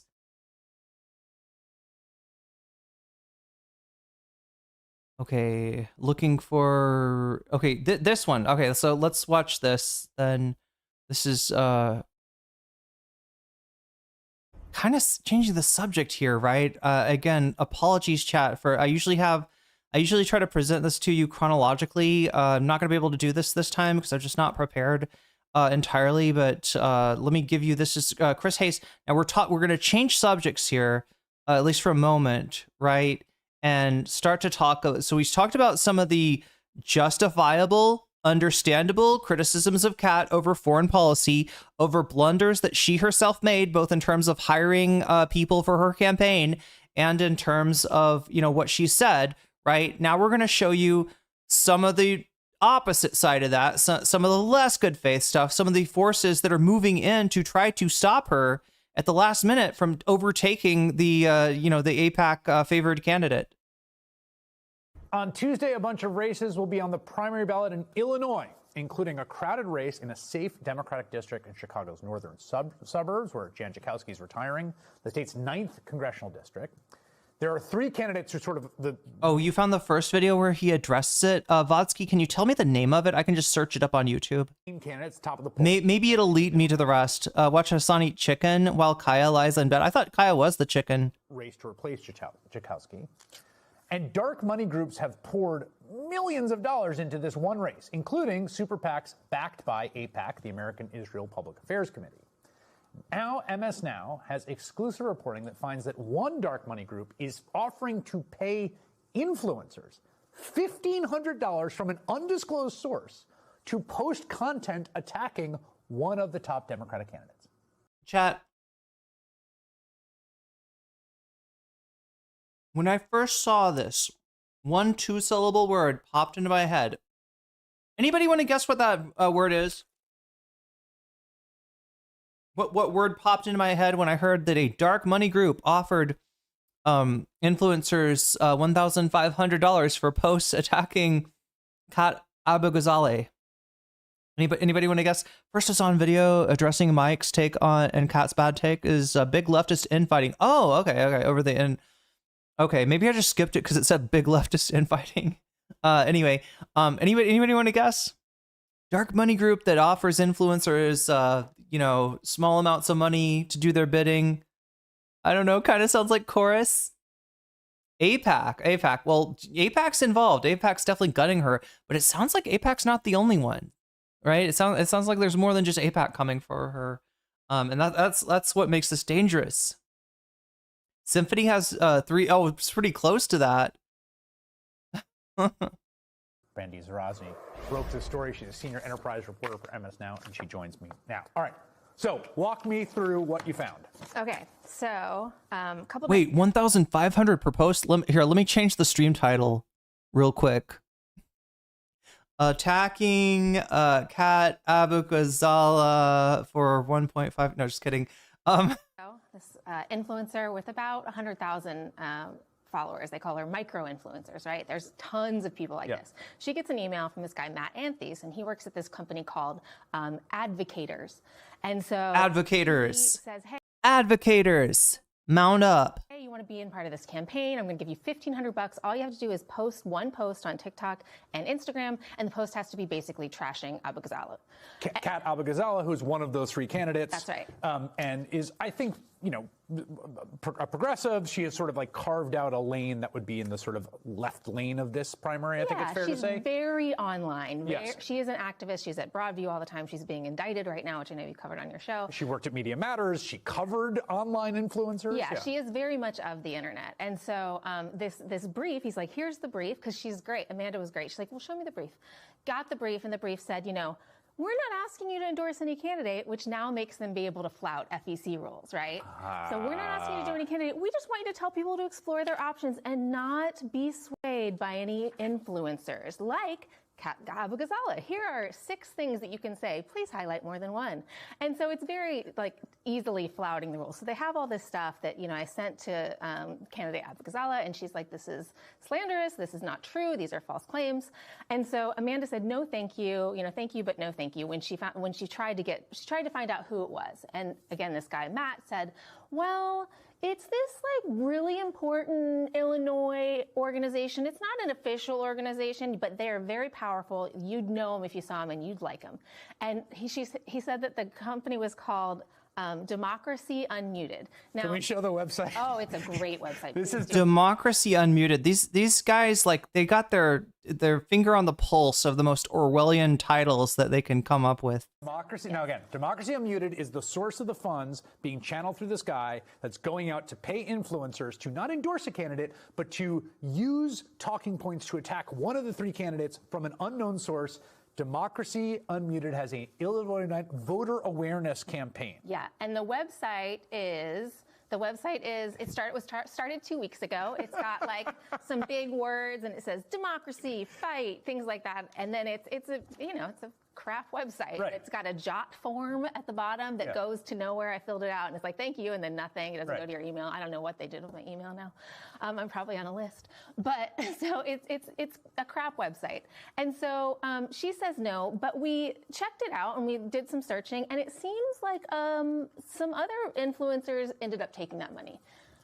Oh, do you have it? We do. So I'm going to show this. I think we have this is an influencer from Missouri who goes by the name The Woke Ginger. Indeed. He has a red hair, as you'll see, and here's what his video sounded like.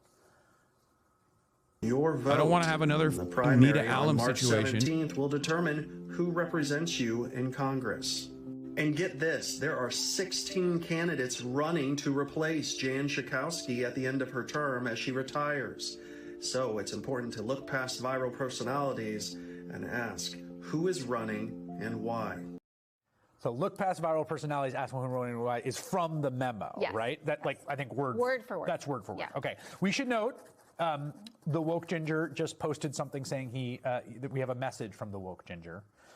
Saying that he's taking it down, it didn't meet his standards. Yes. He does not say that he was paid for this, but you can draw your own conclusion. Yeah, I mean, I reached out to him yesterday after I saw it. I grabbed the video first from his page and then reached out to him and said, "Is this a video where you paid for it?" And then he took it down immediately. Oh, this is crazy. Has a sorry message. He apologized to candidate Abughazaleh, and he said, it did not meet my standards. When I asked if he was paid, he said, "I was not paid." And I said, "Wait, were you not offered money or were you not paid?" And then he just didn't want to talk to me anymore. You didn't answer the next question. That gives you all the answer that you need.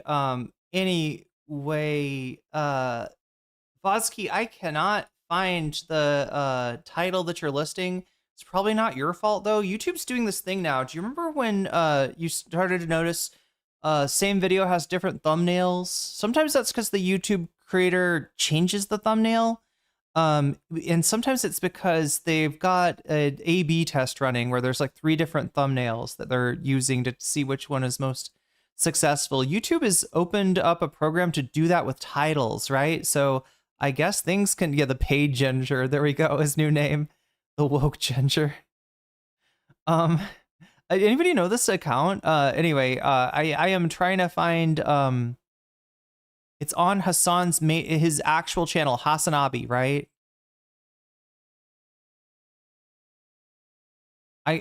I think it might just be called something different. Yeah, I think I might have it. The latest video still has both in the top 3 rows. Okay, I'll see. I've got one of them at least. I think I can get them both.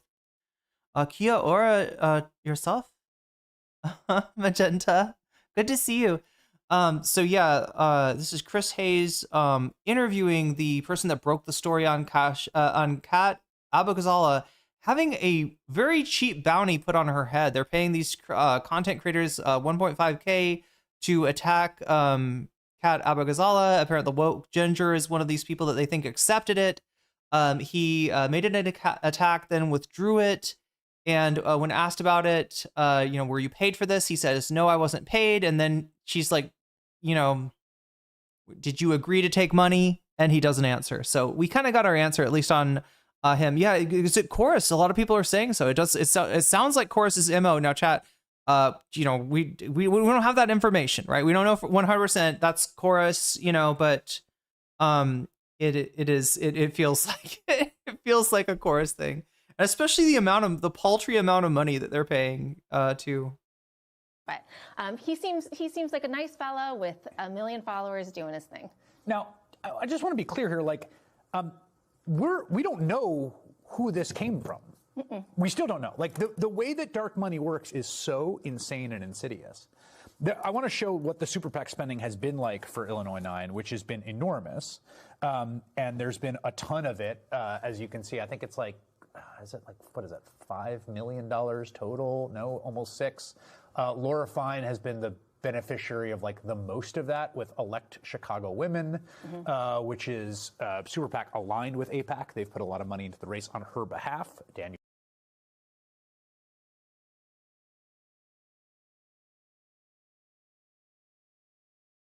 Wait, so this is not like this is a primary, right? It's not first past the post voting and then the top 2 get to run or anything like that, right? Laura Fine, wait a minute. Is she running as a let me see if I can find her in the now, right, yeah, also Bushra is gonna down here is gonna have like a whole there's I guess this hadn't happened yet, but Bushra got a bunch. Wait a minute, this is 3 days ago. They should know this, right? But got a whole bunch of ad spend for March 13th. So this was okay. This was earlier when this where these numbers come from. Daniel Biss, you can see, has some money, but he's also been attacked by some of that super PAC, as has Kat Abughazaleh. But the point is that we don't know anything.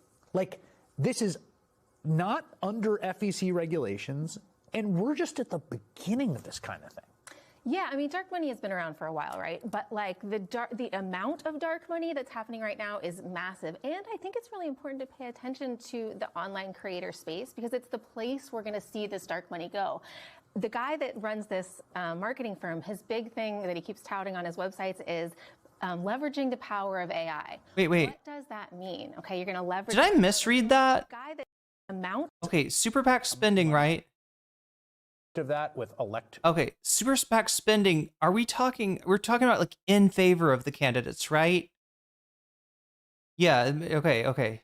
Because Chicago Women, which is super PAC aligned with APAC. They've put a lot of money into the race on her behalf. Daniel Biss, you can see, has some money, but he's also been attacked by some of that super PAC, as has Kat Abughazaleh. But the point is that we don't know anything. Like, this is not. Wait, so who do the super PACs want? Laura Fine? Under FEC regulations, and we're just at the beginning of this kind of thing. Yeah, I mean, dark money has been around for a while, right? But like the amount of dark money that's happening right now is massive. And I think it's really important to pay attention to the online creator space because it's the place we're going to see this dark money go. The guy that runs this marketing firm, his big thing that he keeps touting on his websites is leveraging the power of AI. What does that mean? Okay, you're going to leverage micro influencers, and now you're leveraging the power of AI to do what? Can I just say, I mean, 2 places that people get information right now, particularly between the ages of 18 and 35, is social media and ChatGPT. And ChatGPT announced they're taking ads. So it's like, buddy, I don't know, like there's going to be there's billions of dollars of dark money pouring into these races right now in the primaries and in the general election. It's going to, like, who knows where it's going to go and why, and we can't track it. Yeah, Ethereal Epic. Yeah, those are the titles that I found. This is just pathetic, and then the other one is like Vote for Cat. Okay, one of those titles matches, but yeah, I found two videos from the Hasanabi channel. We'll watch those. Then we'll watch, I guess, Mike's interview with Kat, and then we can move on to the bonus content, I think, after that. Although, like, I'd like to find more on this, right? Because, again, I want to balance out, right, that I'm covering her missteps. I'm covering the discourse just because we have not covered that yet. But the election's tomorrow, and she's the best candidate amongst the the competitors, amongst the ones that are viable. She's the best candidate. So I kind of want to make sure I'm emphasizing these groups like APAC and whatever group this is that are these dark money groups that are attacking her, and the kind of like the villains gallery, the rogues gallery of interests that are trying to derail Kat here. So we don't know. No, we don't know. And unless there's like campaign finance reform out the wazoo, which it doesn't seem like it's coming anytime soon. Or you ferret it out and call it out at least. 100%. And that is the thing. Okay, so yeah, APAC is behind Laura Fiennes. I see. I'm always hopeful for real people, but people like Amanda informed that it's going to come. Oh, okay, I get it. Okay, I think I missed chat earlier when I think at the very beginning when I was trying to describe how this all started. And I think I might have said something like that APAC knocked off the leading candidate. Yeah, APAC didn't knock off the leading candidate, but I think it's BIS that we're talking about. They knocked down BIS. Their expenditures against BIS, ironically, gave Kat the chance to win. And then when they saw that Kat was, in contention, that they're, taking a swipe at Kat too, or trying to divide. They realized that they want Kat even less than they want BIS. But yeah, who the kind of that they really want. Let's see, where's Laura Fiennes? Laura Fiennes is way down. In this last poll. Oh my God. No, 14%. I mean, fair,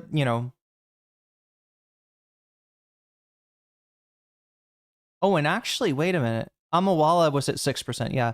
Yeah. So Fine is at 14%. That's who they actually want. Yeah. Fine is not going to win.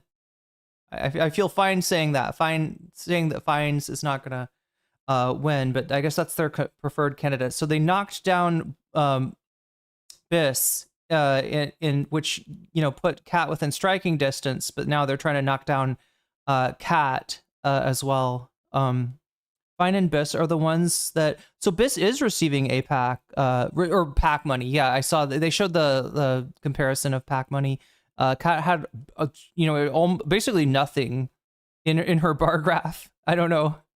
Board and say this isn't right and sort of peel back and. Yeah, BIS is funded by more liberal Zionist interests rather than APAC. How it's done. I think that's what we're gonna have to rest on. Yeah, nice work, Amanda, and nice work, Brandy Zadrazi. All right. As good a reporter as you will find. And also, thank you, Vodsky. You really came through clutch here in terms of the missing link, which I think is these two Hasanabi videos. There's been a situation. Let's see which one is first. 4 days ago. Oh my God, this is the mic Groups thing. linked to APAC are employing an eyebrow-raising tactic. 2 days ago. Okay, let's do the 4 days ago first. We'll get through this. Then we're going to watch the mic interview. And then we'll move on to the bonus content and chat. And we got a lot of bonus content too, so stick around. Top 3 items. So make sure you voted. If you have not voted already, we're at 327 right now. We are a mere 73 points away from watching not 3 bonus segments, but 4. Watching all 4 of the bonus segments, so that I have to completely wipe the chalkboard and come up with 4 more for tomorrow. But anyway, let's get to these.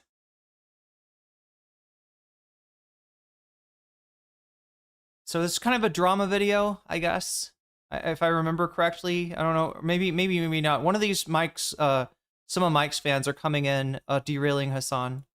Where she loses by literally like 100 votes. Do you? Kat Abughazaleh is a Hasanabi hit. I've known Kat from her Media Matters days. Media Matters is like a media watchdog that was funded and built by George Soros's Open Society Foundations. Get that shit out of the way if you want to. Kat Abughazaleh, from what I understand, went to George Washington University and developed a very liberal interventionist foreign policy opinion. And unfortunately, because everything on this platform is at the mercy of one content creator over the other content creator, and Michael from Pennsylvania does not like Kat Abughazaleh because Kat Abughazaleh had a abysmal take on doing a first strike policy on China if China were to invade Taiwan or some shit. which is literally a non-starter in most circumstances. The reason as to why she's saying this, in my opinion, my most honest assessment, is because she's trying to have a morally consistent perspective on intervention. Oh shit. Mike from the Humanist Report did a video on Cenk Uygur. We need to watch that sometime. Chat. I'll put that on bonus content for tomorrow. In Taiwan or something. You guys are being unfair. She clearly has a principled position on self-determination, which is why she also supports arming Palestine. Wait, what is this? She wants an end. She wants to do regime change in Gaza and have de facto U.S. occupation of Palestine. I think none of her foreign policy positions are good. They're absolutely dog shit. They're bad. Having said that, I think part of the reason why her foreign policy positions are really bad is because she's 26 years old and does not have a fully fleshed out worldview that is anti-intervention, anti-imperialist whatsoever. I know she talked about it on Majority Report. If I'm giving a fair shake to her foreign policy, it's terrible. Mike didn't like Kat from the beginning of her campaign, and he's just doing his victory lap because he doesn't want her to win, and he's going to do anything to rat fuck the race. Oh yeah, Blinding Love. Amazing how they still call Kat an influencer. Yeah, I was commenting on that earlier, right? She's a journalist, is what she is, but they kind of do that to minimize, I guess, Citizens United and its consequences have been a disaster, absolutely, for the human race. And now he's actually been able to arrive at a real reason for why he doesn't like Kat Abughazaleh, and that's why he's like farming this outrage. Stop infantilizing this adult. 26 for a congressperson is literally a goddamn baby. My assessment on this is that the collective total of her policies in general, and on top of that, her accessibility and her greenhorn lack of experience, makes her a candidate that is infinitely more malleable to not lobbying interests, but someone like myself. Some of you were 26 and thought you should do a nuclear first strike on China. Now you're like 30 and you don't believe that any longer. Bro, you need a stronger argument than this, law. The strongest argument here is you have Daniel Biss, who she's running against. Daniel Biss has sought out APAC support. Daniel Biss is only 4 points ahead. Daniel Biss has gotten the Congressional Progressive Caucus's endorsement. Daniel Biss has gotten the endorsement of every single person that Valerie Foushee in North Carolina that endorsed Valerie Foushee as the incumbent. All of those Democratic Party forces have endorsed Daniel Biss. And yet, in spite of all of that, Kat Abughazaleh, who literally went to a ICE facility, got her ass beat by pig cops, who is under federal indictment, who has actually been on the streets, who actually does have a fairly solid domestic policy with completely contemptible and utter dog shit foreign policy, make no mistake, with the exception of Palestine, but it seems like even her campaign platform in Palestine is like horrible. The race is between Daniel Biss at 24 points, that's endorsed by all of the establishment Democrats and all the quote-unquote progressive forces in the Democratic Party, versus Kat Abughazaleh, who's not. Daniel Biss sought out the endorsement of APAC and then backed away from it. Who do you think is going to be a better vote against Israel in Congress? It's that simple. Her foreign policy positions are terrible. She talked about funding NED, National Endowment for Democracy, and doing like soft regime change. Regardless of, and I'm making a very sober assessment, regardless of her shortcomings, she is far better than Daniel Biss. And she's at 20%. If she was at 10%, this would be a very different conversation. She's at 20% against Daniel Biss. It is actually significant enough. I don't want to have another Nita Alum situation where she loses by literally like 100 votes. Do you? She's also literally Palestinian. I understand what you're saying, but I want to know why you don't like the DSA endorsed candidate and platform, her Bushra. I never said I don't like her. I said that she's at 6%. That's it. Is that simple. If she doesn't want to get out of the race and endorse Kat, and she wasn't endorsed by DSA, for the record, then that's fine. She doesn't want to do that. She doesn't have to do that. But the reality of the matter is there's a very close race.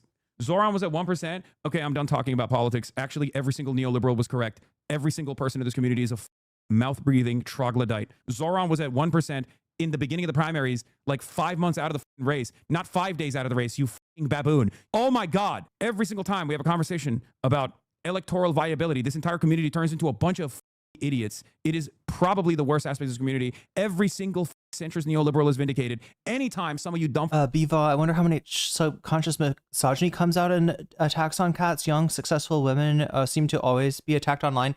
Yeah, she's probably gonna get some of the same haters that AOC has, honestly. Try to open your mouth about, and you know, that's thirst hate. That's somehow worse than just regular hate. Well, there's a better candidate out there. Like when I was interviewing Tom Steyer, there's a race with like 20 Democrats right now. Purple, see how he treats us, Irene. It's going to be the top two candidates in the state of California for the gubernatorial race, because there's like 25 Democrats running for office. I know Hassan's a super meanie butt. It's going to go to the top 2 Republicans. There's a reason why I interviewed Tom Steyer and not Ramsey Robinson, which I will, but it's not going to change anything. There's a reason why Ramsey Robinson doesn't have the capacity. I don't personally have the capacity to make Ramsey Robinson into a viable candidate. A lot of you literally don't understand it. You think like, well, this guy has the best policies, so like he should win, right? Like this is how it works. That's not how it fucking works. There's a reason why APAC is dumping $850,000 against Kat Abughazaleh. Oh my God, what is on the back? Oh no, what is this? I'm proposing a formal United Nations peacekeeping mission similar to that undertaken. Look, it's gonna like, yeah. I mean, okay, look, here's what she's facing, right? When you say, I don't agree with the current policy, right? I don't agree with letting Israel mow the grass being people's children in Gaza and the West Bank, right? So what are we gonna do? Well, do something like in the Yugoslav civil war, right? Maintain a formal militarized zone between Israel and Palestine if elected, and maybe something like that needs to happen. But it's just like, this is the trap that you fall into, right? Is like offering a throwing something out there, right? Throwing something out there on foreign policy is never a good idea. Okay. You got to think about this stuff. You got to discuss this stuff. You got to see if what you're proposing is feasible, is realistic, and yeah, this is like her. She also said some stuff that was sort of leaning into the, yes, I condemn Hamas, type stuff as well. Oh my God, why am I so tired? I've only been streaming for 4 hours and 51 minutes. The threat that she presents. Why the can't you? That's the problem. Am I hungry? Every single person that works at APAC is a million times smarter than you. They see her as a threat. She went on television and said, "I want." Oh, is this the policy that her There's some stuff though that she's left, or that she is endorsing, that just seems it seems not good, and it seems like she is like appeasing like the sort of neoconservative consensus to a certain extent, but yeah, the original foreign policy that was written up on her website is not something that she supports. She fired the guy that she was hiring to come up with this, which means that she's kind of got to do foreign. It's like, chat, if you fire your mechanic, okay? Do you know how to fix a car? I don't know how to fix a car. But if I find that my mechanic is like, I don't know, taking a shit in the gas tank, I'm going to fire my mechanic and I'm going to try to fix that fucking car. And that's going to look messy, right? I think that's the situation, that she's finding herself in a lot of ways. Anyway. All aid to Israel. No distinction between defensive and offensive weapons. And you guys still think she is not a real advocate for Palestinians when she herself is a Palestinians. I'm done. I can't have this conversation with you guys any longer. It's very frustrating. You just want to meme around. You want to be like, no, if you want Daniel Biss to win, go right ahead. Vote for Daniel Biss. Vote for Bushra. Vote for whoever the you want to vote for. If you want to spend the next 5 days working alongside APAC. And as far as the Hamas thing, look, I mean, are there better, leadership that would be, right. Yeah, I don't know, like, what am I trying to say? If you try to impose a different leadership on Gaza from the outside, it's not going to work. If Gaza does not feel threatened, if Gaza is not subject to the whims of Israel, then you might see a less militant leadership come into power there. But if you try to just be like, nope, this is not, cannot have this, I don't know, that you get into, it's not even serving the interest that she thinks it's serving to attack the candidate that APAC is, I suppose, de-escalation. Spending $850,000 on, making sure that she doesn't win. Have fun with that. If you want to be a servant of Israel, if you want to be fucking cattle, go moo around all up and down Illinois 9. Do you support any aid to Israel?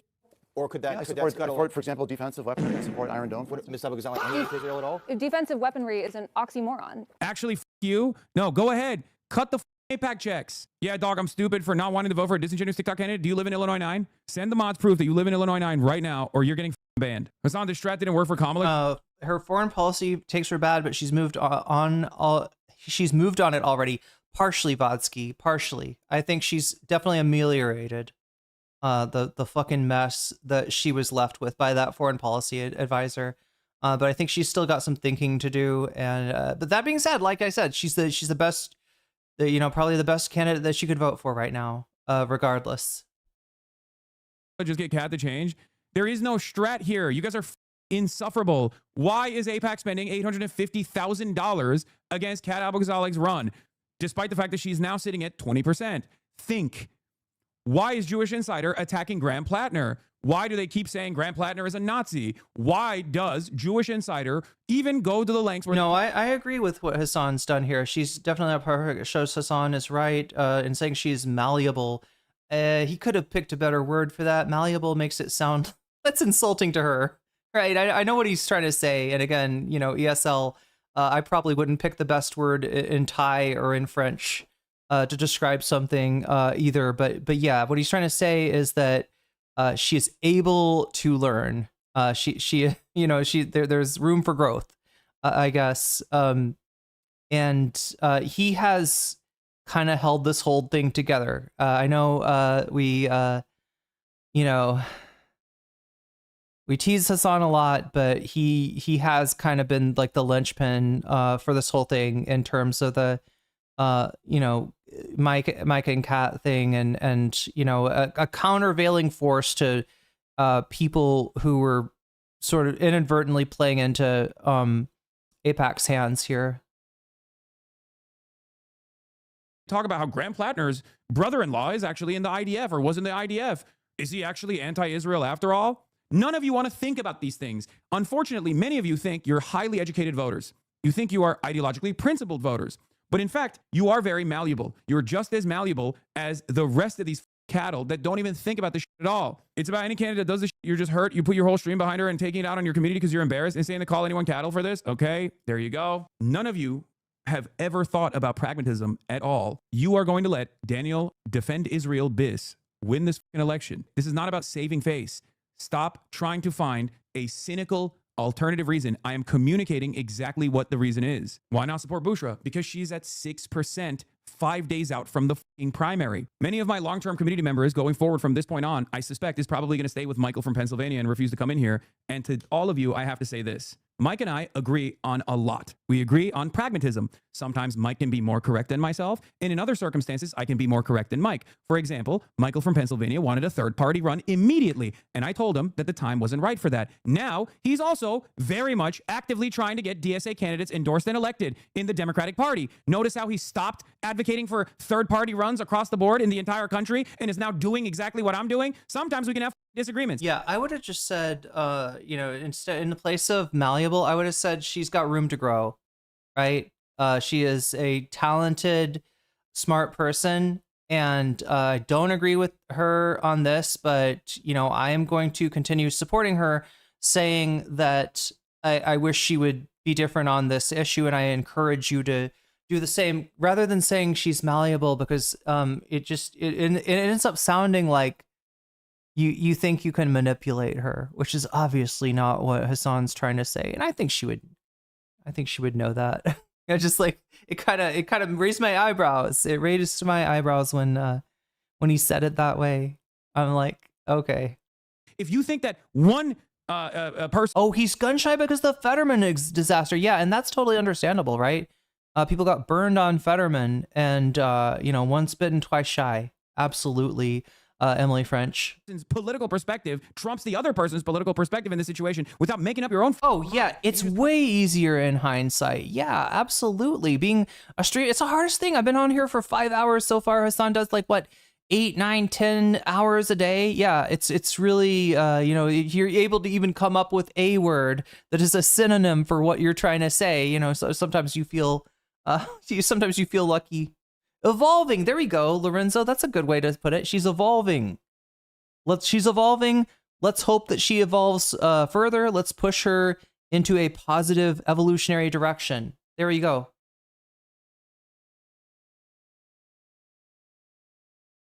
Oh, comparing her to Fetterman seems unfair. Yeah.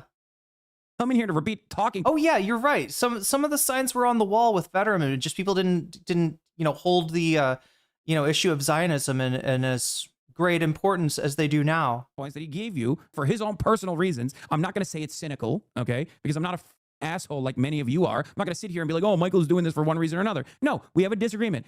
He understands, just like I do, that Kat Abughazaleh's foreign policy is horrible. It's bad. With the exception of Israel, it's bad. Her entire foreign policy platform was written by a person who is a liberal, NATO Atlanticist, pro-intervention, pro-NED, pro-CIA interventionist person, okay? It's clear. You can see it. The reason why I'm not putting a lot of emphasis onto it is because, unlike Mike, I don't think this is a sincerely held perspective from Kat Abughazaleh, and it's more so just her, trying to be morally consistent, as though that matters. She's 26 years old, and she's very green. You have to work with what you have. You have to be pragmatic. She is 4 points away. If you want to go and do a protest vote against an anti-Zionist, when the choice is an anti-Zionist candidate versus a Zionist candidate, and you want to be the deciding factor in the Zionist candidate winning here because you wanted to throw your vote out and you think this is like Kamala Harris style lesser evilism, you're making the same exact failed calculation that many people do when it comes to Graham Plattner. That's my argument. She literally outflanks AOC when it comes to not offering defensive weapons to Israel. She outflanks AOC's foreign policy on Israel. You guys literally champion AOC's cause as though she is the most anti-Zionist here. And I do think that AOC is far more anti-Israel than the average congressperson. Kat Abughazaleh is better than AOC on this issue. If you have a stable assessment on candidates, you have to have it be the same across the board. That's it. That's it. Do you support any aid to Israel? Or could that support, for example, defensive weaponry? Support Iron Dome? Ms. Abughazaleh, any aid to Israel at all? Defensive weaponry is an oxymoron. Weapons are inherently offensive, and for any ally. You support Iron Dome? No, I don't support any. We need to condition all aid to any country, any ally. It doesn't matter if it's Israel So or if Iron it's Dome Mexico. was where they shoot down missiles that are coming in. Right. If we aren't using our leverage, there is no reason to condition any aid. We absolutely should be supporting our allies, but they have to follow our own laws first. Do you understand? I also think your perspective being more open is very important. We can disagree on tactics. I said the exact same thing you're saying today, so anyone saying anything different is wrong, but I consider a Taiwan take to be batshit crazy. Yes, but I don't think it's a sincerely held opinion that she wants to do a nuclear first strike on China. Okay, that's it. My point is, she's 4 points away. She is the viable anti-Zionist candidate in this race. Bushra, unfortunately, is not. It's that simple for me. She's pro-Medicare for all. Before people say she's not, she is pro-Medicare for all. If you're pro-Medicare for all and you're and this is an example of another issue, right? So yeah, granted, like I feel like I win into depth. Nobody can accuse me of like shying away from some of the fucked up shit that Kat has said, some of the interviews, some of the engagements that have given people pause, right? That being said, it's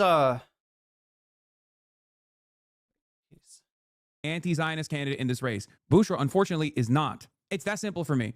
She's pro-Medicare for all. Before. Yeah, that being said, like shit like this Medicare for all thing, so as soon as there's blood in the water, right? She's got some bad takes. And then somehow it starts to expand for, she doesn't even stand for Medicare for all. And it sticks where it wouldn't have before. And there's a lot of these things, right? There's a lot of stuff that got thrown at, like, it's like the second we find something that's not, you fall in love with a candidate, you're blown away at how, progressive she is compared to the rest of the field, compared to the rest of the Democrats. And then you find something that's that's bad. That's like, okay, well, this is not, this is not what I thought it would be. This is worse than I thought it would be. Right. And then you're like, you're just so open to like, okay, well, I heard she doesn't support Medicare for all. And, and you don't know, like, this is the perfect storm of shit that could actually derail a campaign that would have otherwise met with a great success. Right. The combination of the correct skepticism about her foreign policy takes with, a bunch of attack ads like that. Like I said, some of them are actually sort of targeted at her from the left, optically, right? Coming from people that don't like Kat because they want somebody who's going to be more amenable to, to APAC, right? To those interests. So, or people say she's not, she is pro-Medicare for all. If you're pro-Medicare for all and you're an anti-Zionist, that's like two major issues solved right out of the gate. It was the same reason why I liked Graham Plattner from the start as well. These are pretty reliable litmus tests. If you want to turn this into a Nita Allen situation, let's go. Let's have fun. It's going to turn into that. Daniel Biss is going to be your candidate. Have fun. Daniel Biss probably has a better take on Taiwan because he's smart enough to shut the up about Taiwan, that he would never bring it up. So are you saying it's okay for people to blame you for Trump winning since you didn't endorse Kamala? Maybe you should push Kat on her policies. It's 5 days out from an election. Every single aspect of her foreign policy is unironically insignificant in the primaries, with the exception of people like yourselves in this community. These are things that you care about. These are not things that need to be fixed right now. The conversation that we're having in this community is, for the most part, utterly irrelevant in the grand scheme of things. I just don't want 100 people from my chat to be the deciding factor that causes Daniel Biss, who wants to give defensive weapons to Israel, who might have a better Taiwan policy than Kat Abughazaleh, to win the primaries by 100 votes because 100 dumb in my community that live in Illinois 9 ended up not voting for her. That's it. That's what I care about. That's what I want to avoid in this situation. And I've said this clearly with Graham Plattner when I defended Graham Plattner initially. I said, when people were like, Vodsky, this is one of the major infuriating points. These critics are literally aligning with APAC and splitting the leftist vote. Just like how it kind of sucks, Busra will not drop out no matter how she is splitting the vote. I'm not going to blame Busra for this. I'm going to blame APAC for it. But what we're seeing here is that there's a lack of coordination.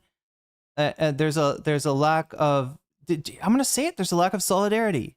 It's a fundamental lack of solidarity, which shouldn't be surprising considering there's a lack of class consciousness, which is generally what it takes to, engender, that kind of solidarity. It just shows that we're not, we're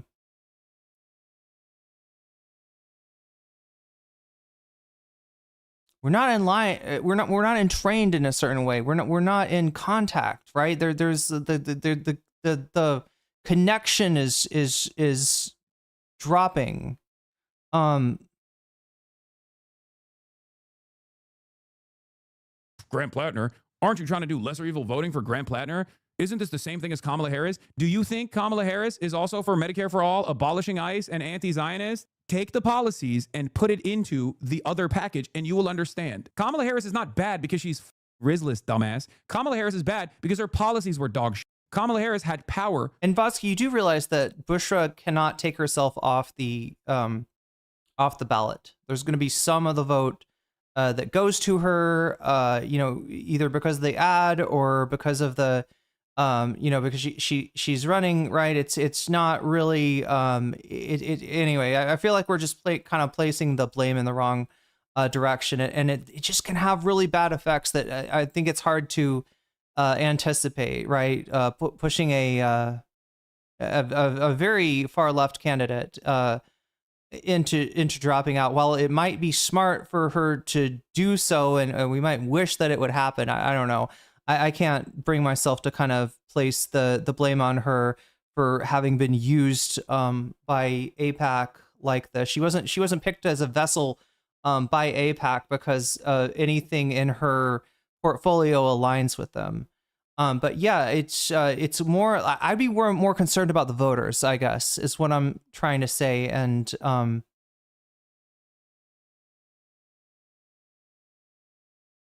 the lack of disciplinary tools in the DSA. Yeah. To at least try and stop the genocide and did nothing. Would you have done something differently than President Biden? There is not a thing that comes to mind in terms of, and I've been a part of most of the decisions that have had impact. Yeah, I mean, surely she can tell her voters to vote for Kat. I'm not saying I'm anti-Busra at all. She's not an amazing. Okay, so here's my difference with you. All right, she can tell her voters to vote for Kat. I hope she does. But if she doesn't do it, I'm not going to hold it against her. She seems like a good candidate in her own right, and I wish her the best. That being said, she's not going to win this race, and yeah, it would be probably better if it happened that way.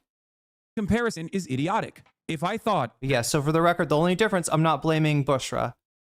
Her foreign policy positions were like sincerely held, I would have a very different approach to this. I would be a lot more skeptical. And if she was polling currently at 5%, this would be an irrelevant conversation. I would say, like, go vote for Bushra if you want to vote for her. If you want to vote for Kat, vote for her.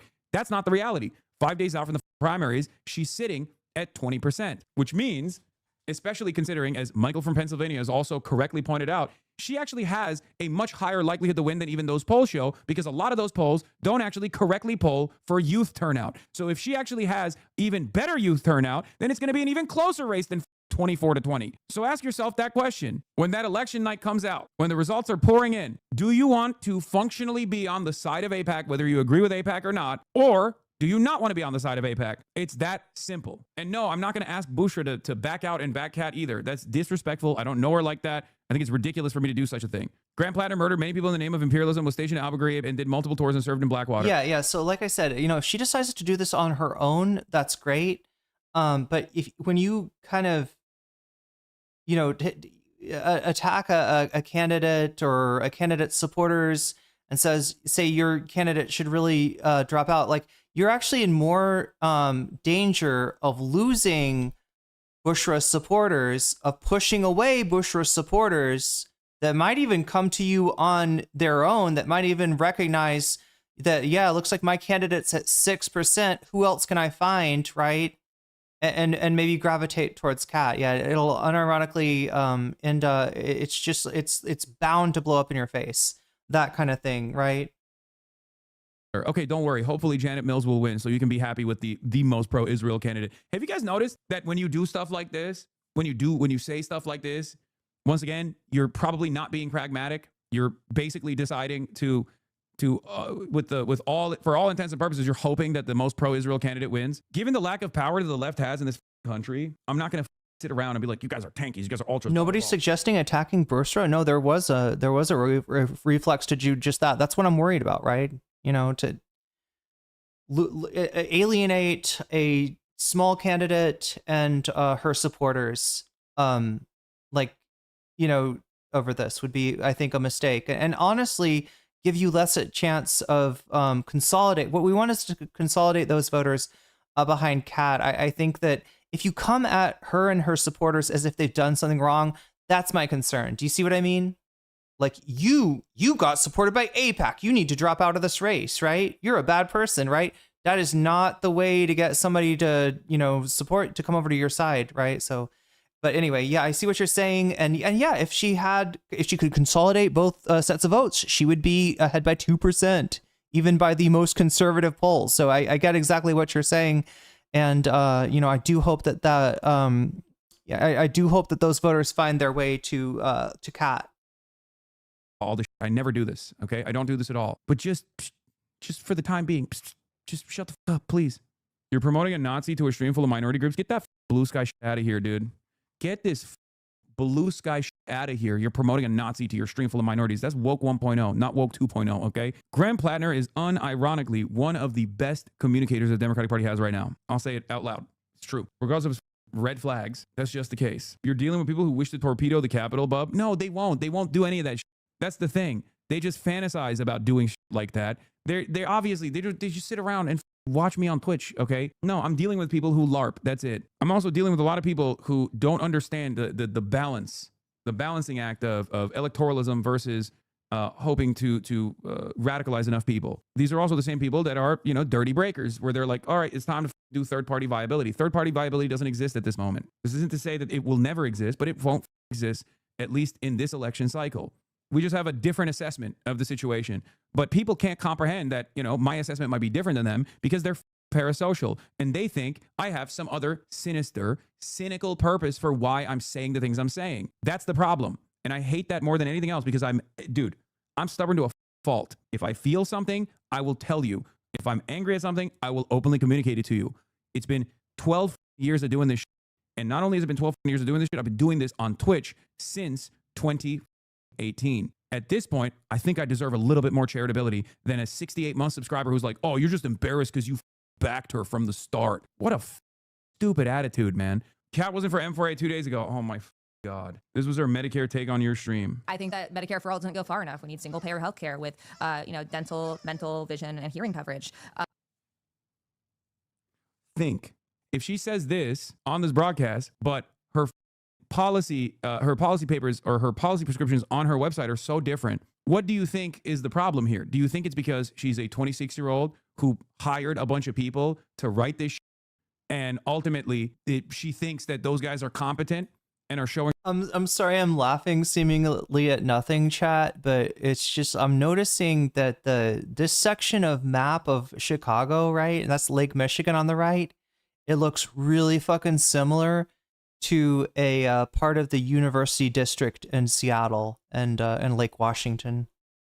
It's just I'm just like, wait, I think I rode my bike there. No, you didn't. That's Chicago, sweetie.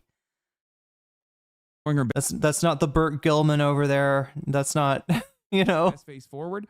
Or do you think she has this as her sincerely held position? Think she's literally pro NATO, bro. Oh, really? Do you guys have a lot of anti-NATO candidates that you like? Give me one American Democratic Party politician that's anti-NATO, with the exception of like Ilhan Omar and Rashida Tlaib, who I probably think are still anti-NATO, or I mean pro-NATO. Let's be real. You can't answer. Because there is none. The question is, why are you making this distinction right now? I'm falling asleep. Look, I better not be falling asleep. I got miles to go before I sleep. Because if your standard is, I want a Democrat to come out and say F NATO, I say F NATO. But if I thought if my red line for voting for a Democrat was that they have to come out and say they're anti-NATO, there's no one I could vote for. Apply the same standards evenly to every candidate. Grade them on a curve. That's what I do. You have to be pragmatic. Ask Zoran about Taiwan next time. Surely he would answer. Yeah, that's the thing. A lot of you motherfuckers love Zoran. Let me ask Zoran about Taiwan. What do you think he's going to say? Huh? The f do you think he's going to say? People have asked him about Cuba. People have asked him about Venezuela. Obviously, Cuba is very important to me. I'm literally going there. You don't play the same game. You don't have the same consistency with candidates. You go off of vibes. This is not good. Bernie Sanders says he would intervene if China took military action against Taiwan. Cooper asked Sanders, if China taken military action against Taiwan, would listen to military response from the United States? That's something, yeah, Sanders said. I mean, I think we'd have to make it clear to countries around the world that we will not sit by and allow invasions to take place. Absolutely. I believe we should uphold Taiwan's sovereignty. The one China policy and strategic ambiguity are things we should keep. The obsession over cat Abughazaleh's hawkishness, which compared to lefty heroes like Bernie, definitely indicates a misogyny component here. An off-the-cuff response, not the same as saying she wants to fight a war with China. You're lying. I think Mike is getting a little cooked by Sammy Gold here. Sammy fried him, and I am aligned with Michael's policies, his vision, his agenda, 100%.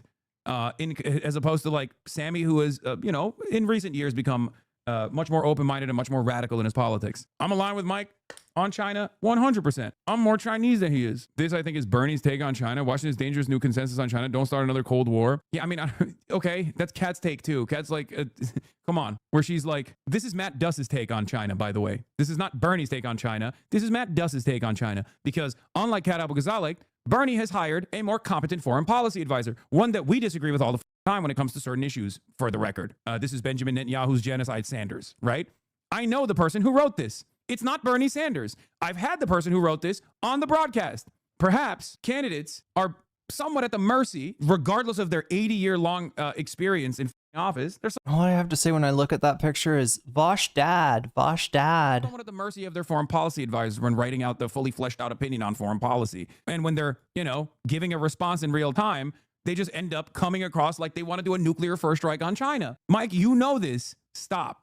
You know this. Okay, so there's Mike actually getting into it with him in chat. We talked to, that we have interviewed. This is the greatest thing when another creator that you like comes into your chat and to argue with you. It's that we like, that we interesting moment. Don't know what the they're talking about when it comes to foreign policy. Not everyone's going to be Oliver Larkin. Kat literally openly says multiple times she doesn't want a war with China. For God's sake, she literally said that she supports Taiwan unifying with China. Taiwan wants status quo, so Kat would say then keep status quo. Those are her words on MR and breaking points. I know. Additionally, we need to be politically adhering to the one China policy. If the Taiwanese people pass a referendum saying they want reunification with China, I'm absolutely supportive of that. That is their choice. I know those are her points, and it doesn't matter.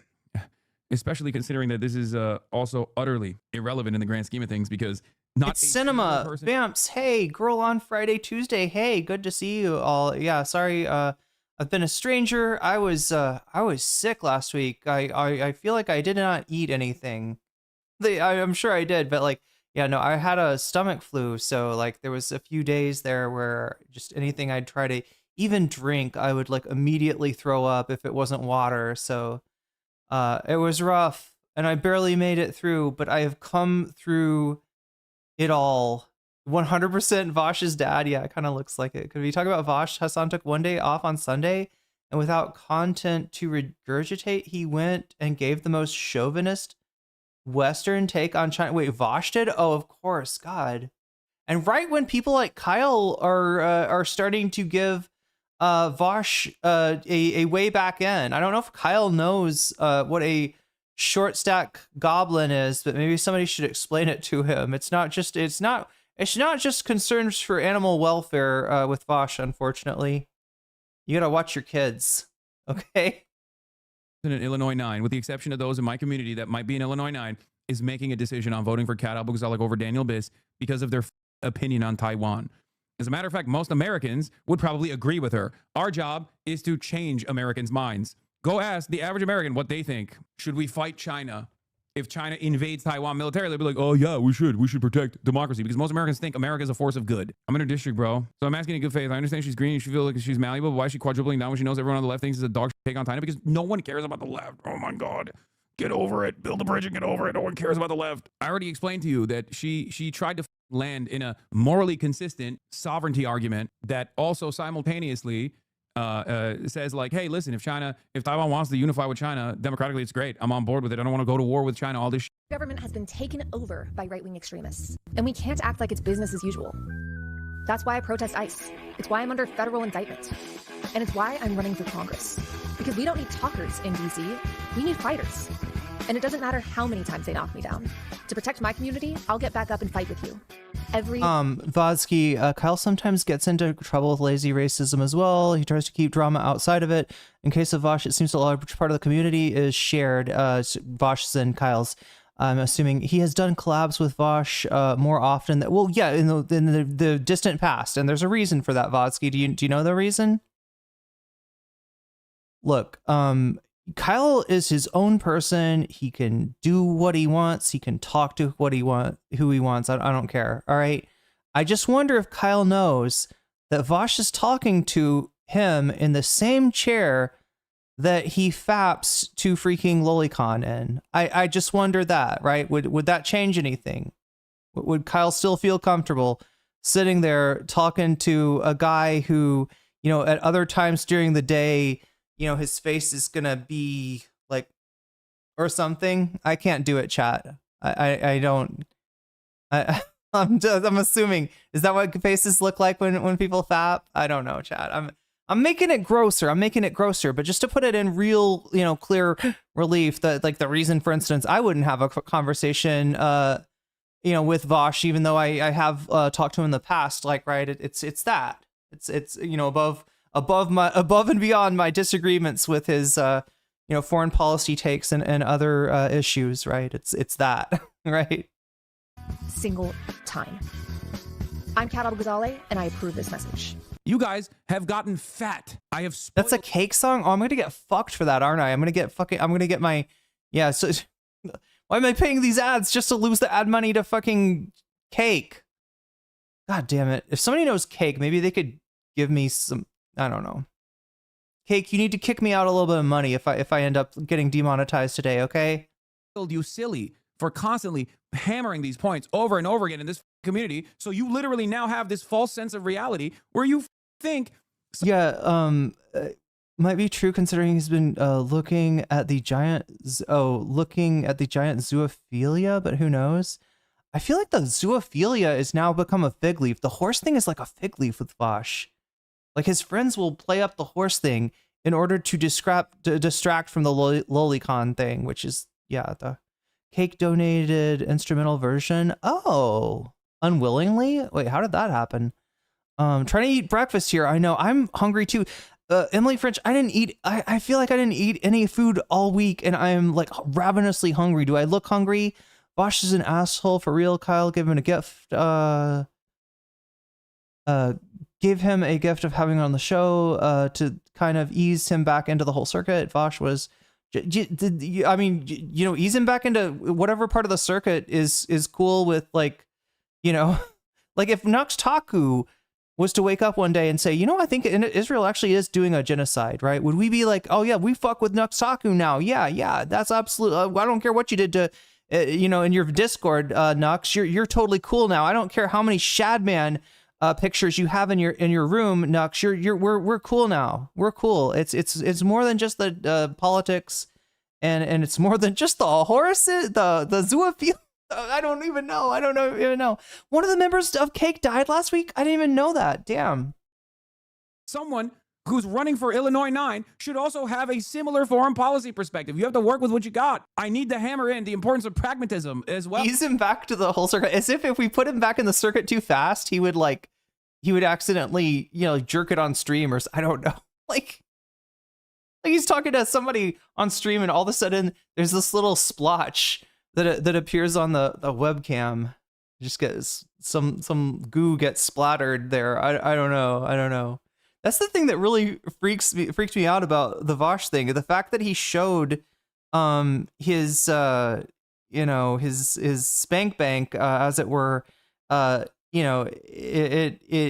shows you that he is spanking at the same computer that he streams at, and something about that just I never quite got over. Like, chat, I was in the practice of criticizing Vosh regularly at the time because he had a lot of bad takes. But I stopped after that because I just could not cover a guy knowing that he is making a weird face at the camera. Anyway, chat. God damn it! I'm sorry. Let's move on. I keep on getting sidetracked. Okay, there we go. I don't want to have another Nita out. Let's do the second Hassan video, and then we what do we have after that? The Mike video. Got this video and the Mike video, and then bonus content. That's where we're going. No more distractions, chat. I'm kind of happy not to have to talk about Vosh anymore, or Destiny, for that matter, or Ethan. Progressive's Democratic congressional primary is going after the leftist bona fides. It is although there is something going on with Ethan now, isn't there? Telling indication what the ruthlessly pragmatic pro-Israel organization sees as a winning message, rather than uniting ads through its go-to Democratic political arm. United Democracy Project, APAC appears to have employed a web of vaguely named groups to attack specific districts this cycle. Spokespeople for... By the way, this is just undermining democracy at the behest of a foreign nation. This is unimaginably frustrating. The group has run a similar ad campaign against Kat Abughazaleh in Illinois. Oh no, chat! I'm not blaming you. I'm not blaming you for distracting me. I'm not Hassan. Okay, this is totally my fault that I got distracted. It's on me. Alleging the outspoken Palestinian American progressive received funds from right-wing donors and noting her past Republican views as a teenager. And some of you were championing that in here, by the way. Jeez. Some of you were literally bringing that bullshit up. APAC has spent $9 million in just 2 Illinois primaries, Illinois 8 and 9, all under shadow PAC names. None of it ever mentioning Israel. This is unlike anything that has ever happened. All right, I gotta pee again. I'll be right back. I need to eat something, chat. Why? I'm eating stuff. I ate 2 sticky rice, like a sticky rice with banana and a sticky rice with taro. I ate a bunch of tofu here. I've almost polished off these the spicy, salty mango, sour mango, right? What do I need to eat so that I just feel... Oh, wait, didn't I get a... Huh. Anyway, I feel like I'm running out of glucose or something here. I know it sounds weird, Chad. I'm not malnourished or starving or anything. It was just a week that I could, or a few days that I couldn't eat anything, but yeah, I gotta pee and maybe try to find something to eat that actually makes my tummy feel full. And then wait, do I have some oh yeah, I have some tofu back here. Maybe I'll eat that. And then I'm gonna listen to this along with you. I can tell that I'm a little spacey though. I need to get something, some kind of here juice. Maybe juice will help. All right, be right back. Happen in the history of U.S. elections, and they're doing full spectrum, all different kinds of attacks that they can do. That's why you have to harden your position, and you have to be a little bit more disciplined when you see an anti-Israel candidate get obliterated.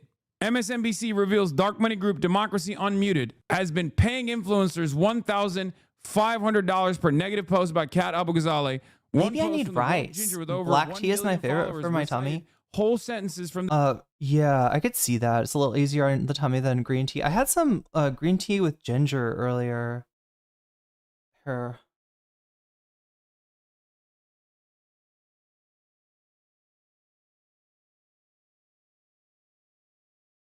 Be right back, chat. The Democracy Unmuted brief. Do you understand? There are people that are certainly just invested in their own personal clout. And no, Michael from Pennsylvania is not one of those people. It's unbelievable. Kat Abughazaleh posted a video addressing the recent exposure of this dark money group.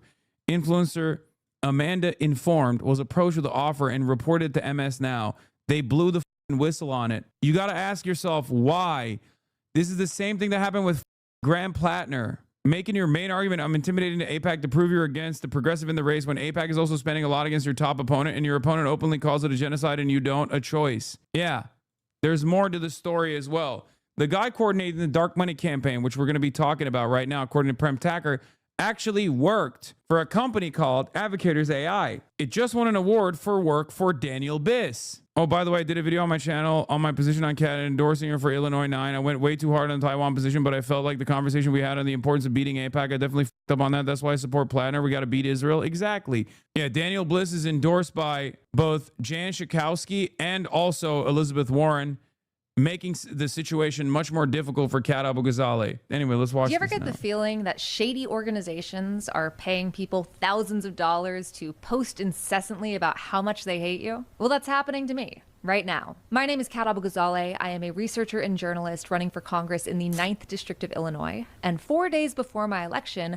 I've learned that I have been the target of a well-funded smear campaign across social media for the last month. And while we know some of the organizations and people behind it, we still don't know who's funding it. So here's the story. Yesterday, our campaign was alerted to a dark money group offering influencers thousands of dollars to post negative comments and videos, not about my policies or about my career, but about myself, my friends, and my family. And all of this coincidentally comes as polls show me statistically tied for first place, with our momentum growing by the day.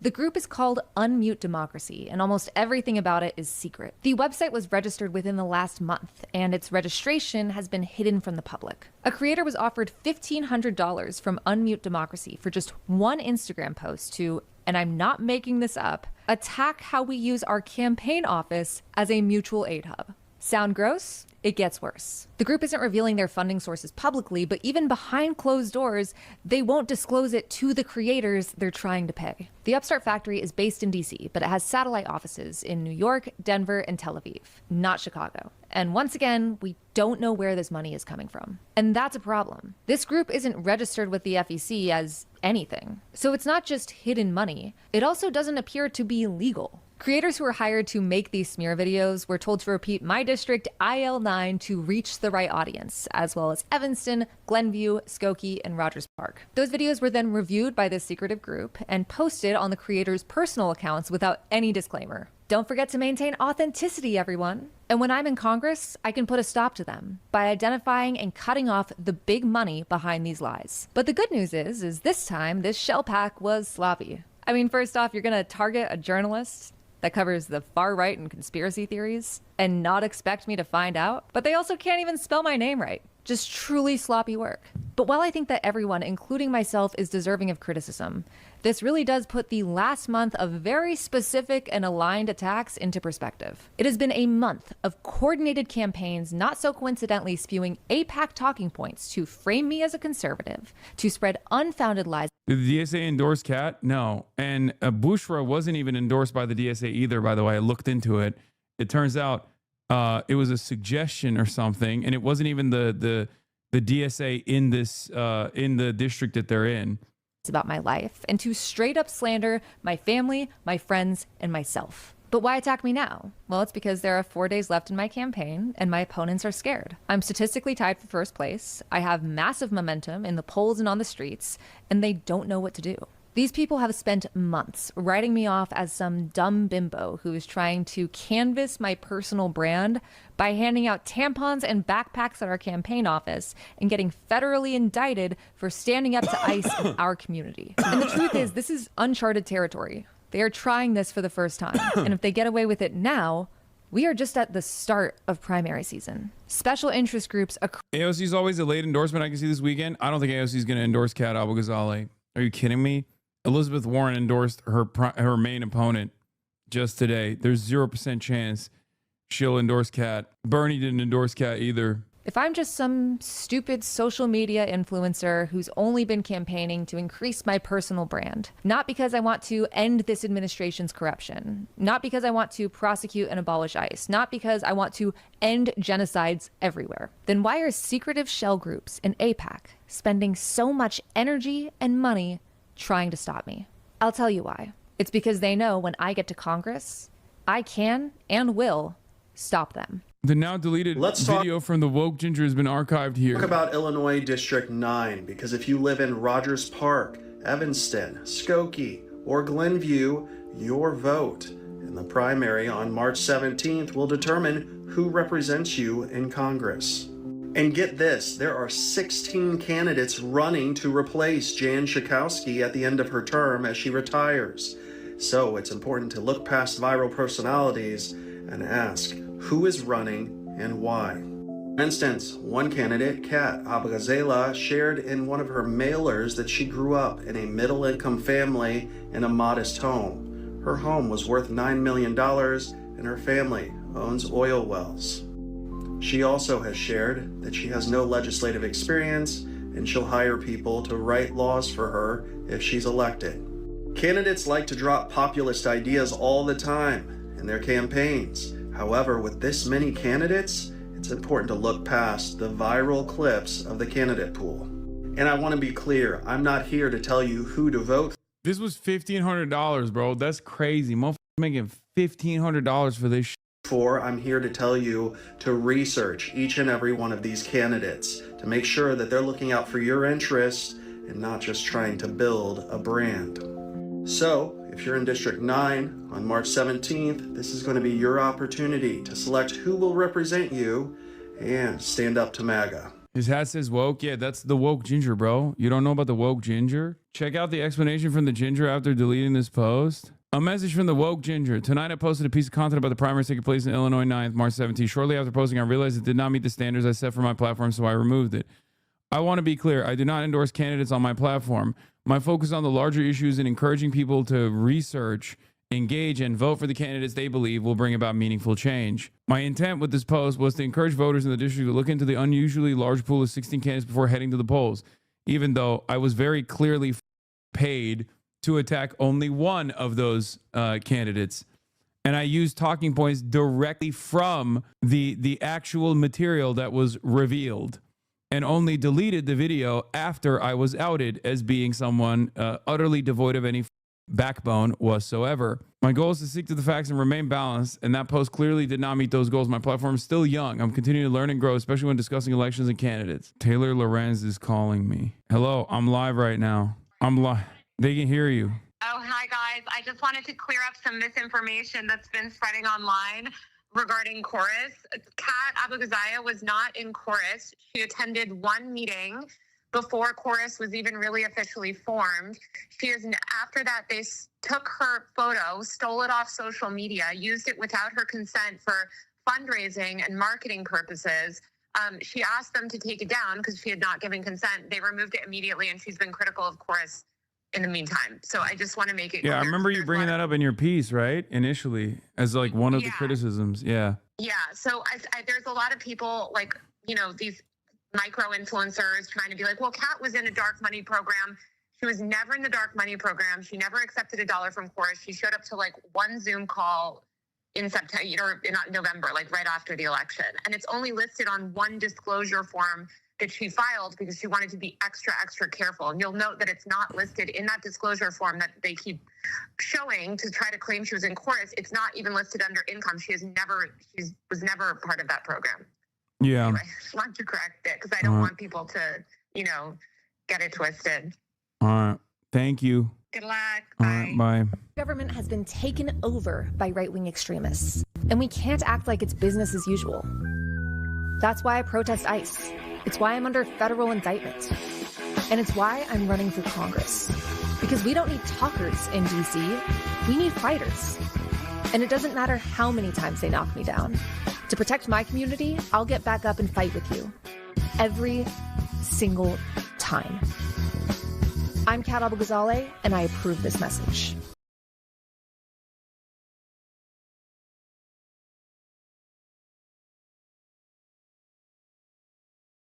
Zohran Mamdani's agenda, the rest of it, is kind of hinging on getting Albany, aka Kathy Hochul, to agree to raise taxes on the rich. Mamdani did this press conference where he spoke at length about the budget that was left to him by Eric Adams, which, just to kind of give a summary, the mayor is required to balance the budget legally. Adams would technically balance the budget, but he would basically backload, the way that really bad general managers backload contracts in order to make the cap work. That's what Adams was doing functionally. He was kicking the can down the road and letting the next mayor deal with the budgetary issues. So Zohran isn't going to cut programs. He's not into the austerity thing. He wants to actually fund the city and make sure it functions in the way that it needs to. And the programs that he wants to implement, including the free buses and some of the stores in these food deserts, are going to be hinge on that as well. So he laid out this plan, and he said either you can raise taxes by 2% on the 33,000, I think that's the number off the top of my head, millionaires that live in New York City, or we're going to be forced, because under the mayor's control, the only thing that's under the mayor's control are property taxes on this front. We might have to raise property taxes exponentially, and this is my last resort. Now, of course, the New York Post, the right-wing press, only clipped that part. But what he was doing there was trying to say, Kathy Hochul, there's millions of people in the city, and they're going to know who the villain is, essentially, if this property tax last resort has to happen. I don't think that Zohran really thought that that was a distinct possibility. I mean, maybe he did, but he was trying to put political pressure on Kathy Hochul. But what's really interesting about this versus, say, 8 or 10 years ago in this state with Democrats, what just happened? Is that since Cuomo's been out, and since Cynthia Nixon's primary challenge against Cuomo, there have been a lot of... Did you see what God just did to us? Chat, look, when I find myself in times of trouble, okay, Mother Mary comes to me, speaking words of wisdom. Let it eat. Let it eat. Let it eat. Let it eat. Let it eat. There will be an answer. Let it eat. Okay, so yeah, that's what I needed apparently, was a bowl of cereal, and I'm straight. Well, that's not true, but you know what I'm saying. I'm fine. I'll be fine after I ingest these calories, but it looks like while I was working up an appetite, let's just say for these calories, with the thanks to the help of Sunset CBD, right? It seems like the whole video was watched by everybody but me. Fear and Loathing.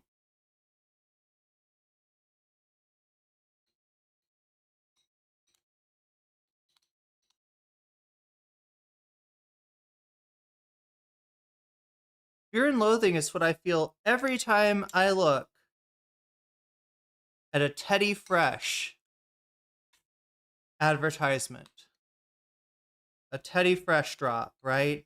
It's like you might as well be dropping it out of your ass, and it might as well be infected with Giardia, because that's what I feel is Fear and Loathing, right? The same thing as if a small dog dropped a dookie on my floor, right? I don't appreciate it.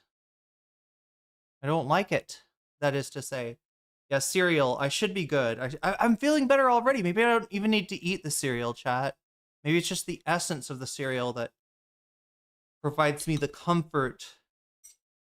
Maybe I'm eating memories of a Saturday morning with Fighting Food-Ons or something. I don't know. Anybody watch that show? Fighting Food-Ons was like the only one I've always tried to talk to people about this show, but nobody else watched it. Anybody watch a Pokemon clone called Fighting Foodons growing up? Sorry, I'm eating. I mean, I'm gonna eat anyway. My appetite is good at this point. Yeah, I don't know. For some reason, I think it's because I was sick last week, right? But I'm ill. Yeah, I'm trying to kind of recover, and for some reason, I got this like insane appetite, but not the ability to. I don't have the throughput. You know what I mean? To like eat enough to not be hungry somehow. But I think cereal is the loophole somehow. Maybe I'm hoping. That's what I'm counting on cereal. Chat. Fear and Loathing at H3. Wait, did it read the books? The Hunter S. Thompson books?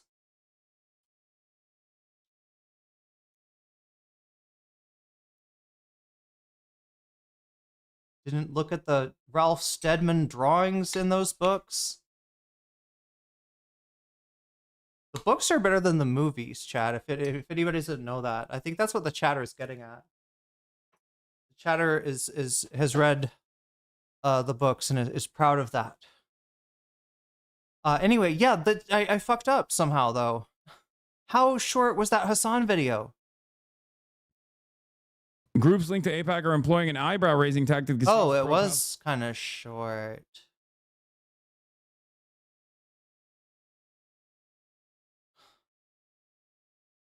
So it's like I got the choice of boring chatters by rewatching this live or not having a segment of me reacting to this.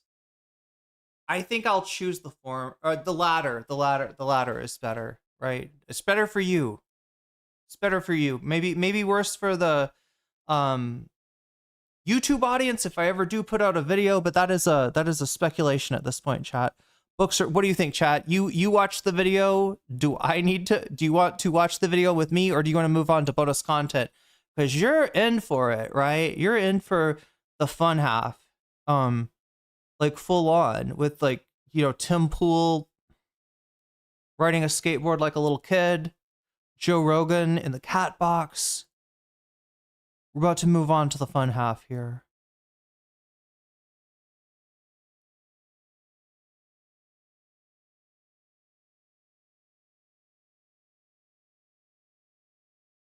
In just a bit. Unless there's a big like vote. I don't see a big vote of like you need to watch this. Hassan was spitting fire. Wait, what I need to do is eat. This is actually not just like it's cornflakes, but I've also got like a little bit of oatmeal and some pumpkin seeds in here.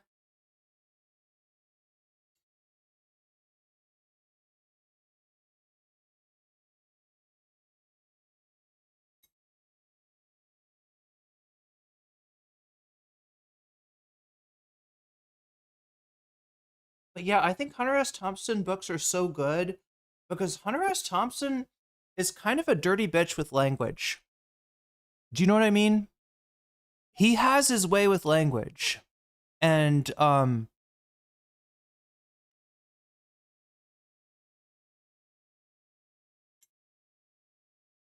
mean, you get a little bit of that in the Johnny Depp movie. It's weird how I compartmentalize the Fear and Loathing movie from the 90s away from the actor that played the lead.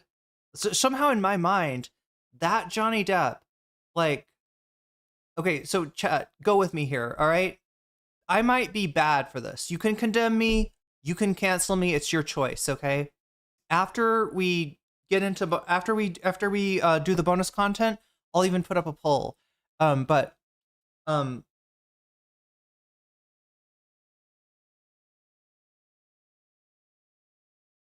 Move on to Mike from PA. You're right. We do have to do Mike from PA. We do have to do Mike from PA. We're not going to have time for Mike from PA otherwise. All right. I'll have to watch that on my own, I guess.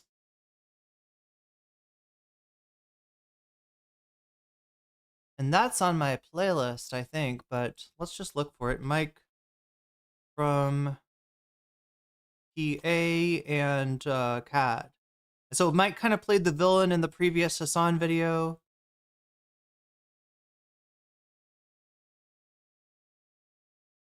Now he gets the chance to redeem himself in his interview of Kat Abughazaleh that will hopefully bring us full circle. I don't like when I make mistakes, and I don't like when I treat people unfairly. And I definitely did that to you. And you've only rewarded my newfound faith in you by making the correct moves. My vision for America is... Okay, chat, do you want to hear my spicy take that I probably shouldn't say? I think I compartmentalize Johnny Depp prior to Twink death from Johnny Depp post Twink death. Do you know what I'm saying? And he had a long Twink life, okay? Johnny Depp had a long Twink life, but it did end. And afterwards, he was not the same guy. And I low-key liked the guy from before, but I don't like the post-Twink death Johnny Depp, right? I don't know. Is that wrong?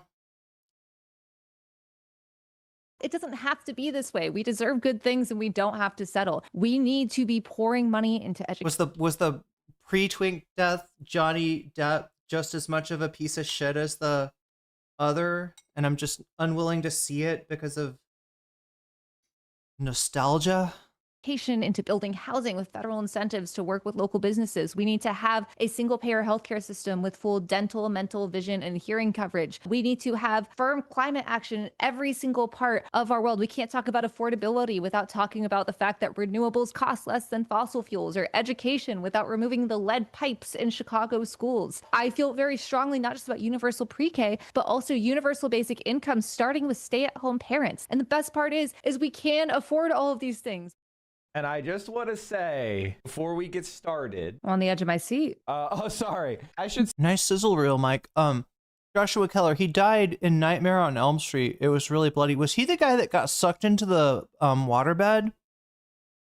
Was Johnny Depp the waterbed guy? Johnny Depp, after being friends with Marilyn Manson, is a hard nope. Yeah. No, he's a nope all the way, for sure. I just mean, like, mentally, somehow I compartmentalize the two versions of him, because it's such a dramatic, you know, I don't know, difference, right? Say there's like, I feel like he read as bisexual. Am I right about that, chat? No, I think Hunter S. Thompson said that he thought that Johnny Depp played him gay.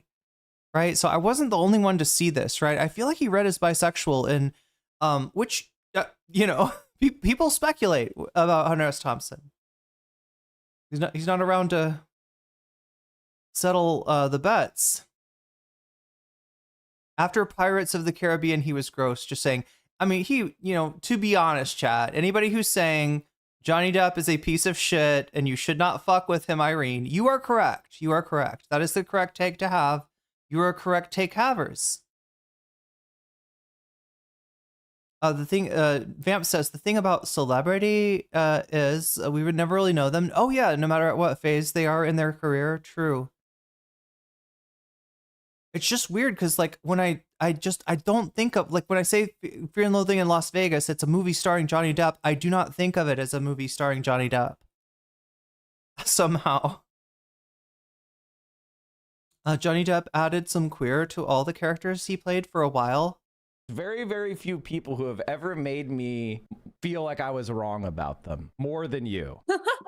Well, that's the goal. I wanted to make you feel bad too. No, it wasn't. I'm not trying to be an egomaniac here. I'm just saying that I appreciate that because a moment of self-reflection is very important. You know, as a streamer, you know what it's like. Wait, the waterbeds was in Edward Scissorhands? What's the thing with the bed, chat? What happens to Johnny Depp in Nightmare on Elm Street? Doesn't Freddy, like, grab him through the bed or something and, like... I can't remember. But I strangely love certain horror movies. I can't, like, I hate them because they would, as a kid, I would see horror movies. Like, somebody, like, a babysitter would be like, do you want to watch Nightmare on Elm Street? And I'd be like, you know, and like we'd watch it and I'd be like scared and my parents would get mad. That was the reason they didn't let me watch, you know, scary movies, because they knew I had nightmares. But I wanted to see them really bad. But then when I did see them, I was like, it's too much. It's too bloody. Like, I thought it was just gonna be scary. I thought it was just gonna be jump scares.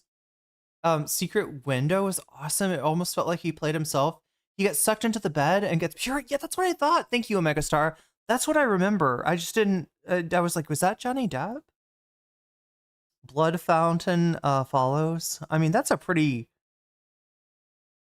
good way to go out in Nightmare on Elm Street. It could be worse, right? Freddy psychologically and physically tortures a lot of people, or leaves them in these weird situations where they're like, you know, it's not a quick end, like Liquid Depp, Liquid Johnny.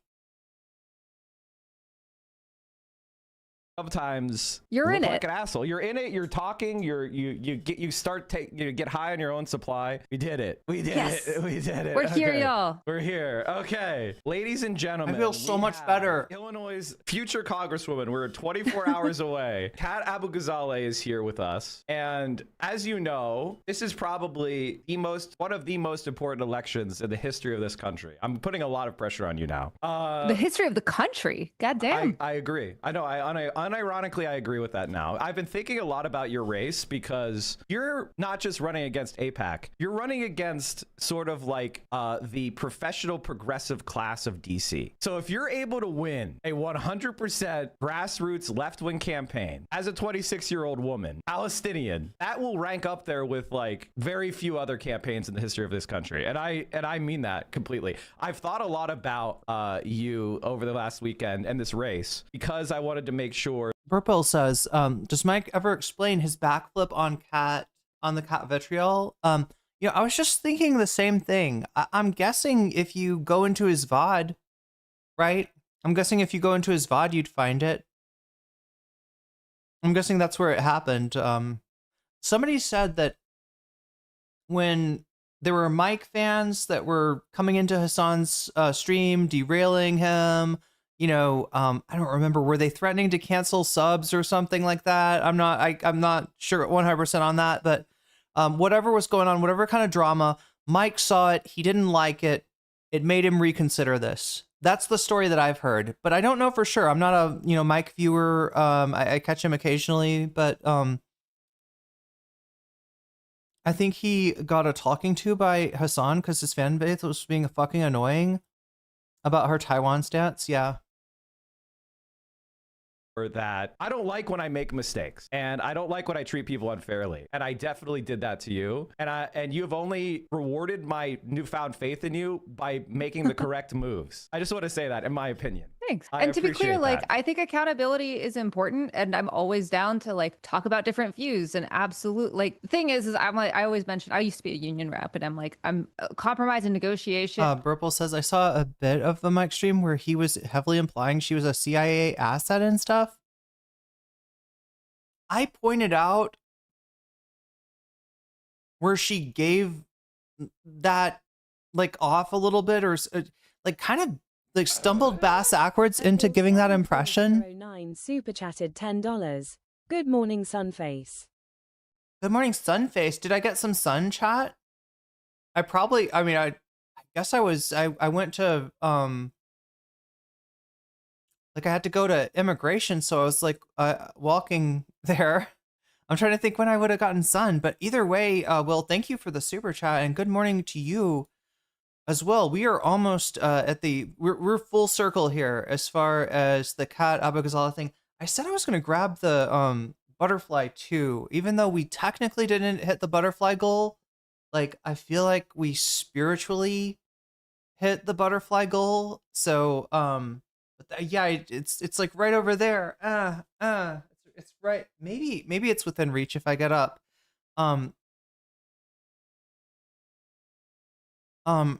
All of this is true. I was in his stream when he was telling his audience to start requesting refunds for any donations they made. Wait, to Kat? Oh, that's what I'm sorry, I misunderstood that. I thought they were talking about request refunds for Hassan subs, refunds for any donations they made. Geez, was prior to the interview and the apology, of course.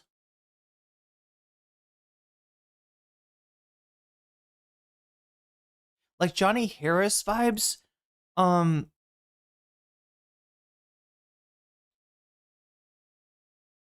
trying to remember what it was. But there were she just kept on kind of like for instance, she brings up USAID while she's explaining the China take, and it's kind of like for anybody that's like, wanting to see some sort of, CIA, affiliation or whatever that like, gives them at least like the plausibility of that somehow. I don't know. It was just like it felt like she was not like I am not reading her as like that at all, but just seeing her say things that to somebody who's already looking at her through that paradigm is gonna really reinforce that. And look, why are people thinking this? Why does this happen? Or why are people going there? It's because, so many Democrats have either disappointed or straight up,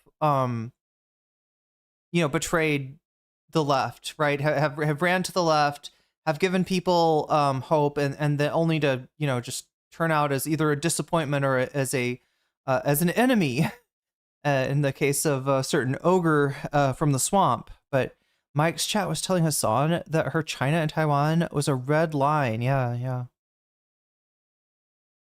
And admitting when I'm wrong, or if I've changed position, if there's new news, I'm always happy to do that as long as we're not compromising basic human rights. And so like, I just also want to make it clear that like, there were also some folks that I think got mad at the idea, even if there was just genuinely a disagreement of like, these are two different views, whatever it may be. I think that's important. And I think one of the issues with the Democratic Party is the complete unwillingness to engage, not in disagreements with fascists, but with any criticism, no matter how founded or no matter if it's good faith, bad faith, whatever it may be. It's the same reason that, Kamala Harris was basically saying, I told you so. Right. Rather than acknowledging, like, if I don't win, it is not because someone didn't drop out. It is not because of anything except I didn't get enough votes. And that sucks, but we need to own up to that and recognize that accountability and people being involved in the political process is good. It's a good thing. Now, I'm giving you a lot of credit. This morning, I think there was a report from Ryan Grimm, right, about some positions that were on your Palestine page that might have seemed inconsistent with what you've expressed publicly, and what I've heard from you is a desire to support self-determination, which is a laudable goal. So basically here is like, as many of y'all know, we had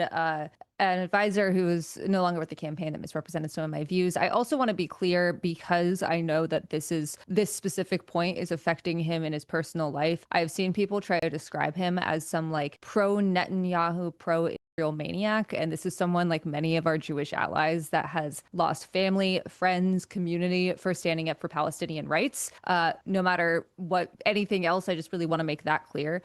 But he no longer works on the campaign, and we haven't updated our website because we're in Get Out the Vote. We haven't. I'm dealing with the federal indictment. Right. It's been busy, so we actually also put a short statement on our foreign policy page just to let people know that things are going to be updated. And we're actually going to be expanding the policy platform in general. I think okay, I'm glad to hear that, but not to, obviously I wouldn't be me if I didn't ask. Obviously the Palestinian Israeli issue is incredibly complicated, and it's very easy for us as Americans who are privileged and comfortable to kind of pass judgment on the politics of Palestinian resistance. And do you think that Americans should be like involved in selecting the... Do I have him sped up? Because there's something about his audio that's annoying me.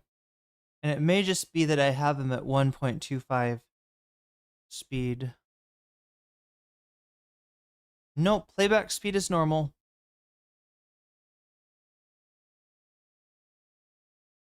The choices of who gets to rule a Palestinian government after this genocide, if God willing ends. No, but I mean, I think the big thing here is that there need to be elections. Like, this is something that has been criticized about the Hamas government in Gaza.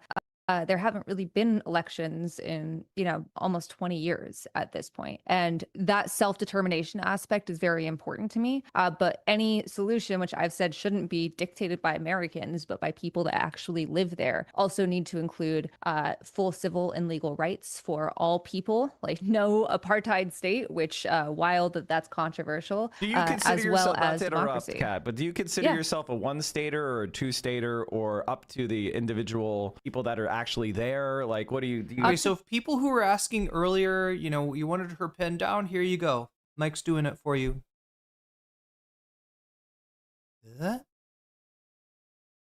What is malfunctioning here? Let's try this. The individual people that are actively there. Like, I'm Palestinian American, but I don't live there. And, whether it is a one secular state with full civil and legal rights for everyone, whether it is two states that are, democratic, once again, I am very pro secular states. That needs to be up to them. I'm not sure geopolitically right now that just popular sentiment of the people that live there, a one state in that image is possible, but also it is not up to Americans to decide, and why we need to recognize Palestinian statehood so that way you are negotiating on equal footing. Yeah, I mean, obviously this is incredibly difficult now because, the elephant in the room is that Israeli politics has gone very far right. Yeah. And so when you're talking about a one-state solution, it almost seems non-viable because of the nature of Israeli politics. So doesn't that mean that our support for Israel needs to be cut off faster and more, more expeditiously because they're so out of line with our values? I mean, it wouldn't matter if it's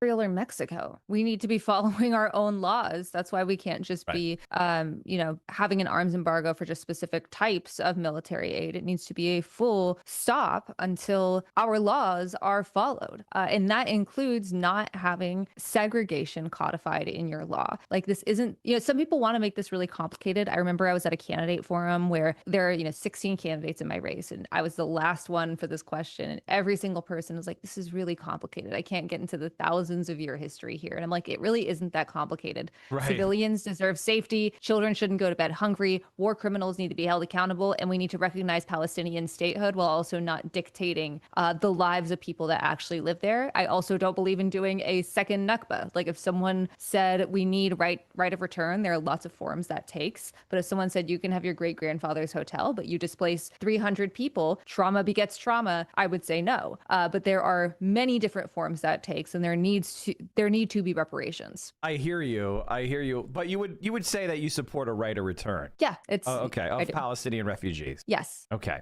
Thank you for informing us about that. The other issue that I want to quickly go over is just kind of your general attitude towards China. And that's a big concern for me because I see obviously China is a rising power, and they've been incredibly successful in development compared to almost any other country in the world. We are very intimately intertwined with them economically. So what do you think our attitude toward China be? Should it be adversary? Should it be cooperation, looking for more cooperation and more friendliness? Should it be aggressive? Should we try to contain China? What is our perspective that you have toward China? I am very much a believer in international cooperation. Like, these are two superpowers, and ideally, China and the United States can look at each other as. Hey, low-key, I ship the United States and China. I think that would be amazing. I think the United States should date China. That's the kind of relationship that I want to have with China. Trade and innovation partners. I mean, a safer, healthier, more prosperous world is a safer, healthier, more prosperous America, and same from China's perspective for their own country. That's how I look at the grand scheme of the globe. Of course, we need to be, recognize the impacts that American policy has had in the global South as a whole, as well as the just general pure superpower. I'm just going to say, I think that there is an instinct, especially because of everything our country's done in the American left to almost exempt other countries from scrutiny. Right. I don't think that should be the case for America, for China, for Russia, for any other country. This is kind of a take I haven't heard from her before. Tim Warp says, I am in Australia. We have our own weird nationalistic right-wing parties. who are trying their best to be the mini MAGA. So we pretty much have only the Greens left who haven't proven themselves to be ultimately corruptible. Yeah, no, I've heard about the Australian right. I've even seen, God, somebody, they did like a movie or some kind of animated, like anti-trans movie, the Australian right. Yeah, the Australian right is kind of entertaining, but also really scary. I mean, entertaining in a,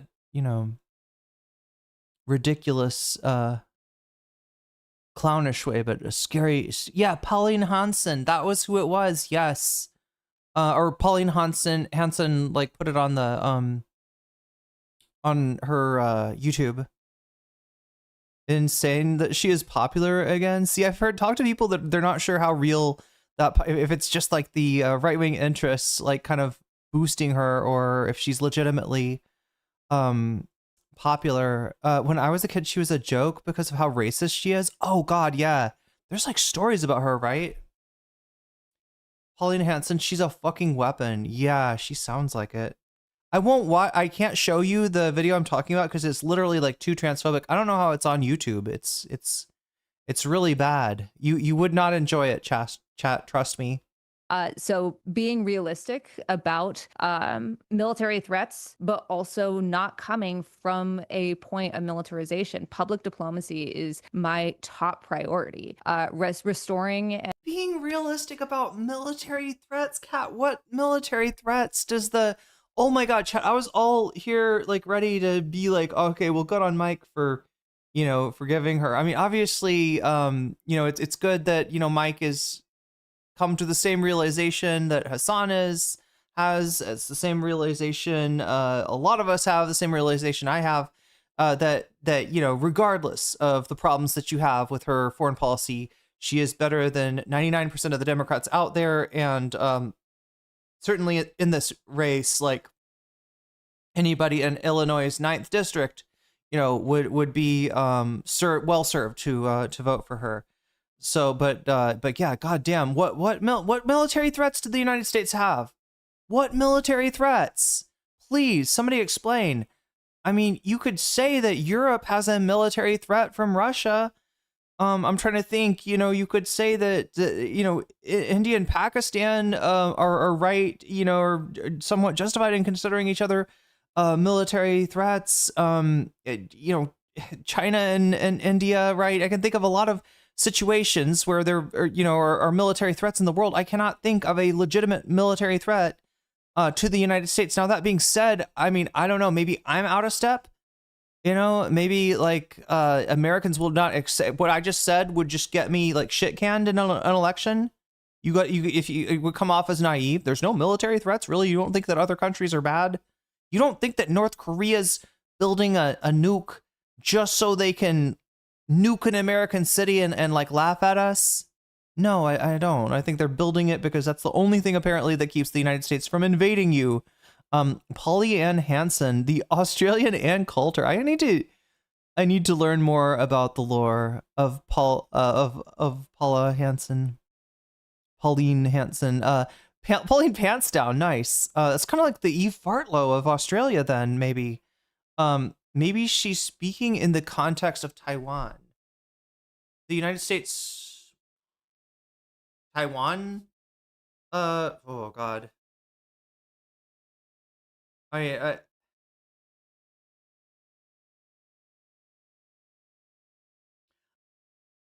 feel like it is underappreciated how much both China and Taiwan are benefiting from and enjoying the status quo at the moment, which is autonomy to Taiwan within the one China policy, without Taiwan declaring independence, but with Taiwan able to, chart its own course, right? That seems to be working out. I don't see,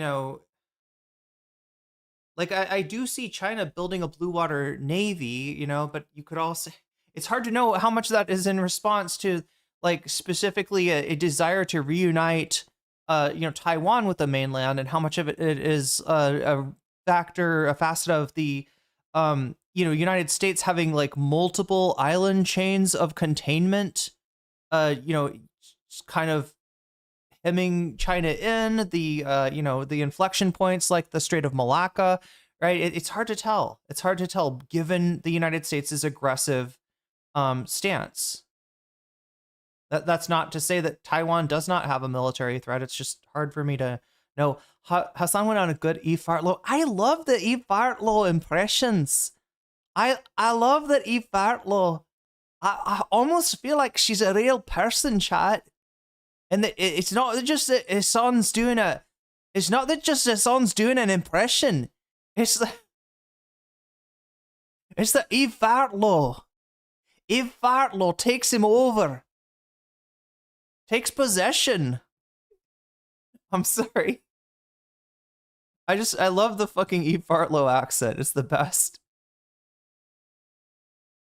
And also transforming USAID so that way it's not a tool of, regime change and imperialism, but instead we'll need to go on like a decades-long apology tour trying to regain any of the goodwill that we've lost over the last century, but especially, this administration, to say not this is what you get, but what do you need? And the same goes for China. And so I want to come from a perspective of cooperation. I think that there are so many, particularly Republicans, like watching Fox News. What is this? Somebody said in an interview, China does not have to invade. Give it 20 years.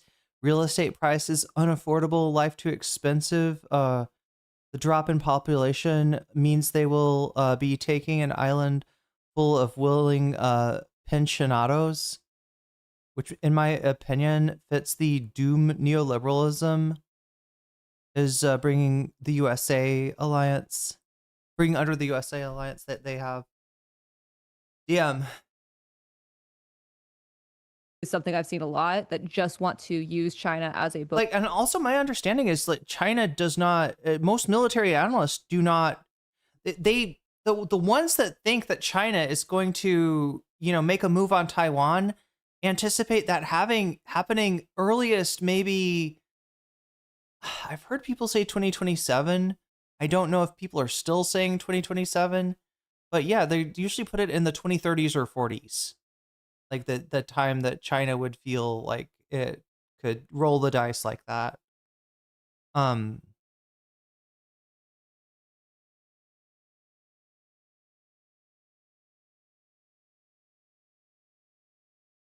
Boogeyman to enrich themselves with the military-industrial complex, just like Lindsey Graham is. Wait, mine is even better. There's no way. With Iran right now. That is abhorrent. It's also something that isn't just specific to Republicans. But I think being grounded in reality of just where situations are at and trying to work towards that cooperation is where I come from. And I'd also recommend to anyone that really wants to dive into like Taiwan, all that stuff. I've done interviews with Breaking Points, Majority Report, Zateo, and my own video about it. Yeah, I have to tell you that I am generally somebody who is probably one of the most pro-China cooperation people because of crises like climate change. Yes, exactly. And one of the, you can say a lot about China, but they are actually taking their pledges seriously. And they are eating our lunch when it comes to solar energy. And that generates more and wind. And it's not just a concern for the world. It's not just a concern for something that we all, have a stake in, right? The climate. It is also a concern for their own energy independence that has driven them in this direction, and that it has paid dividends for, right? China's national security is better off because of how they've leaned into green energy. Hydro and we've seen fusion. It's like when I talk about when people say like a Green New Deal, or when they say Medicare for all, they're often used as catch-alls. Like there is the Medicare for all proposal, but I think a lot of especially like liberal legislators want to just say it as like, yeah, healthcare is good, but like kind of operate within the status quo. When it comes to a Green New Deal, I want to take it from the perspective of like a new New Deal, and it means that you need to be integrating climate action into every part of a whole government approach that just pours money into every facet So facet you think of foreign our policy government. should be part of that whole government approach? Absolutely. And I the think cooperation with China on that basis is very important. specifically, I think one of the most important things that we can do in terms of foreign policy and how we're using our money is reparations to right our wrongs to the global south in specifically infrastructure and renewable energy. Just like I said, a safer, healthier, more prosperous world equals that for America. Same for a world that's not on fire. Like if the world is on fire, we are not exempt from that and we contribute a lot to it. And I think, we need to not just sign on to the Rome Statute, get back on the Paris Climate Accords, but also not take the dictator role, but rather use our resources to enable leadership globally for cooperation on climate change, similarly to how we did for the ozone crisis. What do you think about what Donald Trump has done to Venezuela and Cuba? You think that we should, what should our position? I wonder if the success that public policy had on addressing the ozone crisis, that was, a similar crisis that would have really kind of come to bear in the 80s, but instead of there being paralysis, there was actually a public like a policy response, and that policy response has pretty much fixed the issue, right? When's the last time you heard, or what was it? Acid rain was the effect of that? No, acid rain was something separate, wasn't it? I'm thinking of boomer environmental, kind of issues, right? But I wonder if people realized that had been such a success, rather than it just kind of going away and not getting publicized. If people would have more of a, positive outlook on, addressing climate change through public policy. Should be toward the. Sorry for giving you the tough questions, but I No, think this isn't a tough question. I just I'm just disgusted with how much of a fascist he is. Yeah. And we have 3 more years of this. I feel insane sometimes where, thank God I'm not watching Fox News every night for a living, because Will says it's because policy response didn't clash with profit as much. And also we got to remember that even though the influence of money on politics had, started in earnest by that time, it wasn't as entrenched and it hadn't progressed as far as it has now. It's an issue, like money in politics. It's an issue this is prior to, Citizens United, but yeah, I see what you're saying. A combination of that with maybe not as much of a clash with the profit motive.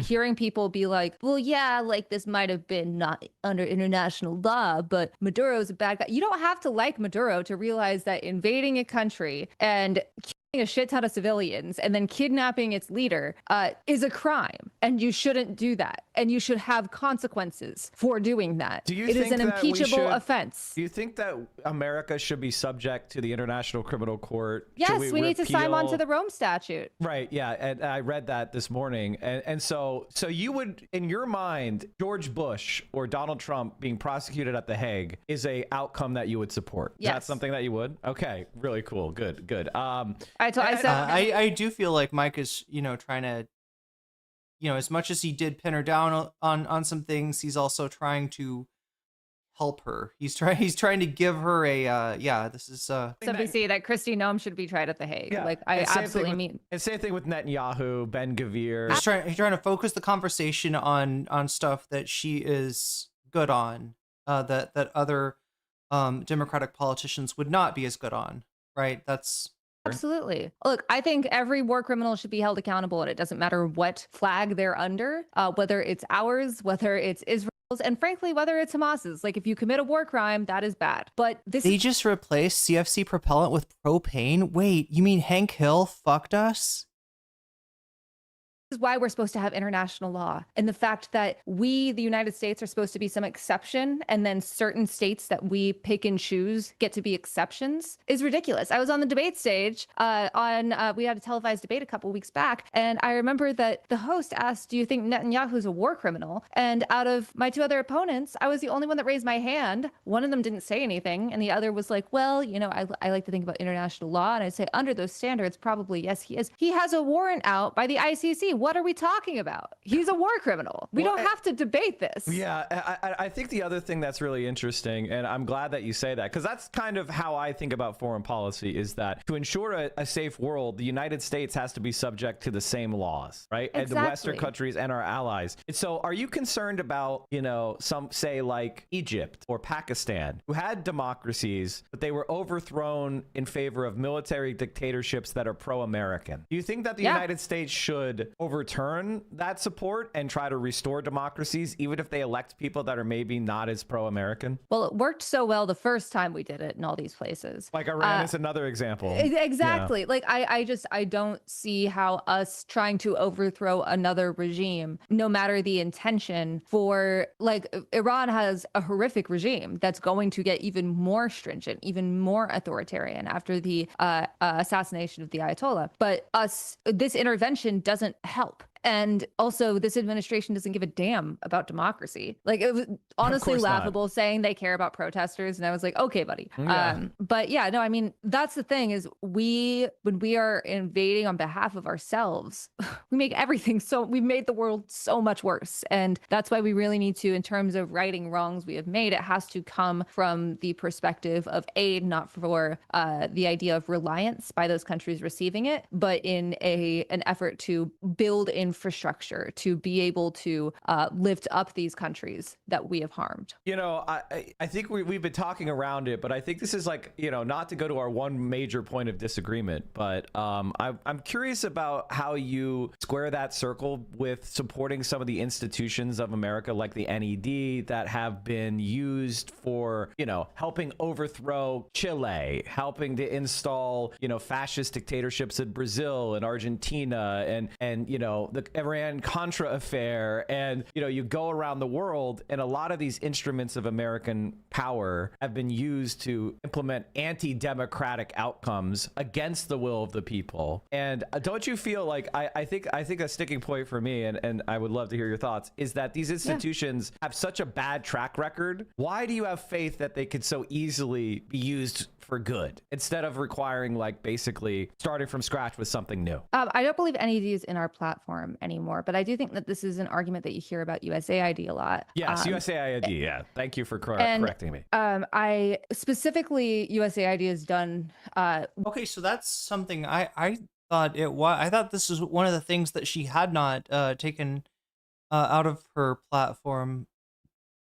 While it has been used in ways to affect regime change and to create an idea of codependence and reliance, it also has drastically lowered HIV/AIDS rates around the world. George Bush's best policy. Absolutely. It has, you know, since its dissolution by Elon Musk, 600,000 people, the vast majority of them children, have died. Disgusting. And cutting it off, it's similarly to how our campaign office, we use it for, you know, it's a mutual aid hub. And I think it's something that we should be expecting from our leaders, but it's also a stopgap. It's not something we should need. I'm straining to understand how USAID is like Kat's mutual aid program.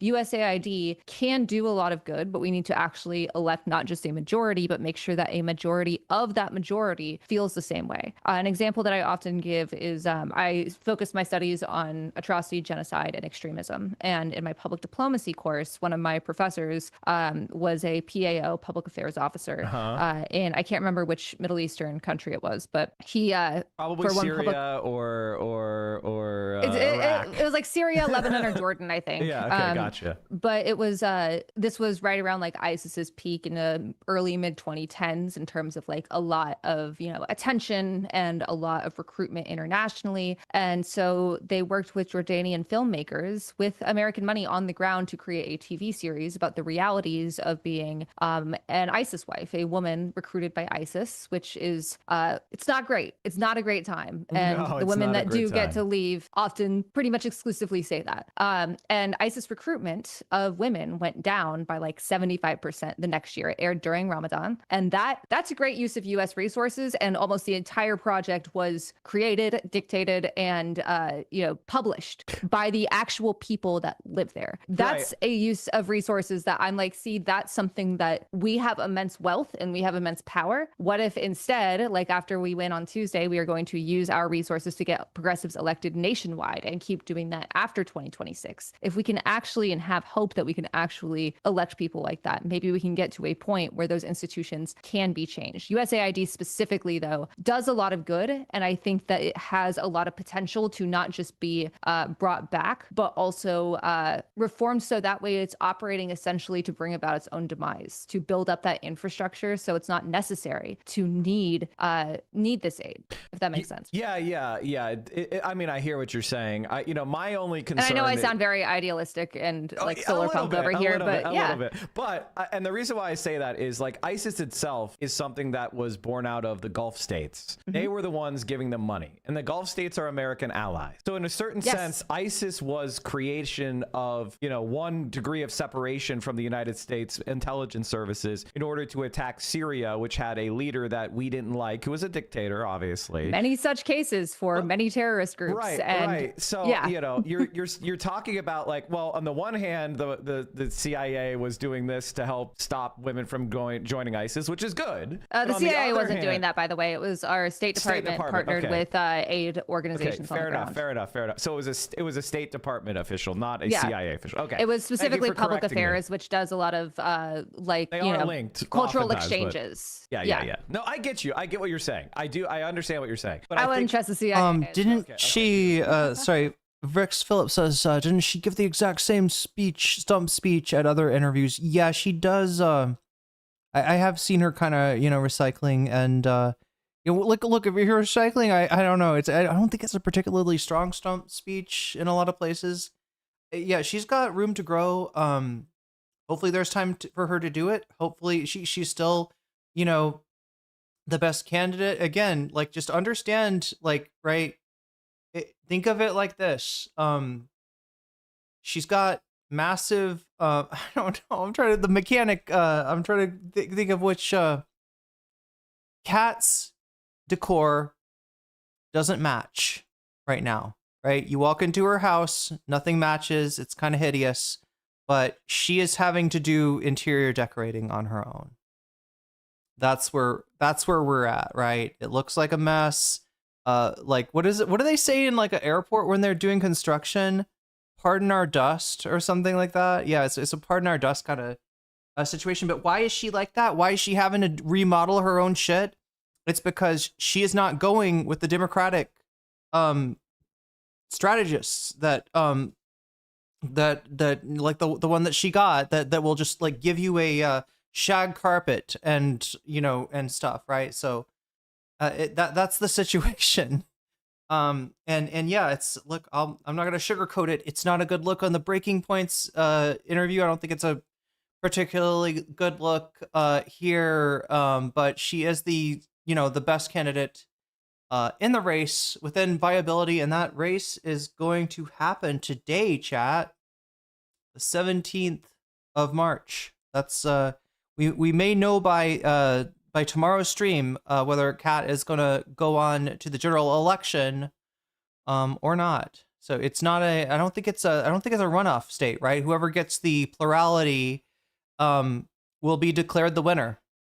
So a lot at stake right now, and hopefully she can get the go ahead from the voters in her district to do some evolution, to do some growth, to learn a lot really quickly, because yeah, until she's kind of hooked up with somebody, it's just like that. The whole thing is the consultant class, chat, like the advisors that she would get, they're good. And if you don't know, like if you have this kind of deficit of knowledge like she has right now, it's hard for you to even know if you're getting good advice from these guys. think the thing that and thank you for correcting me. I think the main thing that that's the thing that I'm concerned about is like the United States is allied with the Gulf states, these theocratic or these monarchies, and they are anti-democratic and they are oppressive. And ISIS is an outgrowth of American support, really. It is that. Yes. It's a 1 degree of So separation. we should also have an arms embargo for the Gulf states. We should also. Oh, how's her election going? She's tied. She's come from being way behind to being tied for first, right? She's like the last I've seen, she's tied. The New York Times tracker has the last election, her opponent being 4 ahead, but that was like a week ago. So she's got the momentum on her side, but it's very, very close. So it's, I would give it 50-50 odds. You know what I mean? I can't like it's that close.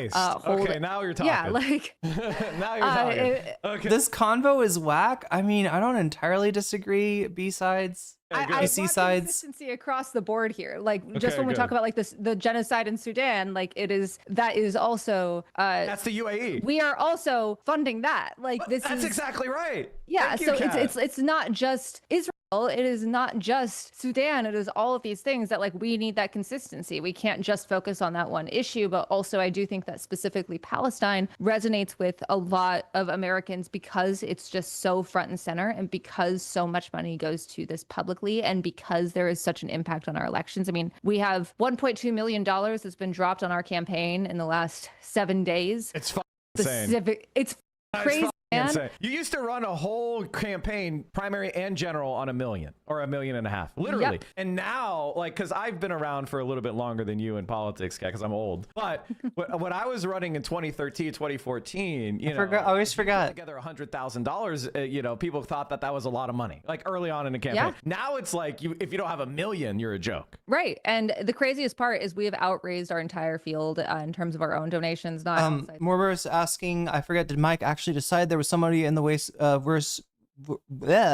worth voting for? Did he endorse anyone, or did he just use the Taiwan stance to decide there's no good options? No. Spoiler, he's gonna endorse Kat at the end of this.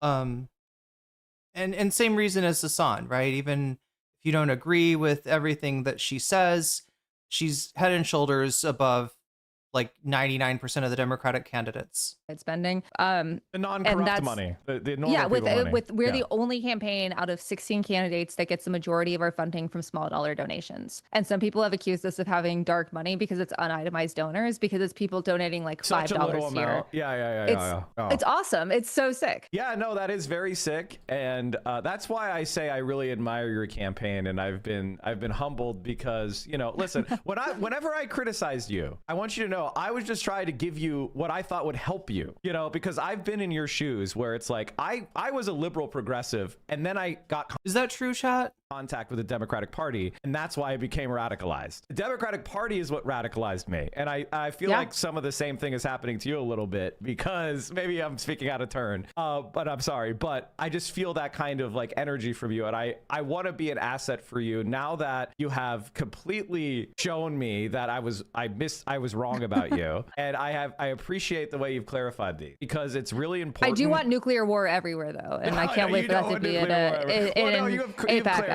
Listen, I don't want you to think I support China invading Taiwan. I think that would be a catastrophic mistake for them. Yeah. And I'm not saying that I want that. Now, Possadism is growing, which is the idea that to defeat capitalism, we need a nuclear war. But we're not Posadas. Solar punk, read Becky Chambers. Anyway, what was I saying? Oh, yeah. So I want to talk about the things that we agree on for real quick, which is what is your vision for America? And then once I hear that, how can we help? I mean, the main thing is I hate the idea that Alfan says Mike only switched when Hassan called him and told him to act right, since Mike feeds off the nectar of Hassan. Is it really like that? It sounded like it sounded like he has kind of his own power base though, right? Like he was having his people come in and give Hassan a hard time. I don't know. But yeah, they are pretty pretty closely linked for sure. things have to be one way because it's always been that way. And we've been challenging that in our campaign over and over again, from using our resources to feed and clothe thousands of people in our district, to organizing on Discord, to live streaming instead of call time, to just like talking like a human being, that we were literally laughed at by consultants and people in the establishment. And Genius. I was just like, let's do it anyways. And it's been working. And now they're panicking. And we're hoping that if we can win tomorrow, that we are able to show that this is a blueprint, that this is what people want. And so my vision for America is it doesn't have to be this way. We deserve good things and we don't have to settle. We need to be pouring money into education, into building housing with federal incentives to work with local businesses. We need to have a single payer healthcare system with full dental, mental, vision, and hearing coverage. We need to have firm climate action in every single part of our world. We can't talk about affordability without talking about the fact that renewables cost less than fossil fuels, or education without removing the lead pipes in Chicago. So I'm getting questions about what the what propelled Kat to second place and now maybe tied for first. It seems that APAC came in against Biss, right, against her main opponent, and their expenditure, I think, cut down his lead or his support to the level where Kat was in second place. The candidate that APAC wants is 6 points below Kat, right? So at like 14%. And then there's another candidate who is more of a DSA type candidate who's at 6%, that APAC has actually done a $100 million ad buy in order to see if they can kind of split the like the left vote between Kat and her. So that's the situation that we're in, and yeah, it's due to APAC's own expenditure that Kat is now viable. They spent the money to keep a J Street kind of candidate from getting elected, because even with his soft like liberal Zionism, it wasn't enough for them. And the result has been that now a anti-APAC candidate has become viable. So yeah, it's I would say it's anyone's race at this point. Those schools. I feel very strongly not just about universal pre-K, but also universal basic income, starting with stay-at-home parents, the most invisible and unpaid labor on the planet. Right. Yeah, Morbert's calling out the support for Plattner and the skepticism towards Kat. I think this is something that people have, including Hassan, have pointed out to him. Allow families to have more money in their pockets, ensure that people aren't trapped in a relationship because they're reliant on their partner's income, and also make sure that stay-at-home parents have their own social security pot. And the best part is we can afford all of these things. We don't have to keep putting more and more and more money into our military. We don't have to keep giving billionaires tax breaks. We can tax billionaires out of existence. And before someone in chat, I don't see you, but before someone in chat asks how much is the max someone should have, I don't know, but I do know it's not $1 billion. And when we get past there, we can get smaller. But right now, we have an epidemic of billionaires who are sucking our blood and our tax dollars, so that way they can make the world worse and themselves a little richer. I don't want that. I want a world where you can just depend on the government to do its job, because it's not a business, it's a government, and where you and your loved ones can have a safe, happy life, where you don't have to think about fascists making the next secret police force, whatever form that may take. Also abolishing and prosecuting ICE. I'm going to spend every single day of my life, whether or not I win on Tuesday, making sure that happens. I'm sick of it. Let me get the butterfly. I've been promising you the butterfly. We're kind of told like you do everything right. You go to college, you get a house, you get a family, and it'll all work out. And they were lied to. And then Gen Z, they were just like, we're not even going to lie to you. You're And so we don't have a status quo that we yearn for. I want to have a status quo that I can yearn for. And now they're firing everybody who learned to code with AI. Exactly. And so but both millennials and Gen Z, where's the status quo that's ever benefited us? We don't have one. So while we don't have to burn anything down. Trump's already doing it. And so while it's horrible to see, it's so scary, so many people are dying, at least we can build something and grow something so much better than what was there before. Okay, I was going to do the yellow one, but the yellow one doesn't have a clip on it right now, so blue it is, I guess. I totally agree with you, and I'm glad to hear it. And if I had one ask I could make of you, because I'm gonna make an ask for my community now. Sure. I mean, I don't know if you have a lot of spending you're planning on still doing, but I think the number one thing people could do is get involved with the GOTV. And the last 2 days, Monday and Tuesday, are absolutely huge because that's how you win. With if you're gonna donate time. Our district goes from uptown Chicago up to Evanston, west to Skokie, and then all the way to Algonquin and Crystal Lake. If you know someone here, if you live here, make sure that they vote. Tomorrow, the weather is going to be gnarly, so vote today. But we need your help phone banking if you don't live here. Even if you do and you're like... Yeah, this is the one thing that worries me about the race, though, is that... does anybody know how long has voting been open for? How long is the early voting, since the early voting started? So she's, caught up to him at this point. But it's kind of at the end of the race, and I just don't know, if the early voting is, going towards him because he was ahead back then. It might be hard to, it might be a uphill battle for her, but still, she's got the momentum. I don't want to go outside. Cool. Help us phone bank. catforillinois.com/events. That's KATFOR Illinois.com/events.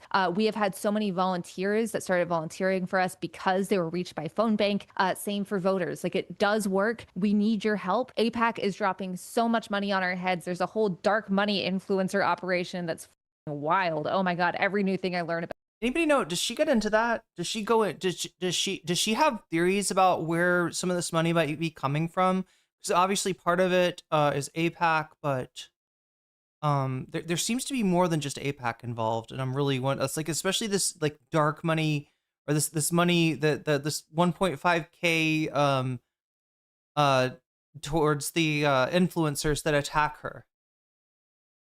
About it is crazier than the last. Oh, they are fucking terrified. Insane. Yeah, fucking insane. You are not even going to believe the stuff that's going to come out about this. But it's we deserve better. We don't have to settle. And I want to show that running a campaign like this, that these politics of authenticity and genuine communication and melding the new media that so many of us rely on and the, in person that so many of us don't have anymore, but really want, and the community that we have built with this, that is the way forward. Not more corporate donors, not APAC, and not lying about what you believe. Obviously, good luck. I have a lot of faith in you. I feel that the momentum is in your direction, and I think that you have run a campaign, soberly, now that we've talked, which we should have done more. I want to continue supporting you no matter what happens. And if you win, I hope that I can persuade you to join DSA and help teach them. I'm already a DSA member. Well, no, I mean as a leader. Oh, as a leader. Congress member. Yeah. Because that is what we need more than anything. Is we need somebody like you who can mentor other grassroots candidates and help maybe share some of your credibility that you will definitely have. You already have it with me, and so I want to make sure that we get as many people that agree with you in Congress as possible. And I think you've done everything in such an innovative way, and it's really amazing to see and very brave. So I'm glazing you because you deserve it. And that's just reality. Thank you for coming on. I really appreciate that. If you have any more time, we can talk more, but I understand that it's GOTV. You probably need to get going. So any last calls to action for the people? catforillinois.com/events. We want to use this momentum to help elect progressives nationwide. You're not supporting Jeffries for leader. I just wanted to get that out, right? No. Okay, good. Okay. Yeah, no. Sorry, go ahead, anyone go I ahead. vote for speaker, I'll be very public about this. If I vote for you for speaker, you would promise to support the Block the Bombs Act to ban stock trading for members of Congress, and also forcing them to sell their individual stocks, and pursuing the abolition and prosecution of ICE. If Hakeem Jeffries changes everything about himself, he could try really, really hard to convince me. But yeah, no, at this moment, absolutely not. All right. Well, thank you so much. And thanks, guys. Come on again soon. And, absolutely. And hopefully I'll come on as a nominee. Hopefully. All right. I'll see you soon, Kat. Have a good one. Thanks for guys. coming on. Bye-bye. Well, ladies and gentlemen. All right. What's the take? What's the Had a nice 30-minute interview. Beautiful. Honestly, what can you say? I didn't go easy on her. I did not go easy on her. Like, I asked her the tough questions. I confronted her, but I also, when she gave me the right answer, I give her credit. You know, like, that's something that you need to be able to do. You need to be able to look at someone, and when they tell you... Metal is telling me, I don't know about Illinois, but early voting lasts 2 weeks in Texas, so I'm assuming it's the same. Yeah, that's what I was kind of afraid of, right? It's, I was afraid that she's like I don't know, she's been having 2 weeks of early voting going on, with at least some of that having her opponent possibly in the lead. But like some people in chat are saying, Zoran did have a bit of an effect where Will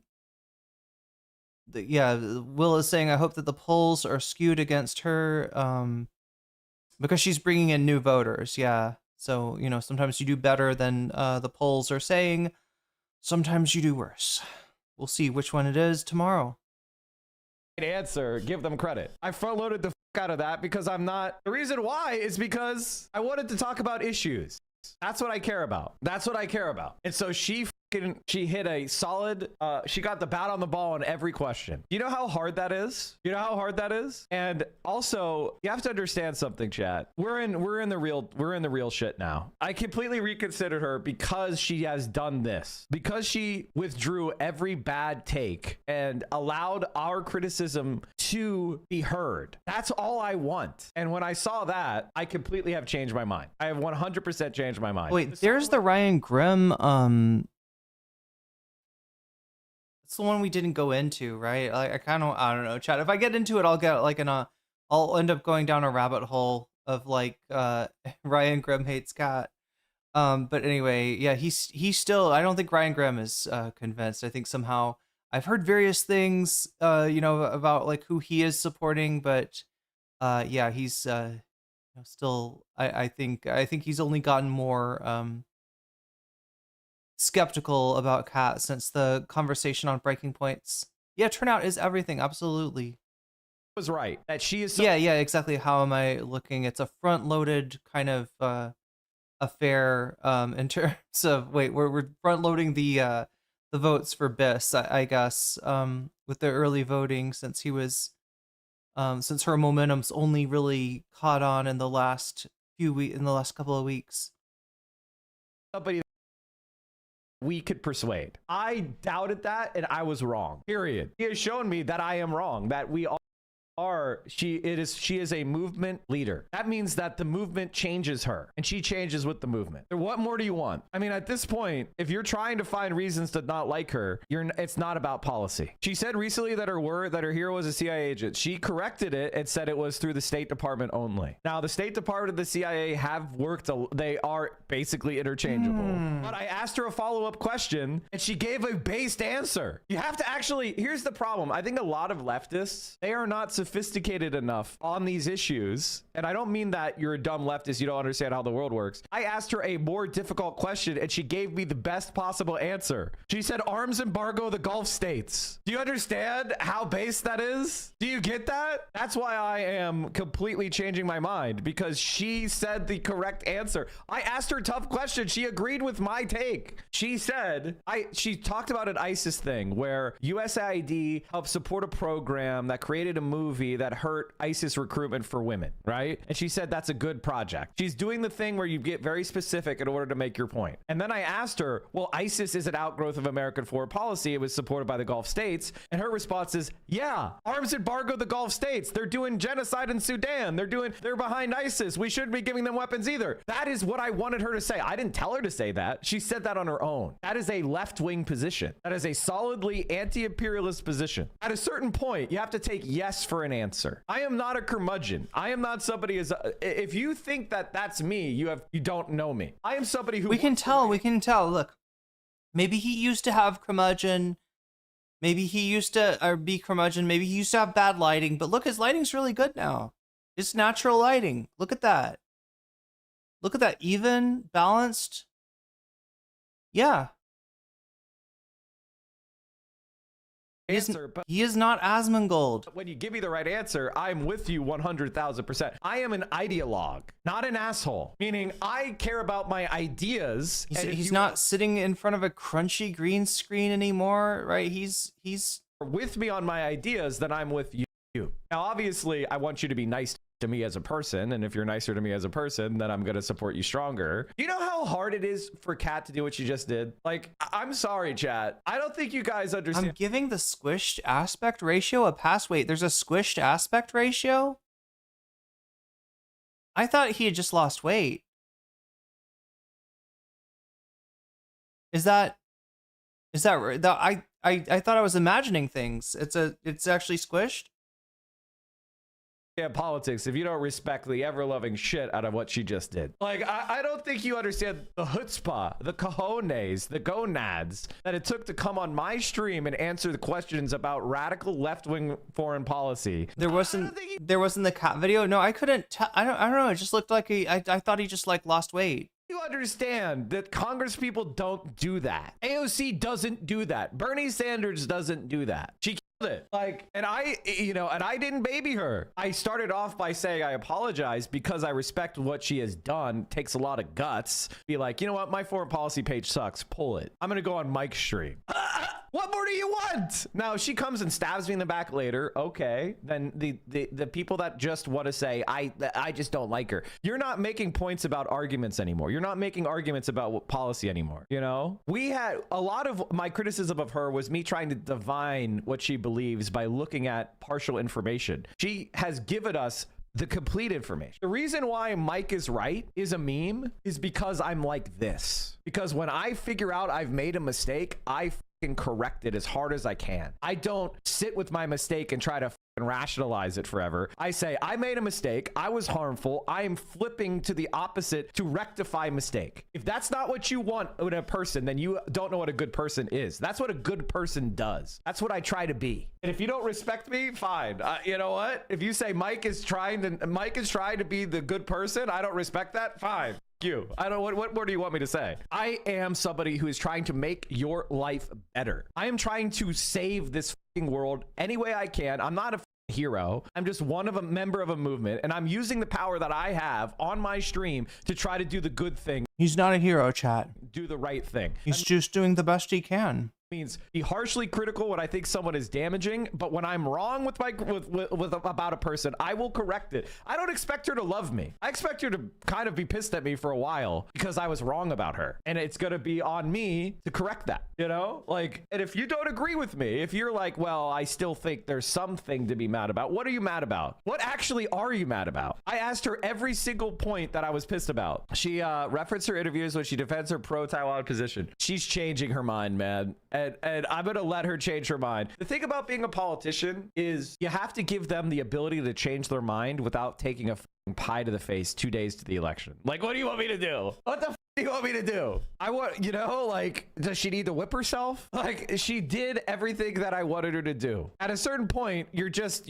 trying to, you know, make her do a humiliation ritual. Mike, do you think she has a naive view on her pro-democracy principled stance? I think listen, I support democracy. I'm a socialist. Like, you know what I mean? Like, I think democracy is good. I think that people have wisdom. You know, it is what it is. That being said, I don't think the United States of America is the vessel by which we're going to democratize the world. That's where, you know, that's my disagreement. And she basically told me in her vision, it's not like it's a radical vision. It's a vision that is not in line with the status quo in any way. Okay. Now, I don't want China to invade Taiwan militarily. I think that would be horrible. I just so happen to believe that if you want to avoid Taiwan being invaded militarily, then the thing that you should do is cooperate with China and do a long-term reconciliation program where we respect China's national security interests while also respecting the self-determination rights of the Taiwanese people, which is a territory of China, not a state, not an independent country. Reunification through diplomacy, through self-determination. Yeah, the sad thing is that the United States and China are in some ways like natural allies, right? In terms of the respective games that they're playing, and that, you know, China a lot of China's real grievance, right, is from the century of humiliation, which a lot of countries, I think, were involved in more so than the United States. And, so given that the United States maybe inadvertently provided China the way out of its century of humiliation, there is a natural policy or a possibility for cooperation there, for a friendship to blossom. And it's just not going to happen with the fucking red terror still in full effect the way that it is, with the demonization that goes on, and it's sad, and I hope it does not doom us all ultimately. Is the ideal goal. I don't want war. She said she's pro cooperation with China. I mean, what more do I want? Do I want her to say Xi Jinping for president? Like, what are we doing here? If you're wondering how I like people, if you want to know, Mike, how do you know who the good politicians are? I know who the good politicians are because I look at what they vote for, and I have a spreadsheet, and I keep. And Wait, the spreadsheet is that a dossier? Maintained up to date, and I look at it, and I look at your score, and I say, he's got a dossier on all the candidates. Chat. This is like the. How left wing are you based on the score? Now the score isn't perfect, right? But it's pretty damn close. And Kat Abughazaleh, I heard, he's got files. She's right here. She's smack. He's got files. She might even be number 1. She might be number 2. She might be number 3. This is top 5. He keeps files. One. Let's be honest. She says she would co-sponsor the 5 major left-wing bills. If somebody is a co-sponsor of these 5 bills, they're in the top 20 in Congress. Right off the bat. Mike, Kat Abughazaleh is in the top 5 best, but have you considered Gretchen Whitmer or Ro Khanna? Michael from Pennsylvania, thank you for changing your mind on this. What? Kat showed me the type of person she is, and I was completely wrong about her. It's very humbling to be wrong. He's got multiple dossiers, one for EG voters on anti-Zionist rounds in the Senate and the Congress, another on leftist and socialist bills. But sometimes you just gotta admit you're wrong, man. Yeah, I think you're right, Vamps. He's got binders full of women. Yeah, he's got. It honestly feels great. It feels great when you admit you're wrong. When you're legit. A neat Google document available for everyone to open. Yeah. Be wrong. Openly and you view. Have the opportunity to fix it. It feels great because you could be like, wow, that's great. I feel great for admitting I was wrong and doing something to fix it. You should try it sometime. The thing about Kat is she's also running against Elizabeth Warren, who I do not like. And I am so proud to endorse Daniel Biss. Because she backstabbed Bernie and basically gave us Biden. And so what? There's so many reasons to be against Biss that have to do with policy, but yeah, I guess there's another one. If you didn't have enough. If you didn't have enough, there's. Oh, Kat winning would also be a you to Elizabeth Warren, which is fucking awesome. So it's like a double win. What is my sober assessment of Chat's chances tomorrow? My sober assessment is that it's Daniel Biss or Kat Abughazaleh. And my personal belief, I mean, that's a pretty good bet, is that her support is almost certainly underestimated in the polls. I think Kalshi has that at like 79% right now. I'm not telling you the individual Kalshi, for the Kat to win or for him to win, because I fucking hate Kalshi. I hate everything they stand for. Question is if there's any consolidation in the race. But I will tell you, if you put those numbers together, it's like 80%. So yeah. And Mike's right here. If I were APAC, honestly, I would not have played in this race. I think this is a stupid campaign. I think it might blow up in their face. Absolutely, absolutely. They're bad at their jobs. They just have infinite money from Zionist billionaires in the Israeli state. So they try to make a big splash in every race. I think this is a total waste of money. They're idiots, and they look powerless. They look like they don't have a lot of juice when they get their asses handed to them. By the way, please sign up for her stuff. Can you guys do like a phone bank for me, or Was Mike having like I don't know, was he having frame rate issues here? I can't tell. There's something weird about this VOD. Anyway, Mike, Pepe La Pie, everybody. Pepe La Pie. There he is, right? The third Pepe. We should do some bonus content, chat, and let me look and confirm my suspicions. we're at 337 out of 400. We are close to actually clearing the fucking board. Look at that, 63 points away from watching every single piece of bonus content on here. 106 of you have voted so far. Congratulations. And for those who haven't voted, get your votes in. It's your last chance. Jump over to YouTube if you have to. No comment check on YouTube. Click on the stream and place your votes, right? We got 106 votes. So far. Also, like the stream, god damn it, if you haven't already. Otherwise, I'm gonna have to start bullying chatters to like the stream, and I don't want to do that. I don't want to be a bully. So anyway, first place we have Professor Jang denying something, a historical event that's got a lot of documentation, but Professor Jang doesn't think so. First place. Second place, Epstein, inmate. Did they overhear the death cover-up at 26%? Third place, Taylor Lorenz debates Destiny at 24%. And fourth place, Doge Stooges caught in 4K at 14%. So everything but the Doge Stooges, right now, we are set to watch. And if somehow that number turns over to 400 by the end of the stream, I'm going to have to watch the Doge Stooges as well. So let's get on to it. Let's get in there and make this up. Why am I saying getting in there? I feel like a coach.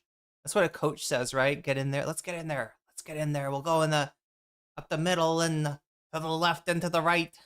Let's get in there. I don't know. They say something like that. Win one for the Gipper. Is that what they say? All right, we gotta get to the content. Is what they really should be saying. And yeah, I saw this. I don't know what the fuck's going on here. I need to. So we watched this earlier. You can take a look at it. Hassan reacting to the Daniel Biss scandal. Yes, that is her opponent. And yes, that is an accuser saying that when she was 17, this man was her professor and dated her. So don't really know much more than that. It just sort of came out. But we gotta get to this. Okay, so the other day, Hassan was told by a chatter that Professor Jang had denied the Holocaust. Hassan said, no, like, right? And the chatter provided a link. It was a link to a very short clip. Hassan, was unable to make a determination because it's just an incredibly short clip of him saying one thing and you don't know what the context is, right? So I thought we'd take a look at the context to find out what we think about Professor Jang's opinion on a certain historical event, right? Because the clip that I saw had him saying that there is no material evidence for this well-documented historical event.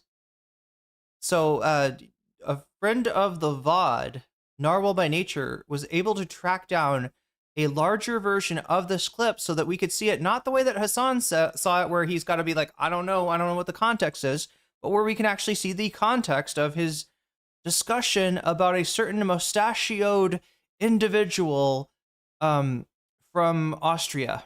Let's go, chat. This is your first bonus content.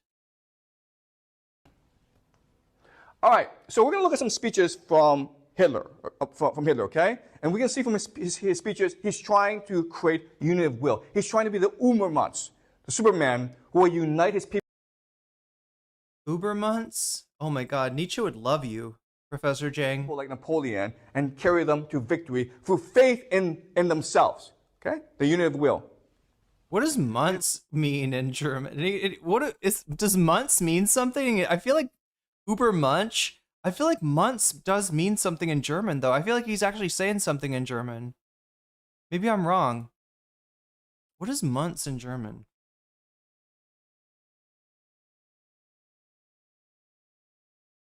It sounds like a German word. It's a surname. It's like a family name. It's a...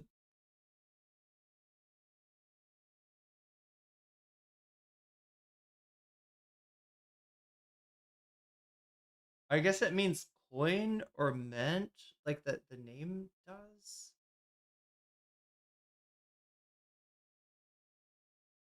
Or Muns, maybe? Anyway, chat, I'm getting hung up on this.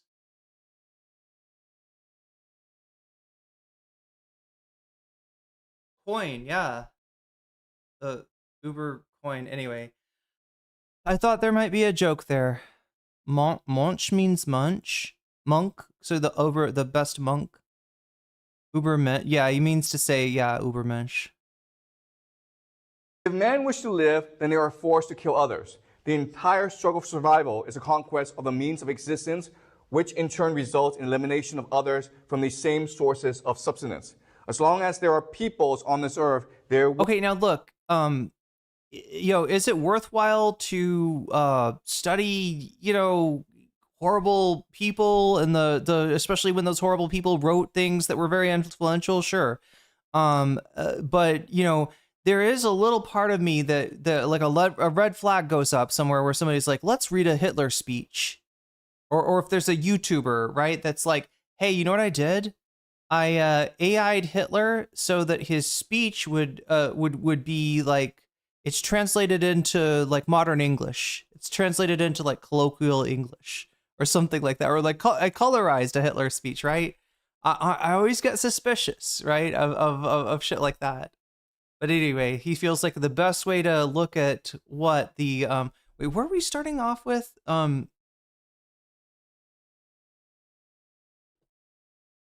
he's even got like a Wikipedia, right? This is what YouTube does when they think that you might be spreading misinformation now. They can't actually call you out for it, but some speeches from Hitler, okay? And we can see from... Oh my God, I wish we had more context about why he's going into Hitler speeches from Hitler. I thought maybe he said, but maybe not. All right, so we're going to look at some speeches from Hitler, okay? And we can see from his speeches, he's trying to... The cut of this clip is not doing him any favors anyway. Let's get back to the Nuremberg speech, okay. People, again, for the role of the hammer, okay? So he's saying... There will be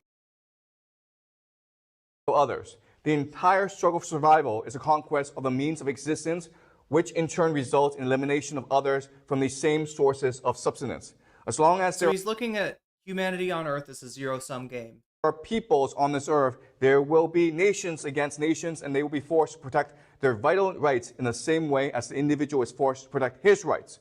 One is either the hammer or the anvil. We confess that it is our purpose to prepare the German people, again, for the role of the hammer, okay? He's saying if it's eat or be eaten, we're going to eat. So he's saying we must unite as a people. We must have unity. What? That's what you read there? That we must... What? No, he said we're going to eat the other countries. He said we need Lebensraum. He says that the more we allow them to exist, the lesser our own existence will be, right? That's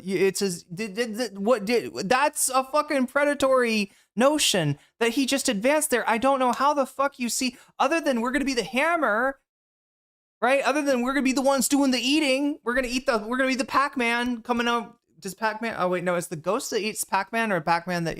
I'm confused, chat. Retro video games confuse me.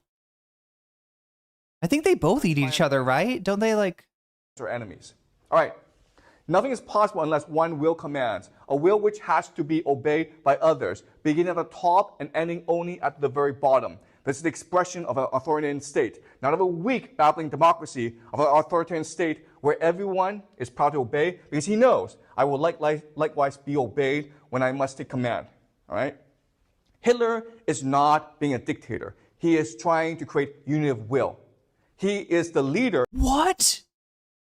Again, this is what pisses me off about Zhang. He never fucking cites anything. Never. Right? Sometimes he just states things that are uncontroversial and that are true, right? When he's given the broad view of history, but then he'll make some fucking claim and I'm like, where did you get that? And he pulls out a crack pipe source. Yeah, this is it's not good. He's the Ubermans, but that's because God demanded him to be so. Okay? He will unite the German people into a whole... So if I were to steelman in any way what he's saying here, he is characterizing, I guess, what Hitler's saying not necessarily making, you know, his own statement or agreeing with it, right? He does seem pretty excited about it. He does seem pretty animated about it. He's given Hitler a lot of the benefit of the doubt, and really just like, you know, like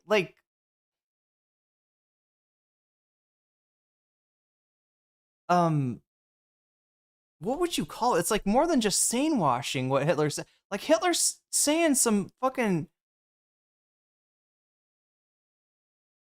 sociopathic shit, but applying it to like world politics. And he's like, oh, this is incredibly unity that Hitler is advocating for. It's like, where, what? Oh no, they're gonna be the hammer together. The rest of the world is the anvil. To crash itself upon the world. In the course, I didn't give that. I need to let that breathe. What he just said, because it's fucking. Being a dictator, he is trying to create unity of will. He is the leader. He's the Uberman, but that's only because God demanded him to be so. Okay, he will unite the German people into a hurricane, into an ocean, to crash itself upon the world. Did you say hurricane because of the Scorpion song? That's they are a German band, I believe, right? Rock You Like a Hurricane? I don't know. In the course of my life, I have very often been a prophet, and I have usually been ridiculed for it. During the time this is Hitler speaking. My struggle for power, it was in the first instance. The Jewish struggle is the name of his book, race, which only received my prophecies with laughter when I said that I would one day take over the leadership of the state, and with it, that of the whole nation, and that I would then, among many other things, settle the Jewish problem. Their laughter was uproarious, but I think that for some time now they have been laughing on the other side of their face. Today I will once more be a prophet. If the national Jewish financiers in and outside Europe should succeed in plunging the nations once more into a world war, then the result will not be the Bolshevization of the earth and thus the victory of Jewry, but the annihilation of the Jewish race in Europe, okay? Okay, so let's see how he characterizes this. It's pretty clear what Adolf is saying here. All right. It's got a chip on its shoulders when it comes to Jewish people. And, you know. Okay.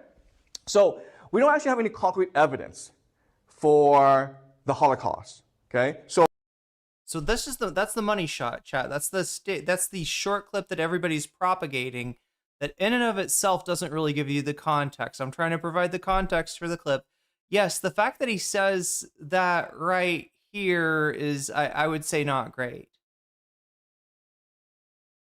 So one piece of evidence for the Holocaust is this speech by Hitler. What did he say again? And again, I want to give him, you know, try to steelman this a little bit, like give him the benefit of the doubt, look at it, the full context and everything. But here's what he says. Any concrete evidence for the Holocaust? Wow. I disagree with that statement. I disavow. I can't disagree with it strongly enough, honestly, chat. And not just because that's bordering on, you know, terms of service, what he's saying. I'm not sure how he's, I mean, maybe YouTube has revised that term of service or whatever. But there is a ton of fucking material proof, right? There's a ton of documentation. There is a, I mean, what does he mean by material proof, right? Like there's not video or wait, no, there is actually probably.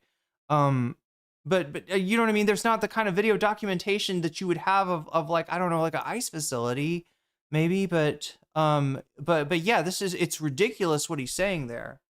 And in the context of charitably interpreting Hitler's speeches, I don't really know what else to make of it. Let's okay. Let's let the man dig. Okay. So one piece of evidence for the Holocaust is this speech by Hitler. But I want to explain. So he's saying that we don't have material proof. What we have is speeches, and that the you know, historical consensus about the Holocaust is you know, is an extrapolation based on it solely the man's intent as expressed in his writings and his spoken in his speeches.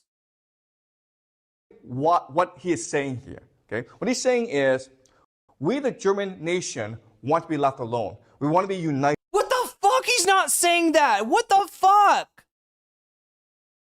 He's saying, who's laughing now, Jew, and he's saying that, you know, we will bury you. I mean, it's what the fuck? You know, look, we will bury you is the statement that Nikita Khrushchev made. I think it was misinterpreted. I don't think it was exactly, he was like making a threat at the United States. That's how Americans interpreted it, and it fueled, you know, more, you know, kind of reignite, just like charged the Cold War. But he's saying this towards like a race of people. Now, I'm sure Professor Zhang might, you know, say, well, no, he's technically saying the international blah, blah, blah, blah, blah. You know, that I've heard anti-Semites make distinctions like this, but that's the kind of people that make these distinctions in order to, you know, kind of let weasel takes like this slide by. So is he, you know, denying the historical event that we're talking about? Not in words, but look at kind of where look at the conclusion that he's leading his audience to without explicitly saying it. He did say there's no material proof, right? Which would, a lot of people would interpret as an outright denial. I am, you know, giving him the benefit of the doubt, since he says there's no material proof. He thinks that, you know, potentially, you know, he hasn't like ruled out the possibility of there being, you know, other evidence, but what he's saying is just not true. I don't know where he gets the take, and it's like it's the opposite of the truth, right? There's very few things that we know with the kind of certainty that we know this. Like I said, one of the most well-documented events in on the history of this earth. We want to be unified, but the capitalists and the he didn't say shit about capitalists, and he's not a fucking anyway. Oh my god! All seek to undermine us. Oh, and the communists. This is Zhang's thing. We haven't watched this chat, but he's got a take where he says that he thinks the reasons. So the you know, during the Russian Civil War, the Bolsheviks took possession of the Romanov, the Russian royal family. It had ties to royal families in Europe, and was, you know, they ended up killing off the bloodline during the Civil War in order to ensure that the white contingent would not try to bring one of the Romanovs to the throne, right? As long as that line continues, you know, there's a potential for another czar, and the Bolsheviks wanted to extinguish that possibility, right or wrong, right? That's what happened historically. And Zhang is saying that they did that not for the reason I just gave you, which is the real reason, but because in order to just randomly throw money to capitalists in Europe, that some Swiss banker or something was going to take possession of the Romanov money if they're all killed off, and that's why it was done it was the communists doing the capitalists a solid, because communism and capitalism are in line, and that's an aspect of Zhang's perspective that's just, what do I want to say here? I know what he would say. Professor Zhang would say that's ridiculous. No, he would say the other word. He would say the other word that starts with re. I'm not gonna say that, but it's just like incomprehensible, unworkable, ridiculous on its face. He's cooked, chat, is what I'm trying to say. Not so many words. This guy's cooked. And who are the communists? And who are the capitalists? The Jews. Okay? Oh, fuck. Now, again, Steelman, he's talking about Hitler's perspective. He's talking about Hitler's view, maybe not his own. It's actually hard to tell. And that's one of the most frustrating things about Professor Zhang. It seems like he leaves a lot of shit purposefully vague. Strategically vague. Yeah. Okay? What he's saying is, we, the German nation, want to be left alone. We want to be united. We want to be unified. But the capitalists and the communists all seek to undermine us. And who are the communists? And who are the capitalists? The Jews. Okay? It's the Jews who are a metaphor for a national elite group of individuals who are conspiring to undermine the vitality and the strength of the German nation. All right, so that's what he's saying here. All right. Except he didn't say the Jews as a metaphor. He said the Jews. He just it's not a metaphor, dipshit. It's not a fucking metaphor. It's Hitler. You asshole. 1939, September 1st, is the beginning of World War II, okay? And so he's going to explain why this is happening. As a National Socialist and as a German soldier, I entered upon the struggle with a stone heart. He's strategically ambiguous. I love Will bringing it full circle here. Been nothing but one struggle for my people, for its restoration, and for Germany. There was only one watchword for that struggle, favoring this people, one word I've never learned, that is surrender, okay? So he's telling the people, we're going to fight this war again. Why did we lose World War I? Because we didn't have faith. We surrendered. If we all came together and we fought to the very better end, we would. The hard J that he's using is making me literally ill. Yeah, you can tell. Look, it's hard to tell like what he's actually saying and what he's trying to, when he's trying to speak to the perspective of his subject, right? That's the ambiguity that drives me the most crazy. Who is lecturing? He lecturing to 3 people that I think are posing as students. I don't know if he pays them to be there. My understanding is he's rented out a room in a high school for it's like a college prep high school for Chinese students that want to study in the U.S. Yeah, this is I mean, he's unique. Unique among freaks. Prevailed against our enemies, okay? It is quite unimportant whether we ourselves live, but it is essential that our people shall live, that Germany shall live. The sacrifice that is demanded of us is not greater than the sacrifice that many generations have made. If we form a community closely bound together by vows, ready for anything, resolved never to surrender, then our will master every hardship and difficulty, okay? It is the unity of will that matters. All right, 1942, November 8th, it's basically at a time in history when the Germans understand they've lost the war. The Americans are now in the war. The Americans are getting ready to invade Europe. Operation Barbarossa has failed. The German invasion of the Soviet Union has failed, okay? They're bogged down in the Soviet Union. Germany is overstretched. The entire world has allied itself against Germany, okay? So the war is about to be lost. But let's look at what Hitler has to say.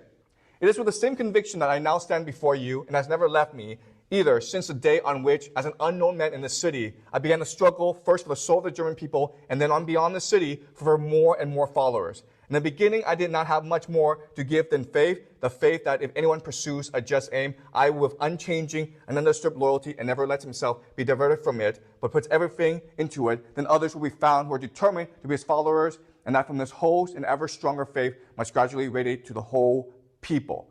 That is the sound of terminal cope. Okay, so from the Copemeister himself. Oh, this is unity of will. Mr. Downfall. We reject reality. Reality does not matter because we impose our will. Yeah, and he stuck to those guns of rejecting reality, didn't he? During down to the last day. Reality. As long as we have faith, as long as we have unity of will, we will triumph. Okay. All right.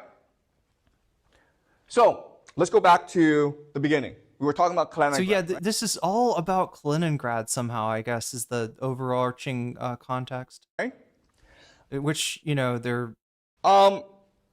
It is one of the greatest injustices in human history that Königsberg, which was, for the longest time, the cradle of human civilization, the epicenter of the Enlightenment, it is now completely destroyed. Okay? And this is an idea from Wagner, okay? I can't make a audible noise by hitting my head against the mic, but I would if I could. By Wagner. destroying this, the world has cursed itself. Richard Wagner. Okay? Let me explain why. First of all, the German question now is more relevant than ever before. You've destroyed Konigsberg, but you have not destroyed the desire for unity. I think we're kind of covered what we were. This is the memory that will not fade. Okay, so will the Germans seek vengeance? Will another Hitler arise to unite the German people? What? Now, what you guys don't know. Oh my God! All right, we're stopping this right here. There you go, chat. There you go. Professor Zhang, suggesting Holocaust denial without outright saying it, right? Essentially leading his audience to that conclusion, regardless of what he will later say when confronted with this. He's also done content with Sneeko, and I'm told Richard Spencer, so maybe we'll be getting into more of that. There's a million takedowns of Zhang from everybody from President Sunday to Jimmy the Giant now, so I'll try to maybe go over that tomorrow. But for now, chat, we have more bonus content, because guess what? We're not at 100, okay? We're not at 200. No, we're at 300. That means 3 times the bonus content. I just gave you 1 times the bonus content. What is our next highest scoring item? I went to the wrong page here. Let's see, poll. I need the poll. I need to see. Okay. Next highest is Epstein inmate overheard death cover-up. That's status quo. Let's find that.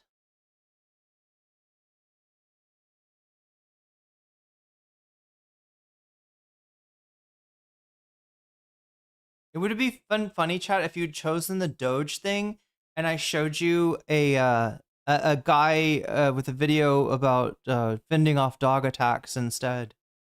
That'd be hilarious. Anyway, status who Epstein overheard. I think it's called something like that. You killed that dude. Later, after learning Epstein had died, he said inmates said, quote, Miss Noel killed Jeffrey. An FBI. Yeah, the quote is, dudes, you killed that dude. And they're talking about Epstein. 302 interview with an inmate in the Metropolitan Correctional Center where Jeffrey Epstein was found dead on August 10th, 2019, told agents that he overheard a prison guard and Will says, I think the context makes it seem worse. Yeah. others talking about covering up Epstein's death. You can help build the biggest red flag, says Baduism, is he never refers to previous works or academics in detail. He often tries to imply that history is like largely unreliable, and when it is inconvenient, when he does not, when history does not fit his theories, he speculates on that bit of history being fake, and tries to revise it. Right? It's ridiculous.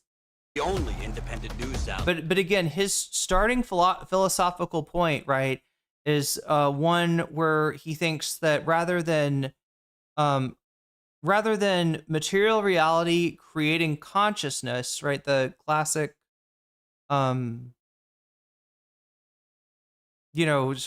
of Enlightenment philosophy, he believes it is the other way around. It is consciousness creating and material reality, right? So and that's why he's always kind of bringing everything back to religion. Always on the ground with the people for as low as 16 cents a day. Oh my God, I don't even know if I can watch some of these scenes on Twitch. They get iffy on That's why what you guys. The Epstein files are raising new questions about Jeffrey Epstein's death, his supposed suicide specifically. It's a new, never before seen account from someone who exactly, Omega Star. Very fine people on both sides, I'm sure. Was also being housed inside the same jail as Jeffrey Epstein.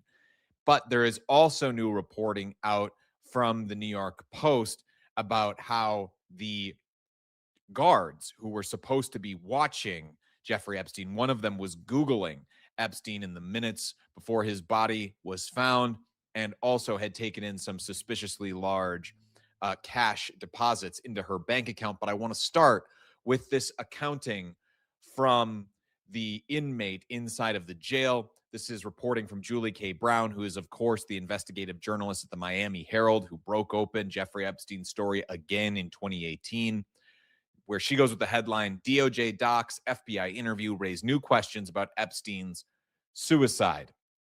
An FBI 302 interview with an inmate in the Metropolitan Correctional Center where Jeffrey Epstein was found dead on August 10th, 2019, told agents that he overheard a prison guard and others talking about covering up Epstein's death. The inmate, in an FBI interview on August 28th, 2 weeks after Epstein's death, claimed that he and other inmates heard the commotion after Epstein's body was found in his cell. Quote, breathe, breathe, unquote. He recalled officers shouting about 6:30 a.m. Then he heard an officer say, dudes, you killed that dude, unquote. A female guard then replied, if he is dead, we're going to cover it up, and he's going to have an alibi. My officers, the FBI notes said.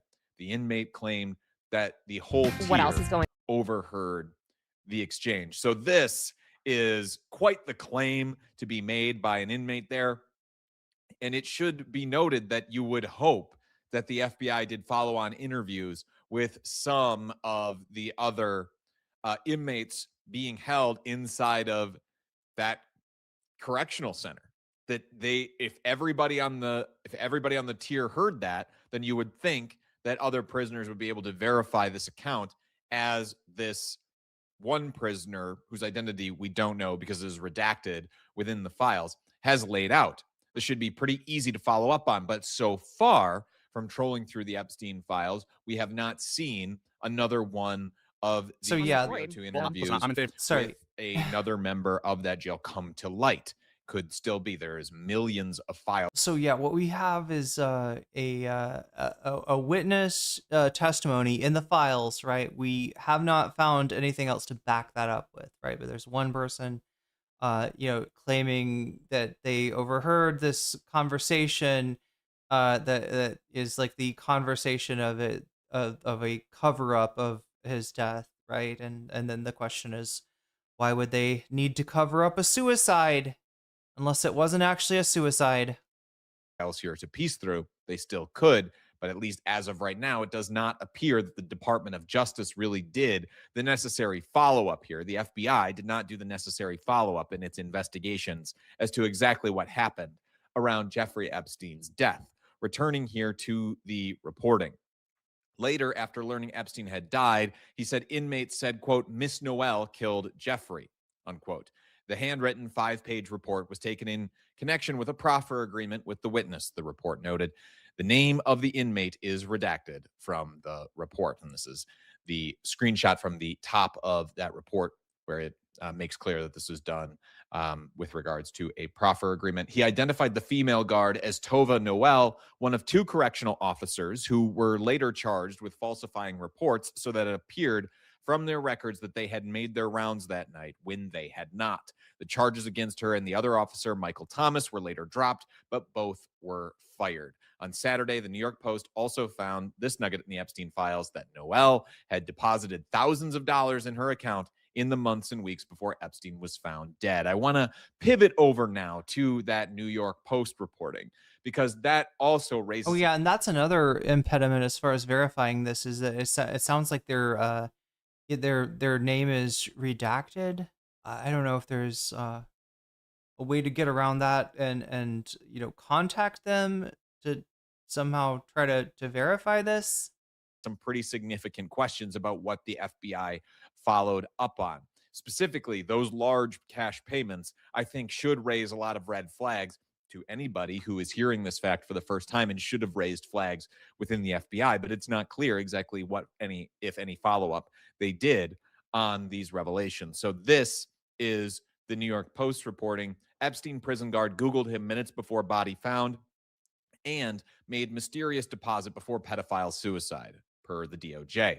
One of One of Jeffrey Epstein's prison guards Googled the sex predator minutes before he was found dead and also made a mysterious $5,000 cash deposit 10 days before the predator's jail cell suicide, new Department of Justice documents reveal. Tova Noel was one of 2 Metropolitan Correctional Center workers accused of falsifying records to say they checked on Epstein throughout the night before his August 10th, 2019 suicide. The guards were fired, but criminal charges against both were later dropped. Noel Googled, quote, latest on Epstein in jail at 5:42 a.m. and then again at 5:52 a.m., less than 40 minutes before her colleague, Correctional Officer Michael Thomas, found the disgraced financier dead in his cell by hanging at 6:30 a.m., according to an FBI record of Noel's internet search history that night. And I can corroborate that reporting. This is from the actual Epstein files here. This Google search for latest on Epstein in jail at 5:42 and 56 seconds and 5:52 and 29 seconds noted here inside of the Epstein files, inside of the FBI's own notes on this case.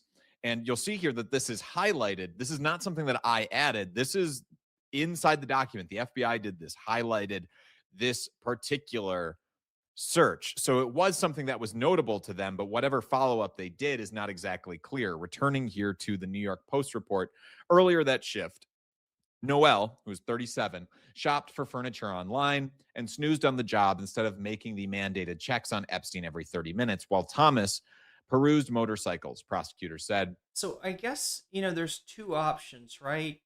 Either this was dealt with, by which I mean they attempted to, verify the testimony, corroborate what was said, or looked at the fact that this guard had Googled Epstein minutes before his death. I'm guessing, or wait, was it before or no? I'm like, was it before or after? So either there's a part of the files that is like them saying, okay, we checked this out, we thought there might be something suspicious here, but then we saw this, and this, and that shows us that there's an explanation or whatever. We investigated and nothing, was out of sorts, or it's like noticeably absent, right?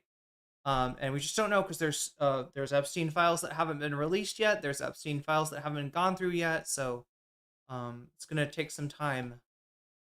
Here to the New York Post report, earlier that shift, Noel, who's 37, shopped for furniture online and snoozed on the job instead of making the mandated checks on Epstein every 30 minutes, while Thomas perused motorcycles, prosecutors said. The FBI highlighted the eerie internet search in its 66-page forensics examination of the Bureau of Prisons desktop computers of Noel and Thomas.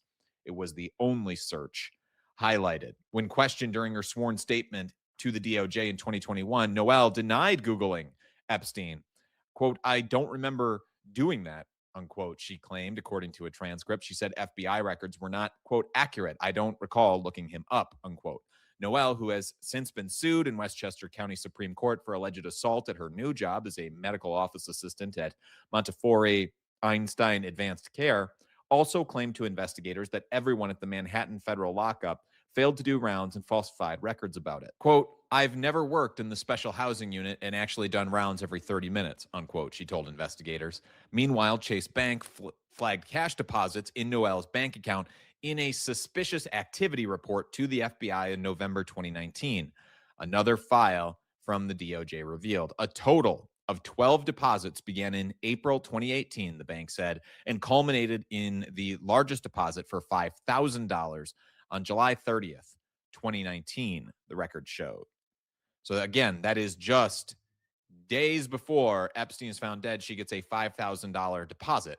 I am not saying that these things are explicitly linked. There is no proof that they are. But the fact that this did happen was flagged to the FBI, and it's not clear what, if any, follow-up the FBI did on these reports is a pretty big question that I think merits some sort of explanation from the FBI. Returning here to the reporting, the files only contain Noel's bank records beginning in December 2018. They show 7 cash deposits totaling $11,880. Noel started working at the special housing unit where Epstein had been held beginning on July 7th, 2019, just weeks before his death. Noel, who drove a $62,000 2019 Land Rover Range Rover, wasn't asked about the cash during her DOJ interview, records show. An internal FBI briefing, also released in the DOJ files, reveals the agency thought Noel was likely the mysterious orange shape spotted in blurry surveillance video near Epstein's cell around 10:40 p.m. that night. Quote, at approximately 10... This is the person that claims that they did not do rounds at that time. So if that was them, they were lying about. 40 p.m., a correctional officer believed to be Tova Noel carried linen or inmate clothing up to the L tier. Last time any correctional officer approached the only entrance to the shoe tier, the agency wrote, Epstein apparently hanged himself with strips of orange cloth. In a sworn statement, Noel, who was working a double shift that day, told investigators she last saw Epstein alive somewhere around 10 and that she never gave out linen ever or clothing to inmates because that's done the shift before. The identity of the pixelated orange blob in the video has been a source of debate and conspiracies since the FBI released the footage last summer. I want to return here to this earlier note here that Noel, who drove a $62,000 2019 Land Rover Range Rover, wasn't asked about the cash during her DOJ interview, records show. So she's not being followed up on. I think that is why there are so many questions around Epstein's death, is that it appears that there were so many leads that the FBI did not follow up on. And that is what allows the space for a lot of this thinking of, did Epstein really die by suicide? There's no conclusive proof in any one direction here, but there is so much. There's an insane amount of negligence that comprises essentially a series of unlikely events that precipitated this, right? You know, you're not, whether it is somebody providing Epstein with what he would need to take himself out, or whether it is somebody taking Epstein out, right? There's so many, there's so much going on in this prison that shouldn't be going on, especially with this particular prisoner, with a prisoner that is the subject of a historical, investigation. So much at this point to be noted that it should merit further questioning and further investigation by the FBI, or at the very least an explanation why many of these questions were not asked. If you followed up on them in some other way, just tell people. This should not be that difficult. But for whatever reason, with Jeffrey Epstein, it is like pulling teeth to get this administration and really anyone in power to address it and to do it in any sort of actual meaningful way. We're going to continue. Remembering that this administration was in charge at the time of Epstein's death. You to ask those questions and report on these revelations here at Status Coup, because we are... Okay, now look, 3 days ago, they got another video. Some breaking news right now is the House Oversight Committee has just moved to try and question one of the prison guards who was on duty the day that Epstein died. Now, why would you want to talk to the prison guard? Inside of the Epstein files is an FBI 302 for someone who claims that he overheard guards discussing covering up Jeffrey Epstein's death. You can help build the only independent news. Okay, again. So yeah, I mean, I think they're kind of go over this information again. But just so you know, there is an effort now by the Democrats to summon these people to testify. I'll try to keep you posted on that.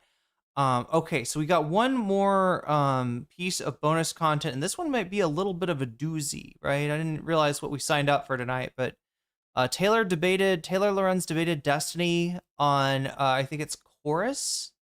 I think they're still talking about Chorus. Pisco is here. I am guessing on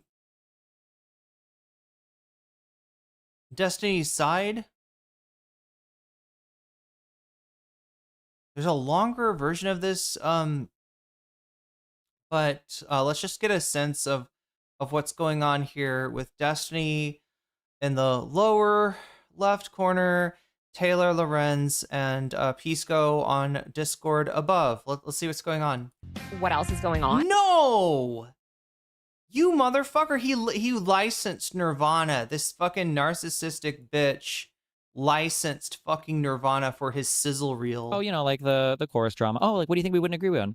Well, like, I think that maybe they, something. And it's like, oh, well, maybe they should have released their contract so they'd have more transparency and they would have gotten a single correction issue on the story, right? Like, she's so good at just like, oh my goodness. Wait. Oh, no, wait. Is he just watching Taylor and, oh no, chat. He's watching Taylor and Pisco have a conversation. I guess the conversation between him and Taylor happened after that. Pisco's gonna, I don't know if he's aware of this or not. Made if you're a political influencer to take dark money, I wouldn't do it, but like I understand like why they did. I just think you should be transparent about it. Like the phrasing there. Okay, well, instead of subjecting you to, God damn it. See, I thought maybe this was like a highlights version of this other video, but no, let's watch the actual debate, I guess. I'm sorry that you're confused by this. Let's Taylor, watch I'm so sorry. Listen, I was nice to you in the past. These little strategies don't work on me, okay? I'm not confused here. Taylor, all you're doing is you're continuing to squirm away from the point. It's not, I could say the same thing about you. Can you actually stop making these ridiculous comments about you're tricky, you're squirming away, and can you actually engage with what I'm saying? What that means is that that material doesn't support this. Danabo? The fuck has Danabo got to do with this? No, that's not true. Oh, she uses the same. God damn. Chat. Taylor Lorenz and Danabo. Have we ever seen them in the same room at the same time? I don't think so. Probably largely misleading or a lie. And if you don't like that, then either you or Wired can sue me for it. If you think that because I'm accusing you of lying on it, that's fine. If you want to do that, then we can all hash it out and figure it out that way. But how you doing? What's up? How's it going? I was laughing so hard because somebody put in my group chat, who's this Qatari person that you're accepting money from? And I was like, Qatari person? What are you talking about? And I got a link to your stream. Oh, God. Saying that I'm funded by some Qatari person, which is very silly and not true. Omidyar? So anyway. Do you, oh, wait. Hold on, wait. Just check it real quick. Are you not a recipient of money from the, I want to call it the Amygdala Fund, but I know that's not what it's called. Oh my God, no, chat, Destiny. It's actually called the Omega Lol Fund. Yeah, you're close. It's the Omega Lol Fund, Destiny. There's a guy who, do you know what I'm referring to? Yeah, Pierre Omegalol, yeah. Referring to, or are you gonna? Are you talking about the Omidyar? Yeah, that one, yeah. Yes. Oh my God, we're still on the Omidyar thing. How the fuck? I feel like she explained this last time, but he was just too fucking dense to get it. Okay, so density. Motherfucking density. Pierre Omidyar is not Qatari as far as I'm aware. God. But he is a billionaire that I don't know. His name sounds pretty foreign to me. Am I right? Daliban. What does it feel like to be Destiny, chat? What does it feel like to sit atop a fucking flock of just absolute hogs like that?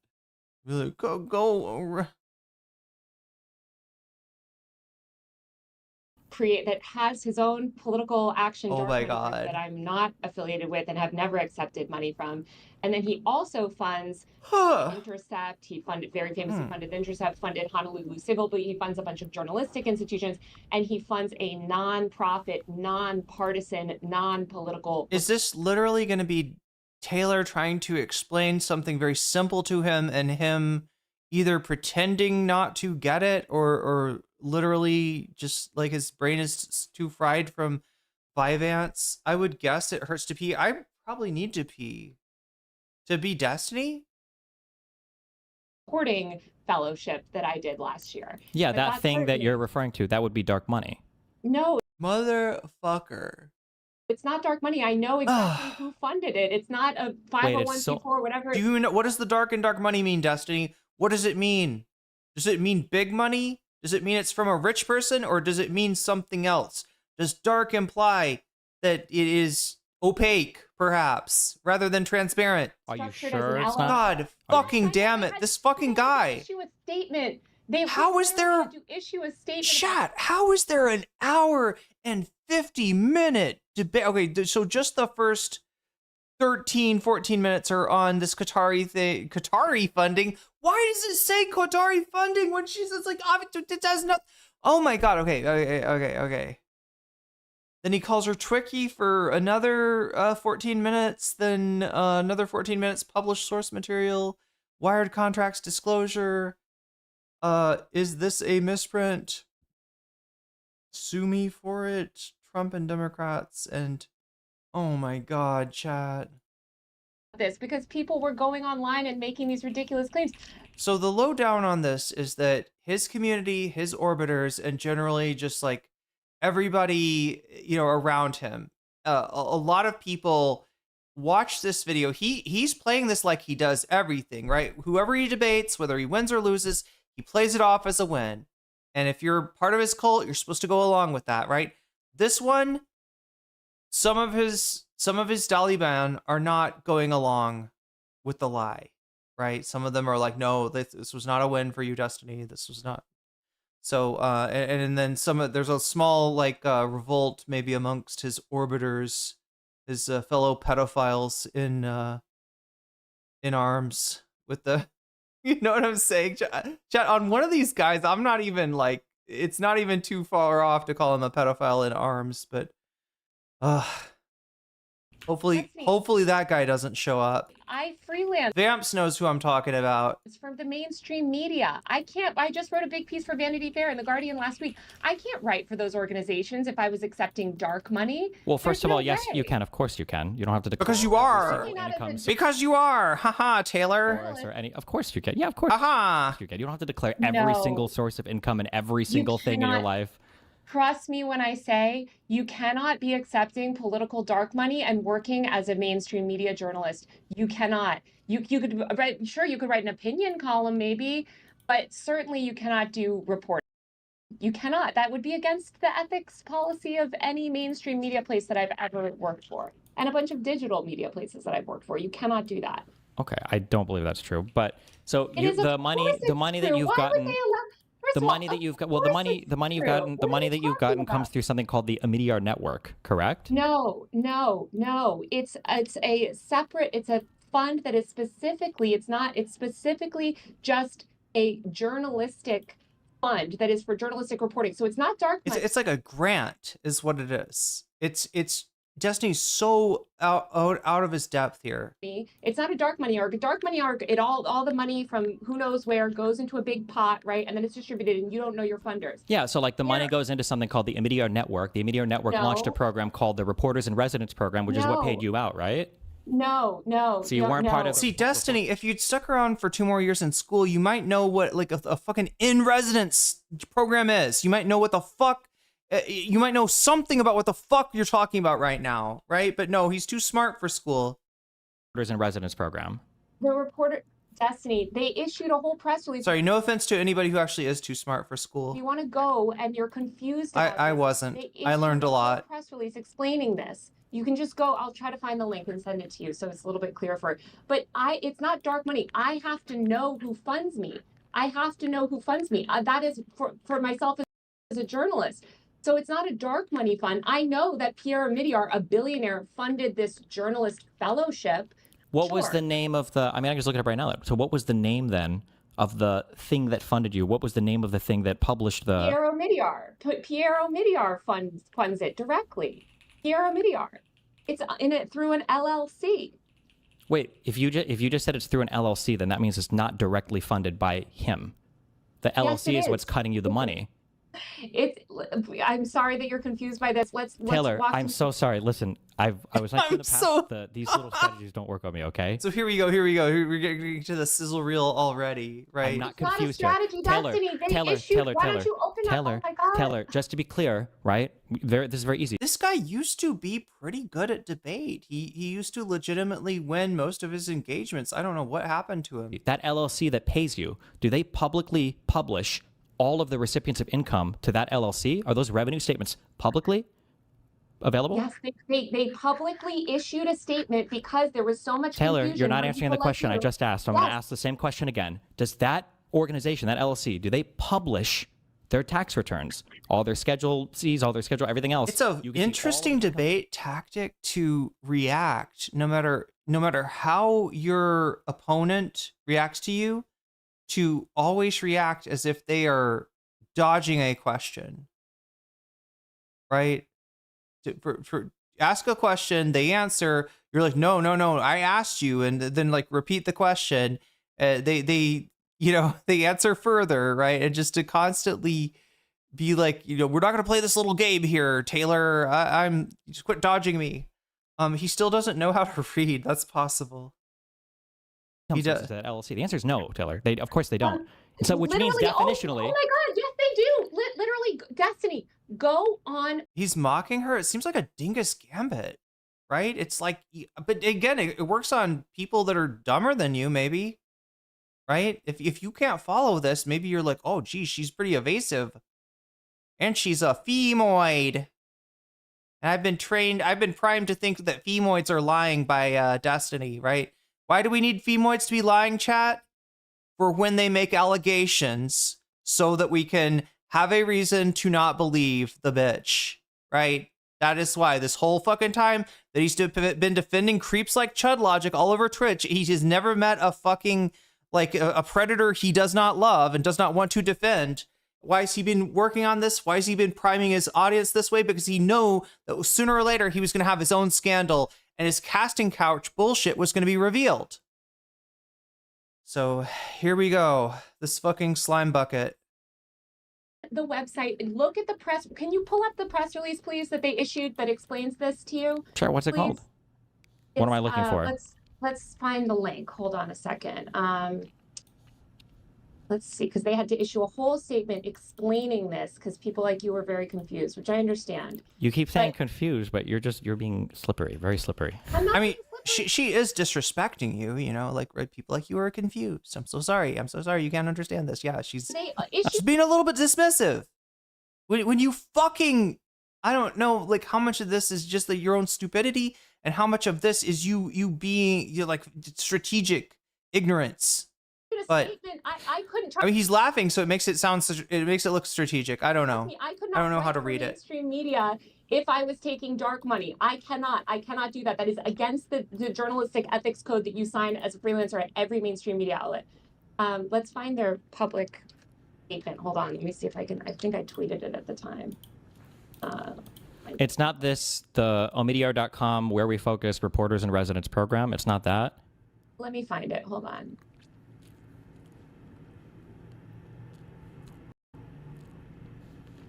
Here we go. Where is it? I can link on Discord. You can tell me if this is what it is or not. But oh, here we go. Omidyar receives no funding via the 1634 or any other outside sources. wait. I don't know what you're reading. Wait. Link me what you're reading. Okay, so here we go. They make it very clear and say on the record, they do not receive funding. I don't know what you're reading. I'm waiting for you to link me what you're reading. I sent you the link. Oh, okay. Chat, you know how before I didn't think that the 25th Amendment was a possibility? A, J.D. Vance would have to sign on to it.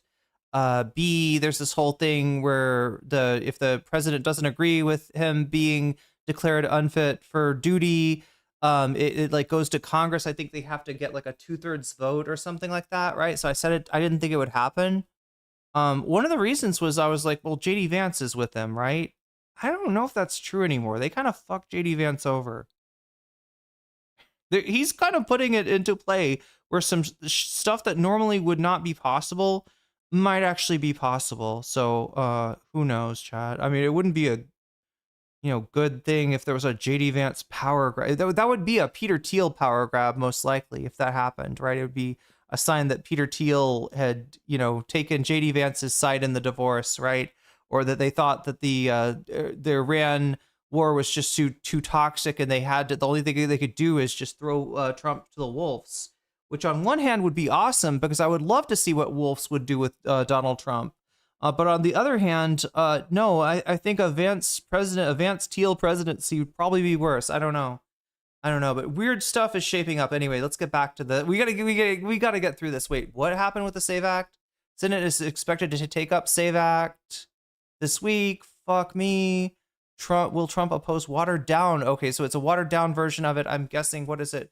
With you just have to use your passport or birth certificate to register, not necessarily to not necessarily bring them to the polls with you, right? So it looks like that's what they're gonna try to pass.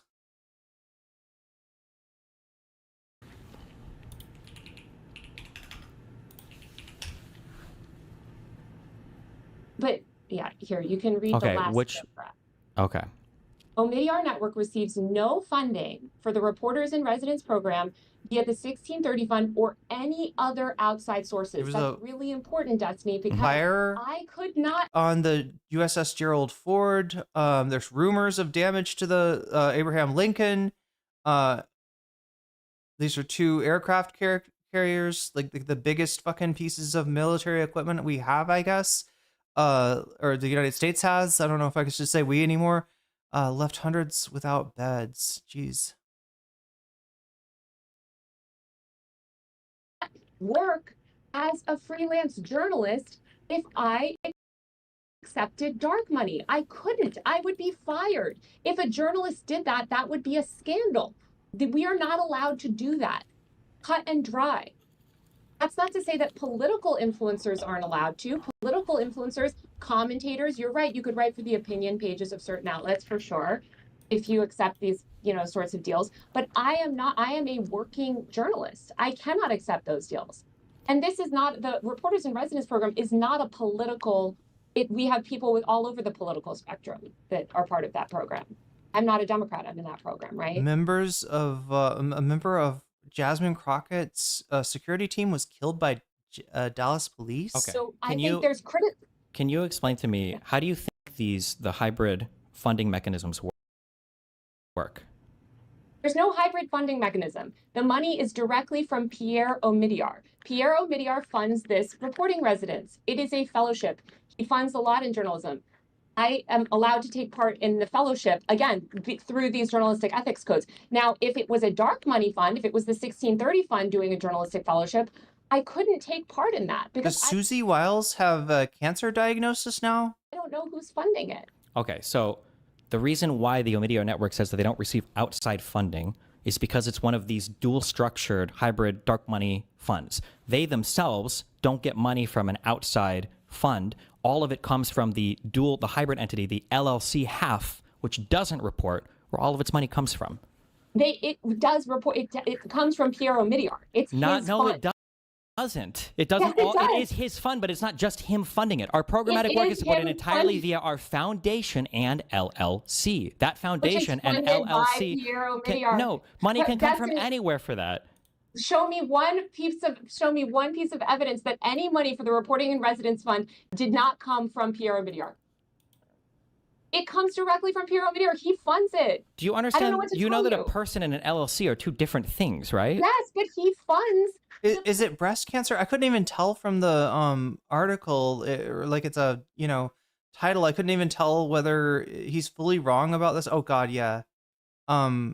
I couldn't tell if I assume they're talking about Susie Wiles, not Donald Trump, with a cancer diagnosis. Program. Okay, he funds the program and it's talks okay. It's about okay. funding I the know program. that the Occupy Wall Street people, corporation people, you seem to be confused on this. Okay, an LLC. I think he's too something to fucking burn out to make his point now. Not a person, right? So when you this is sad. Does he realize that at this point, Demon Mama would just run circles around him? You say he's funding it directly. Like his whole crash out, like with on my stream, was because of a debate. The first half of which went really bad against Demon Mama, and at this point, I think the whole debate would just be a fucking slaughter. He would get his ass kicked. He's lost it, chat. He can't do it anymore. I mean, debates, that is. That's not true. Even if what you were saying was true, you could say he's the sole funder through an LLC. You don't know who funds it because it's a dark money fund. That's the whole thing. No, You have no idea who puts money to the LLC. Destiny, I promise you, I do know who funds it. Piero Midyar. I was gonna say, there's a reason it's called the Piero Midyar Fund. It's not because these are Midyar's friends or people that Midyar has bundled like donations from. It's because it's Piero Midyar's freaking money. It's a grant. It's a Funds it directly. We know that. He relies on talking to people who don't know what they're talking about. Yeah. Brags about it. It's a whole thing. That's the reason why he does this program. I don't know what to tell you. I couldn't freelance. Do you think all of these journalists, all of these mainstream journalists that work at major mainstream outlets, do you think that they would be allowed to sign the ethics policies that we sign if we were part of a dark money org? No, we're not. None of you. I don't think there is a policy that says you could have never accepted money from any other type of super PAC or hybrid 501c Yes, or 401c. Oh my God, absolutely. You cannot work as a journalist and take super PAC money or dark money from political orgs. You absolutely cannot do that. Yeah, because you have to, you have to, like any conflict of interest, you have to list, right? And you can't list dark money because it's dark. It's opaque. That's what it means. It doesn't mean it's ominous or evil or big or rich or anything like that, right? Dark money means opaque. You can't see where it comes from. It's a problem with our political system. It is not, he's just like, wow. Would never ever be able to do that. That would be very unethical, and it would be against any journalistic code of ethics that you could possibly agree to. Rickson says it's just me, or is he talking at normal speed rather than meth speed? Yeah, it feels like that's what I mean. I feel like he's finally burnt out. I think he's fried his synapse or something. His synapses. Basic 101 journalism. Come on. That would be crazy if a journalist did that, because then they could be getting secret. I don't know. Look at the way he's jawing, Bricks. I'm almost thinking this is the drugs don't work anymore kind of issue. Paid by people with political agendas. The fuck has he got in his mouth? But you can always be getting paid by people with political agendas. No, you can't. Not through a PAC or a dark money group and be a working journalist. I could just pay you. If I were to give you $20,000. How would the New York... He doesn't know how anything fucking works. He doesn't fucking know. If you were to pay her and then she wrote a glowing article about you, and I'm not even talking about it on a level of illegal or it's just on a it would be a problem for the publication, right? It's in the publication does not want to have it revealed that they took, some freelancer who is just doing mercenary work for some dipshit streamer trying to get some good press after having been revealed to be the Harvey Weinstein of the streaming world. New York Times, no. You can't accept. I guess technically you could lie, but you would be fired and it would be a big news story. That's crazy. You couldn't. You're not even allowed to accept gifts over $50 if you're a journalist. Yeah, but who would? I'm just saying that the idea that this is an impossible thing or whatever, and this focus on quote unquote dark money, no one would have any idea. I'm sure that they. But if you're making an allegation, you're the one that needs proof, dipshit. You're the one who needs proof. Please bring me the proof. Show me that she's. God damn it. God, they know about Midyar. It's not an issue, right? What the fuck are you talking about? Zira, there are journalistic pledges to ethics that would prevent journalists from taking dark money. Why, you can't really take money that you cannot list in a disclosure sheet, right? And dark money necessarily is money that you would not be able to list. You don't know you yourself do not know where the money comes from. Why independent journalists on social media think it's okay to take,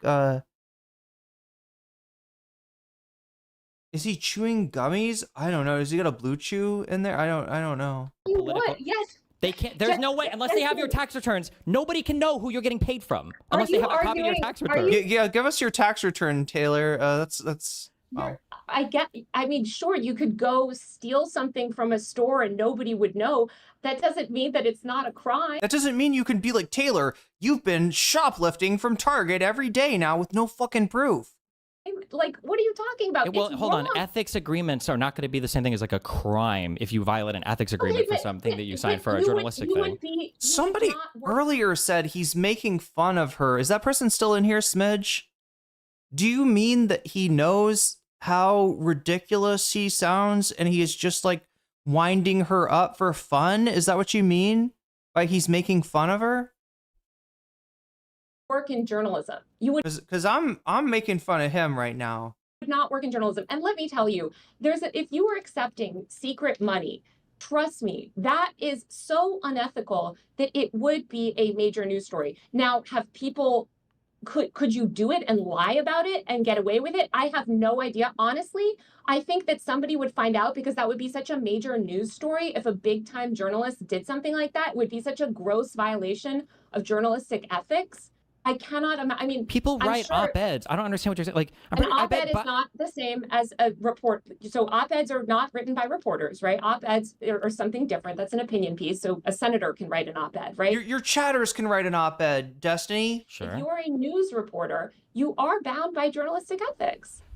Okay, can you sort through this? Can you PAC money? help me understand this? Okay, so like on page 11 here, we can look at the Omidyar Network Fund, and we can see that there is money that they get donated to them from like private equity and other sorts of people. We don't know who these are. This is a That's statement for the on. political fund that's not related to the Reporters in Residence program, which is solely funded by Pierre Omidyar. No, it's solely funded by the LLC that has a network fund that receives dark money. That's how these entities work. I'm can sorry break to it. tell We you- could go through a whole thing and break it out if you want. Like, is he low key? Like, if Pierre Omidyar or somebody like his representative, his agent, were to see this, would they have a fucking libel case?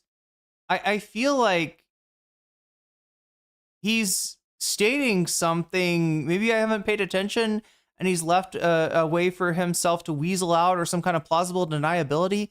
But this just sounds like straight up defamation. Like, right? To keep on being like, it's a dark money fund. It's a dark money fund. If it's like objectively not a dark money fund, I would say that's a pretty clear-cut lawsuit. If Pierre Omidyar or anyone involved were to take an interest. He does not know how ridiculous he sounds. He's well, apparently his orbiters do, right? Down to the last pedophile. And yes, I do mean that guy. Yeah. Destiny, I'm sorry that you feel this way. I don't know what to tell you. If you think that there's a secret scheme where it's not secret. somehow It's all this, public. It's all known. again, well, that's funny that you bring it up. It is public and known. Unlike these dark money programs, which are not public, which are inherently... They are also publicly known. They say we have this entity, it raises money. We don't have to report everybody that donates to it, but we report who we donate to. They're doing political... The reason my story was a story is because it was not political. Wait, so Sarah, you're telling me that if you had a fellowship, right, that you funded, and I were to be like, that Zara's money, it's dark money, we don't know where it comes from. I mean, it seems to come from Zara, but who knows where she got it? Maybe she's bundling it, right? And just like, and I knew that wasn't true, right? I feel like you'd have a case against me. I would hope you'd have a case against me. I don't know, maybe I'm wrong. Last PDF sounds like a secret Dark Souls boss. Yeah. It is kind of a secret boss, but don't worry, chat. I've already defeated him. Years ago, he was defeated. He still exists, like the Phantom of the Opera somehow. It was not public. I'm funded by dark money. I mean, I was funded. If dark money is like a bad person gave you money, that happened in. I think that happened in 2011 a few times. Publicly known. They were not publicly disclosing, right? Wait, what wasn't publicly? What do you mean?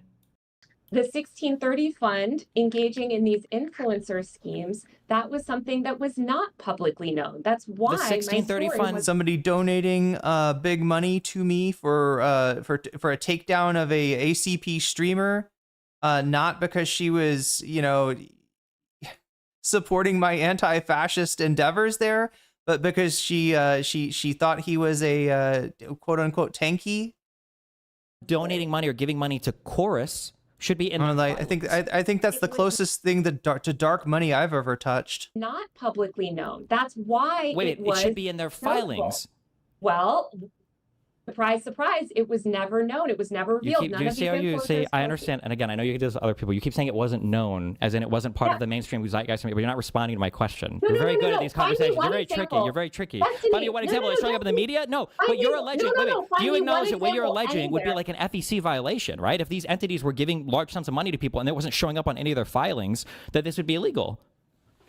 First of all, it's not an FEC violation because there's no FEC ruling that's... Destiny, what am I running for? What am I running for?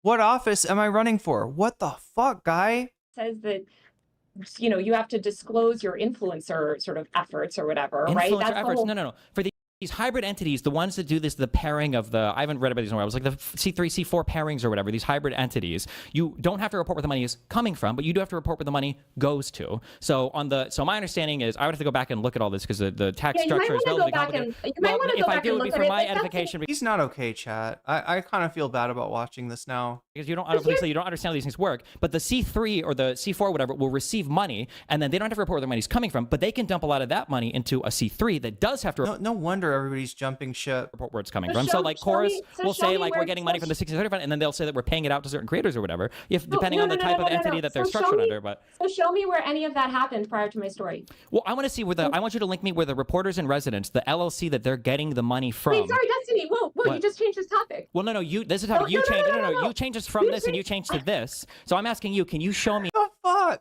What? Show me where. No, you acknowledge the conversation started with the Omidyar thing, right? Yeah, that's where the conversation started. Hold on. Yeah. Before you derail, I'm not derailing. I'm re-railing. On what you said. I want to close the loop on what you said. I mean, he's railing something, chat. You said that there was disclosure about this funding program before my article. Show me where that was. I would have to go and look up the web archives of the page to see if I don't have this information offhand. But you don't have it because it doesn't exist. Well, I don't have it offhand because I wasn't ready for that conversation. I have to go get the links through this. All right, I can find it for you if you want, though. I very much would love for you to find that. And I think that when you go to find it, you will find it doesn't. Is he a moron, or does he think you have to legally say break a no disclosure agreement that they sign to say they're sponsored by Chorus? Does he think you have to exist? Because prior to my article, none of this was public. And that is the whole problem, I would argue, with these funding systems, is that unless a journalist gets a hold of it, they're not inherently public, or they're not inherently disclosed to the followers of these influencers while they're creating this content. And that's a problem. I'm a journalist. I disclose where I get my money. Now, you seem to have some issue with the Omidyar's reporting in residence program. I can promise you that it is not a grand conspiracy that myself and all of these other journalists have taken part in this program, and that it's somehow, I don't know, you're sort of conflating it with the equivalent to Chorus, I guess. 1630 fund. It's nothing like that. Not to mention, it's exactly the 1630 fund. Like that. It is. Yeah. That's the fund that I think that's where the money comes from. For the Chorus, what is it called? Oh my God, the Chorus influencer program. It's not like, not to mention. Well, I'll say the second part. Destiny, an investing. Does he even want to be back on Twitch? I feel like the worst thing that could happen to him is like Hassan is like all of a sudden like, yeah, I will debate you, bro. It's just like he can't do it anymore. Chat, he is cooked. I have never seen a debate bro get his brain cooked like this, where he just cannot fucking. He is a shadow of who he used to be rhetorically. This is kind of sad.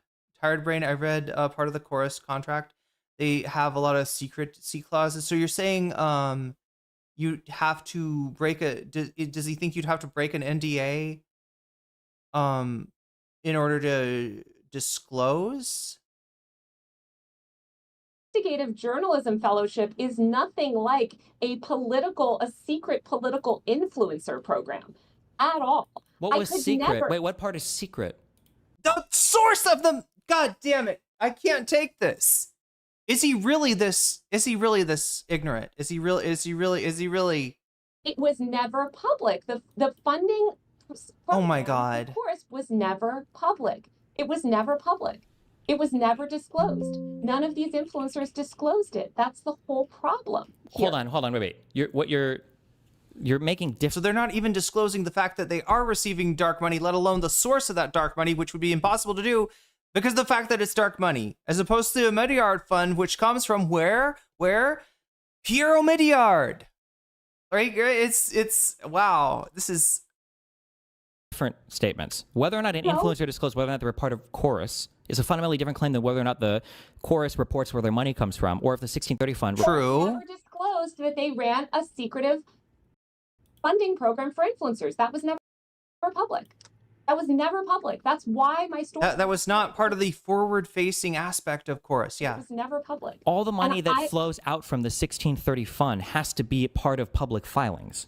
Yes? It was not Wait. Can you say yes or no to that? Are you able to answer that question? All the money that flows out for like political or activist or whatever stuff, any kind of like thing like that from the 1630 fund, all of that has to be on a public tax filing. I have no idea, but regardless, how can you have public when Taylor? I reported it. If you're reporting on this, how can you have no idea if the statement I just said is true or not? Show me where it was public. So show me where it was public before I publish my story. Show me where it was public. Okay, so here's a Form 990. This is 117 pages long. This is of the 1630 fund. This is for 2024. I would have to, I guess, go find their 2025 one. But this here should have every single thing listed in terms of where their money. Show me where it's disclosed.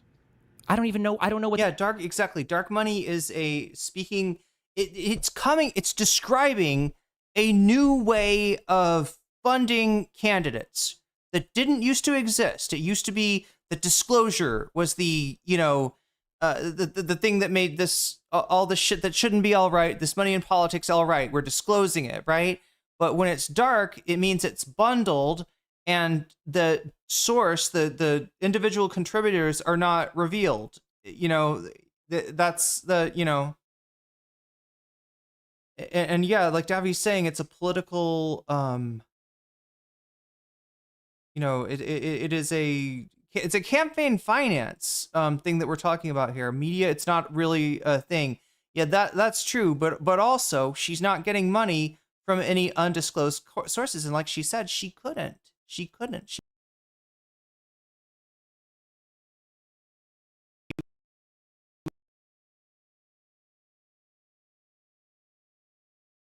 At that point, I don't know about the legal part, but at least the first two.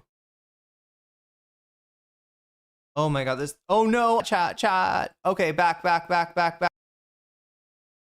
Minor F. Did we have a minor F? Do we have an F minor? Do we need to refresh and reload? I have run my computer. I probably need to restart it at this point. I just want to watch this last little bit of the You're Very Tricky segment, and then it's been about 8 hours, so I will take a much needed rest. I'll be back to you tomorrow with, or we're not going anywhere yet. We gotta finish how much? It's 18. We're at like 18 here. What does it go to? It goes to like 26. I do need to get to sleep. I need to sleep so bad. I don't have this right on my fingertips. If you're gonna say this argument that this well, we got a lot of support today, chat. You knocked it out of the park. First day back, right? You put up epic numbers. So I'm trying to put up epic numbers back at you. All right, that's all. I wanted to make sure that you got your money's worth, because I do appreciate the support. It makes it possible for me to do this stream, and after having so much time off in the fall for being sick then, and then getting sick this last week, having to deal with so much from immigration and getting my lease renewed and all this stuff. I wanted to make sure to spend some quality time here, but yeah, we'll watch a little bit more of this. It was all public, and then it was disclosed. Where was it disclosed? Are you okay? So then let me understand. You're saying that they hid this, that it was not disclosed on legally required forms. No. If you read my article, do you see how tricky you're being? I can see how tricky you're being. I know a lot of people can't see how tricky you are sometimes, but like you're not answering that question. That's me. I'm answering your question, but I don't know.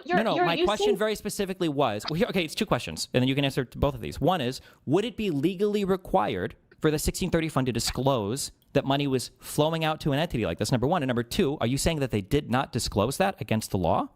Neither of those things were in my article. Neither. Can you answer either of those questions, or no? Can you not? You're really not going to? Actually, if you want to make those claims, I think you should be the one to back exactly. it up. Oh my God! This is the exact same fucking point we came to in the last debate. Well, you're the journalist. You should do some research to find out if you're in ethical violation. Go fuck yourself, asshole. God fucking damn it. Oh my God, chat. The computer is struggling. The Twitch chat today is struggling. Unfortunately, I was hoping for a first big day back from Twitch, but Burple's letting me know that there's a little bit of a outflow. We'll have to get that outflow flowing back in. We'll have to do whatever we have to promote the stream and redress that, because we don't want people consuming substandard content to what they could be getting over here. So we'll have to spend a little bit of time working on it. But YouTube, you have absolutely kicked ass today. Congratulations. You are wow. We're back to the old days where like Twitch was just kind of the in the basement. YouTube is doing like exceptionally, but it goes back and forth. And some people watch on both. So hey, what who's to count what as a donation from YouTube or from Twitch. So but goddamn, he is so frustrating. He is so fucking frustrating.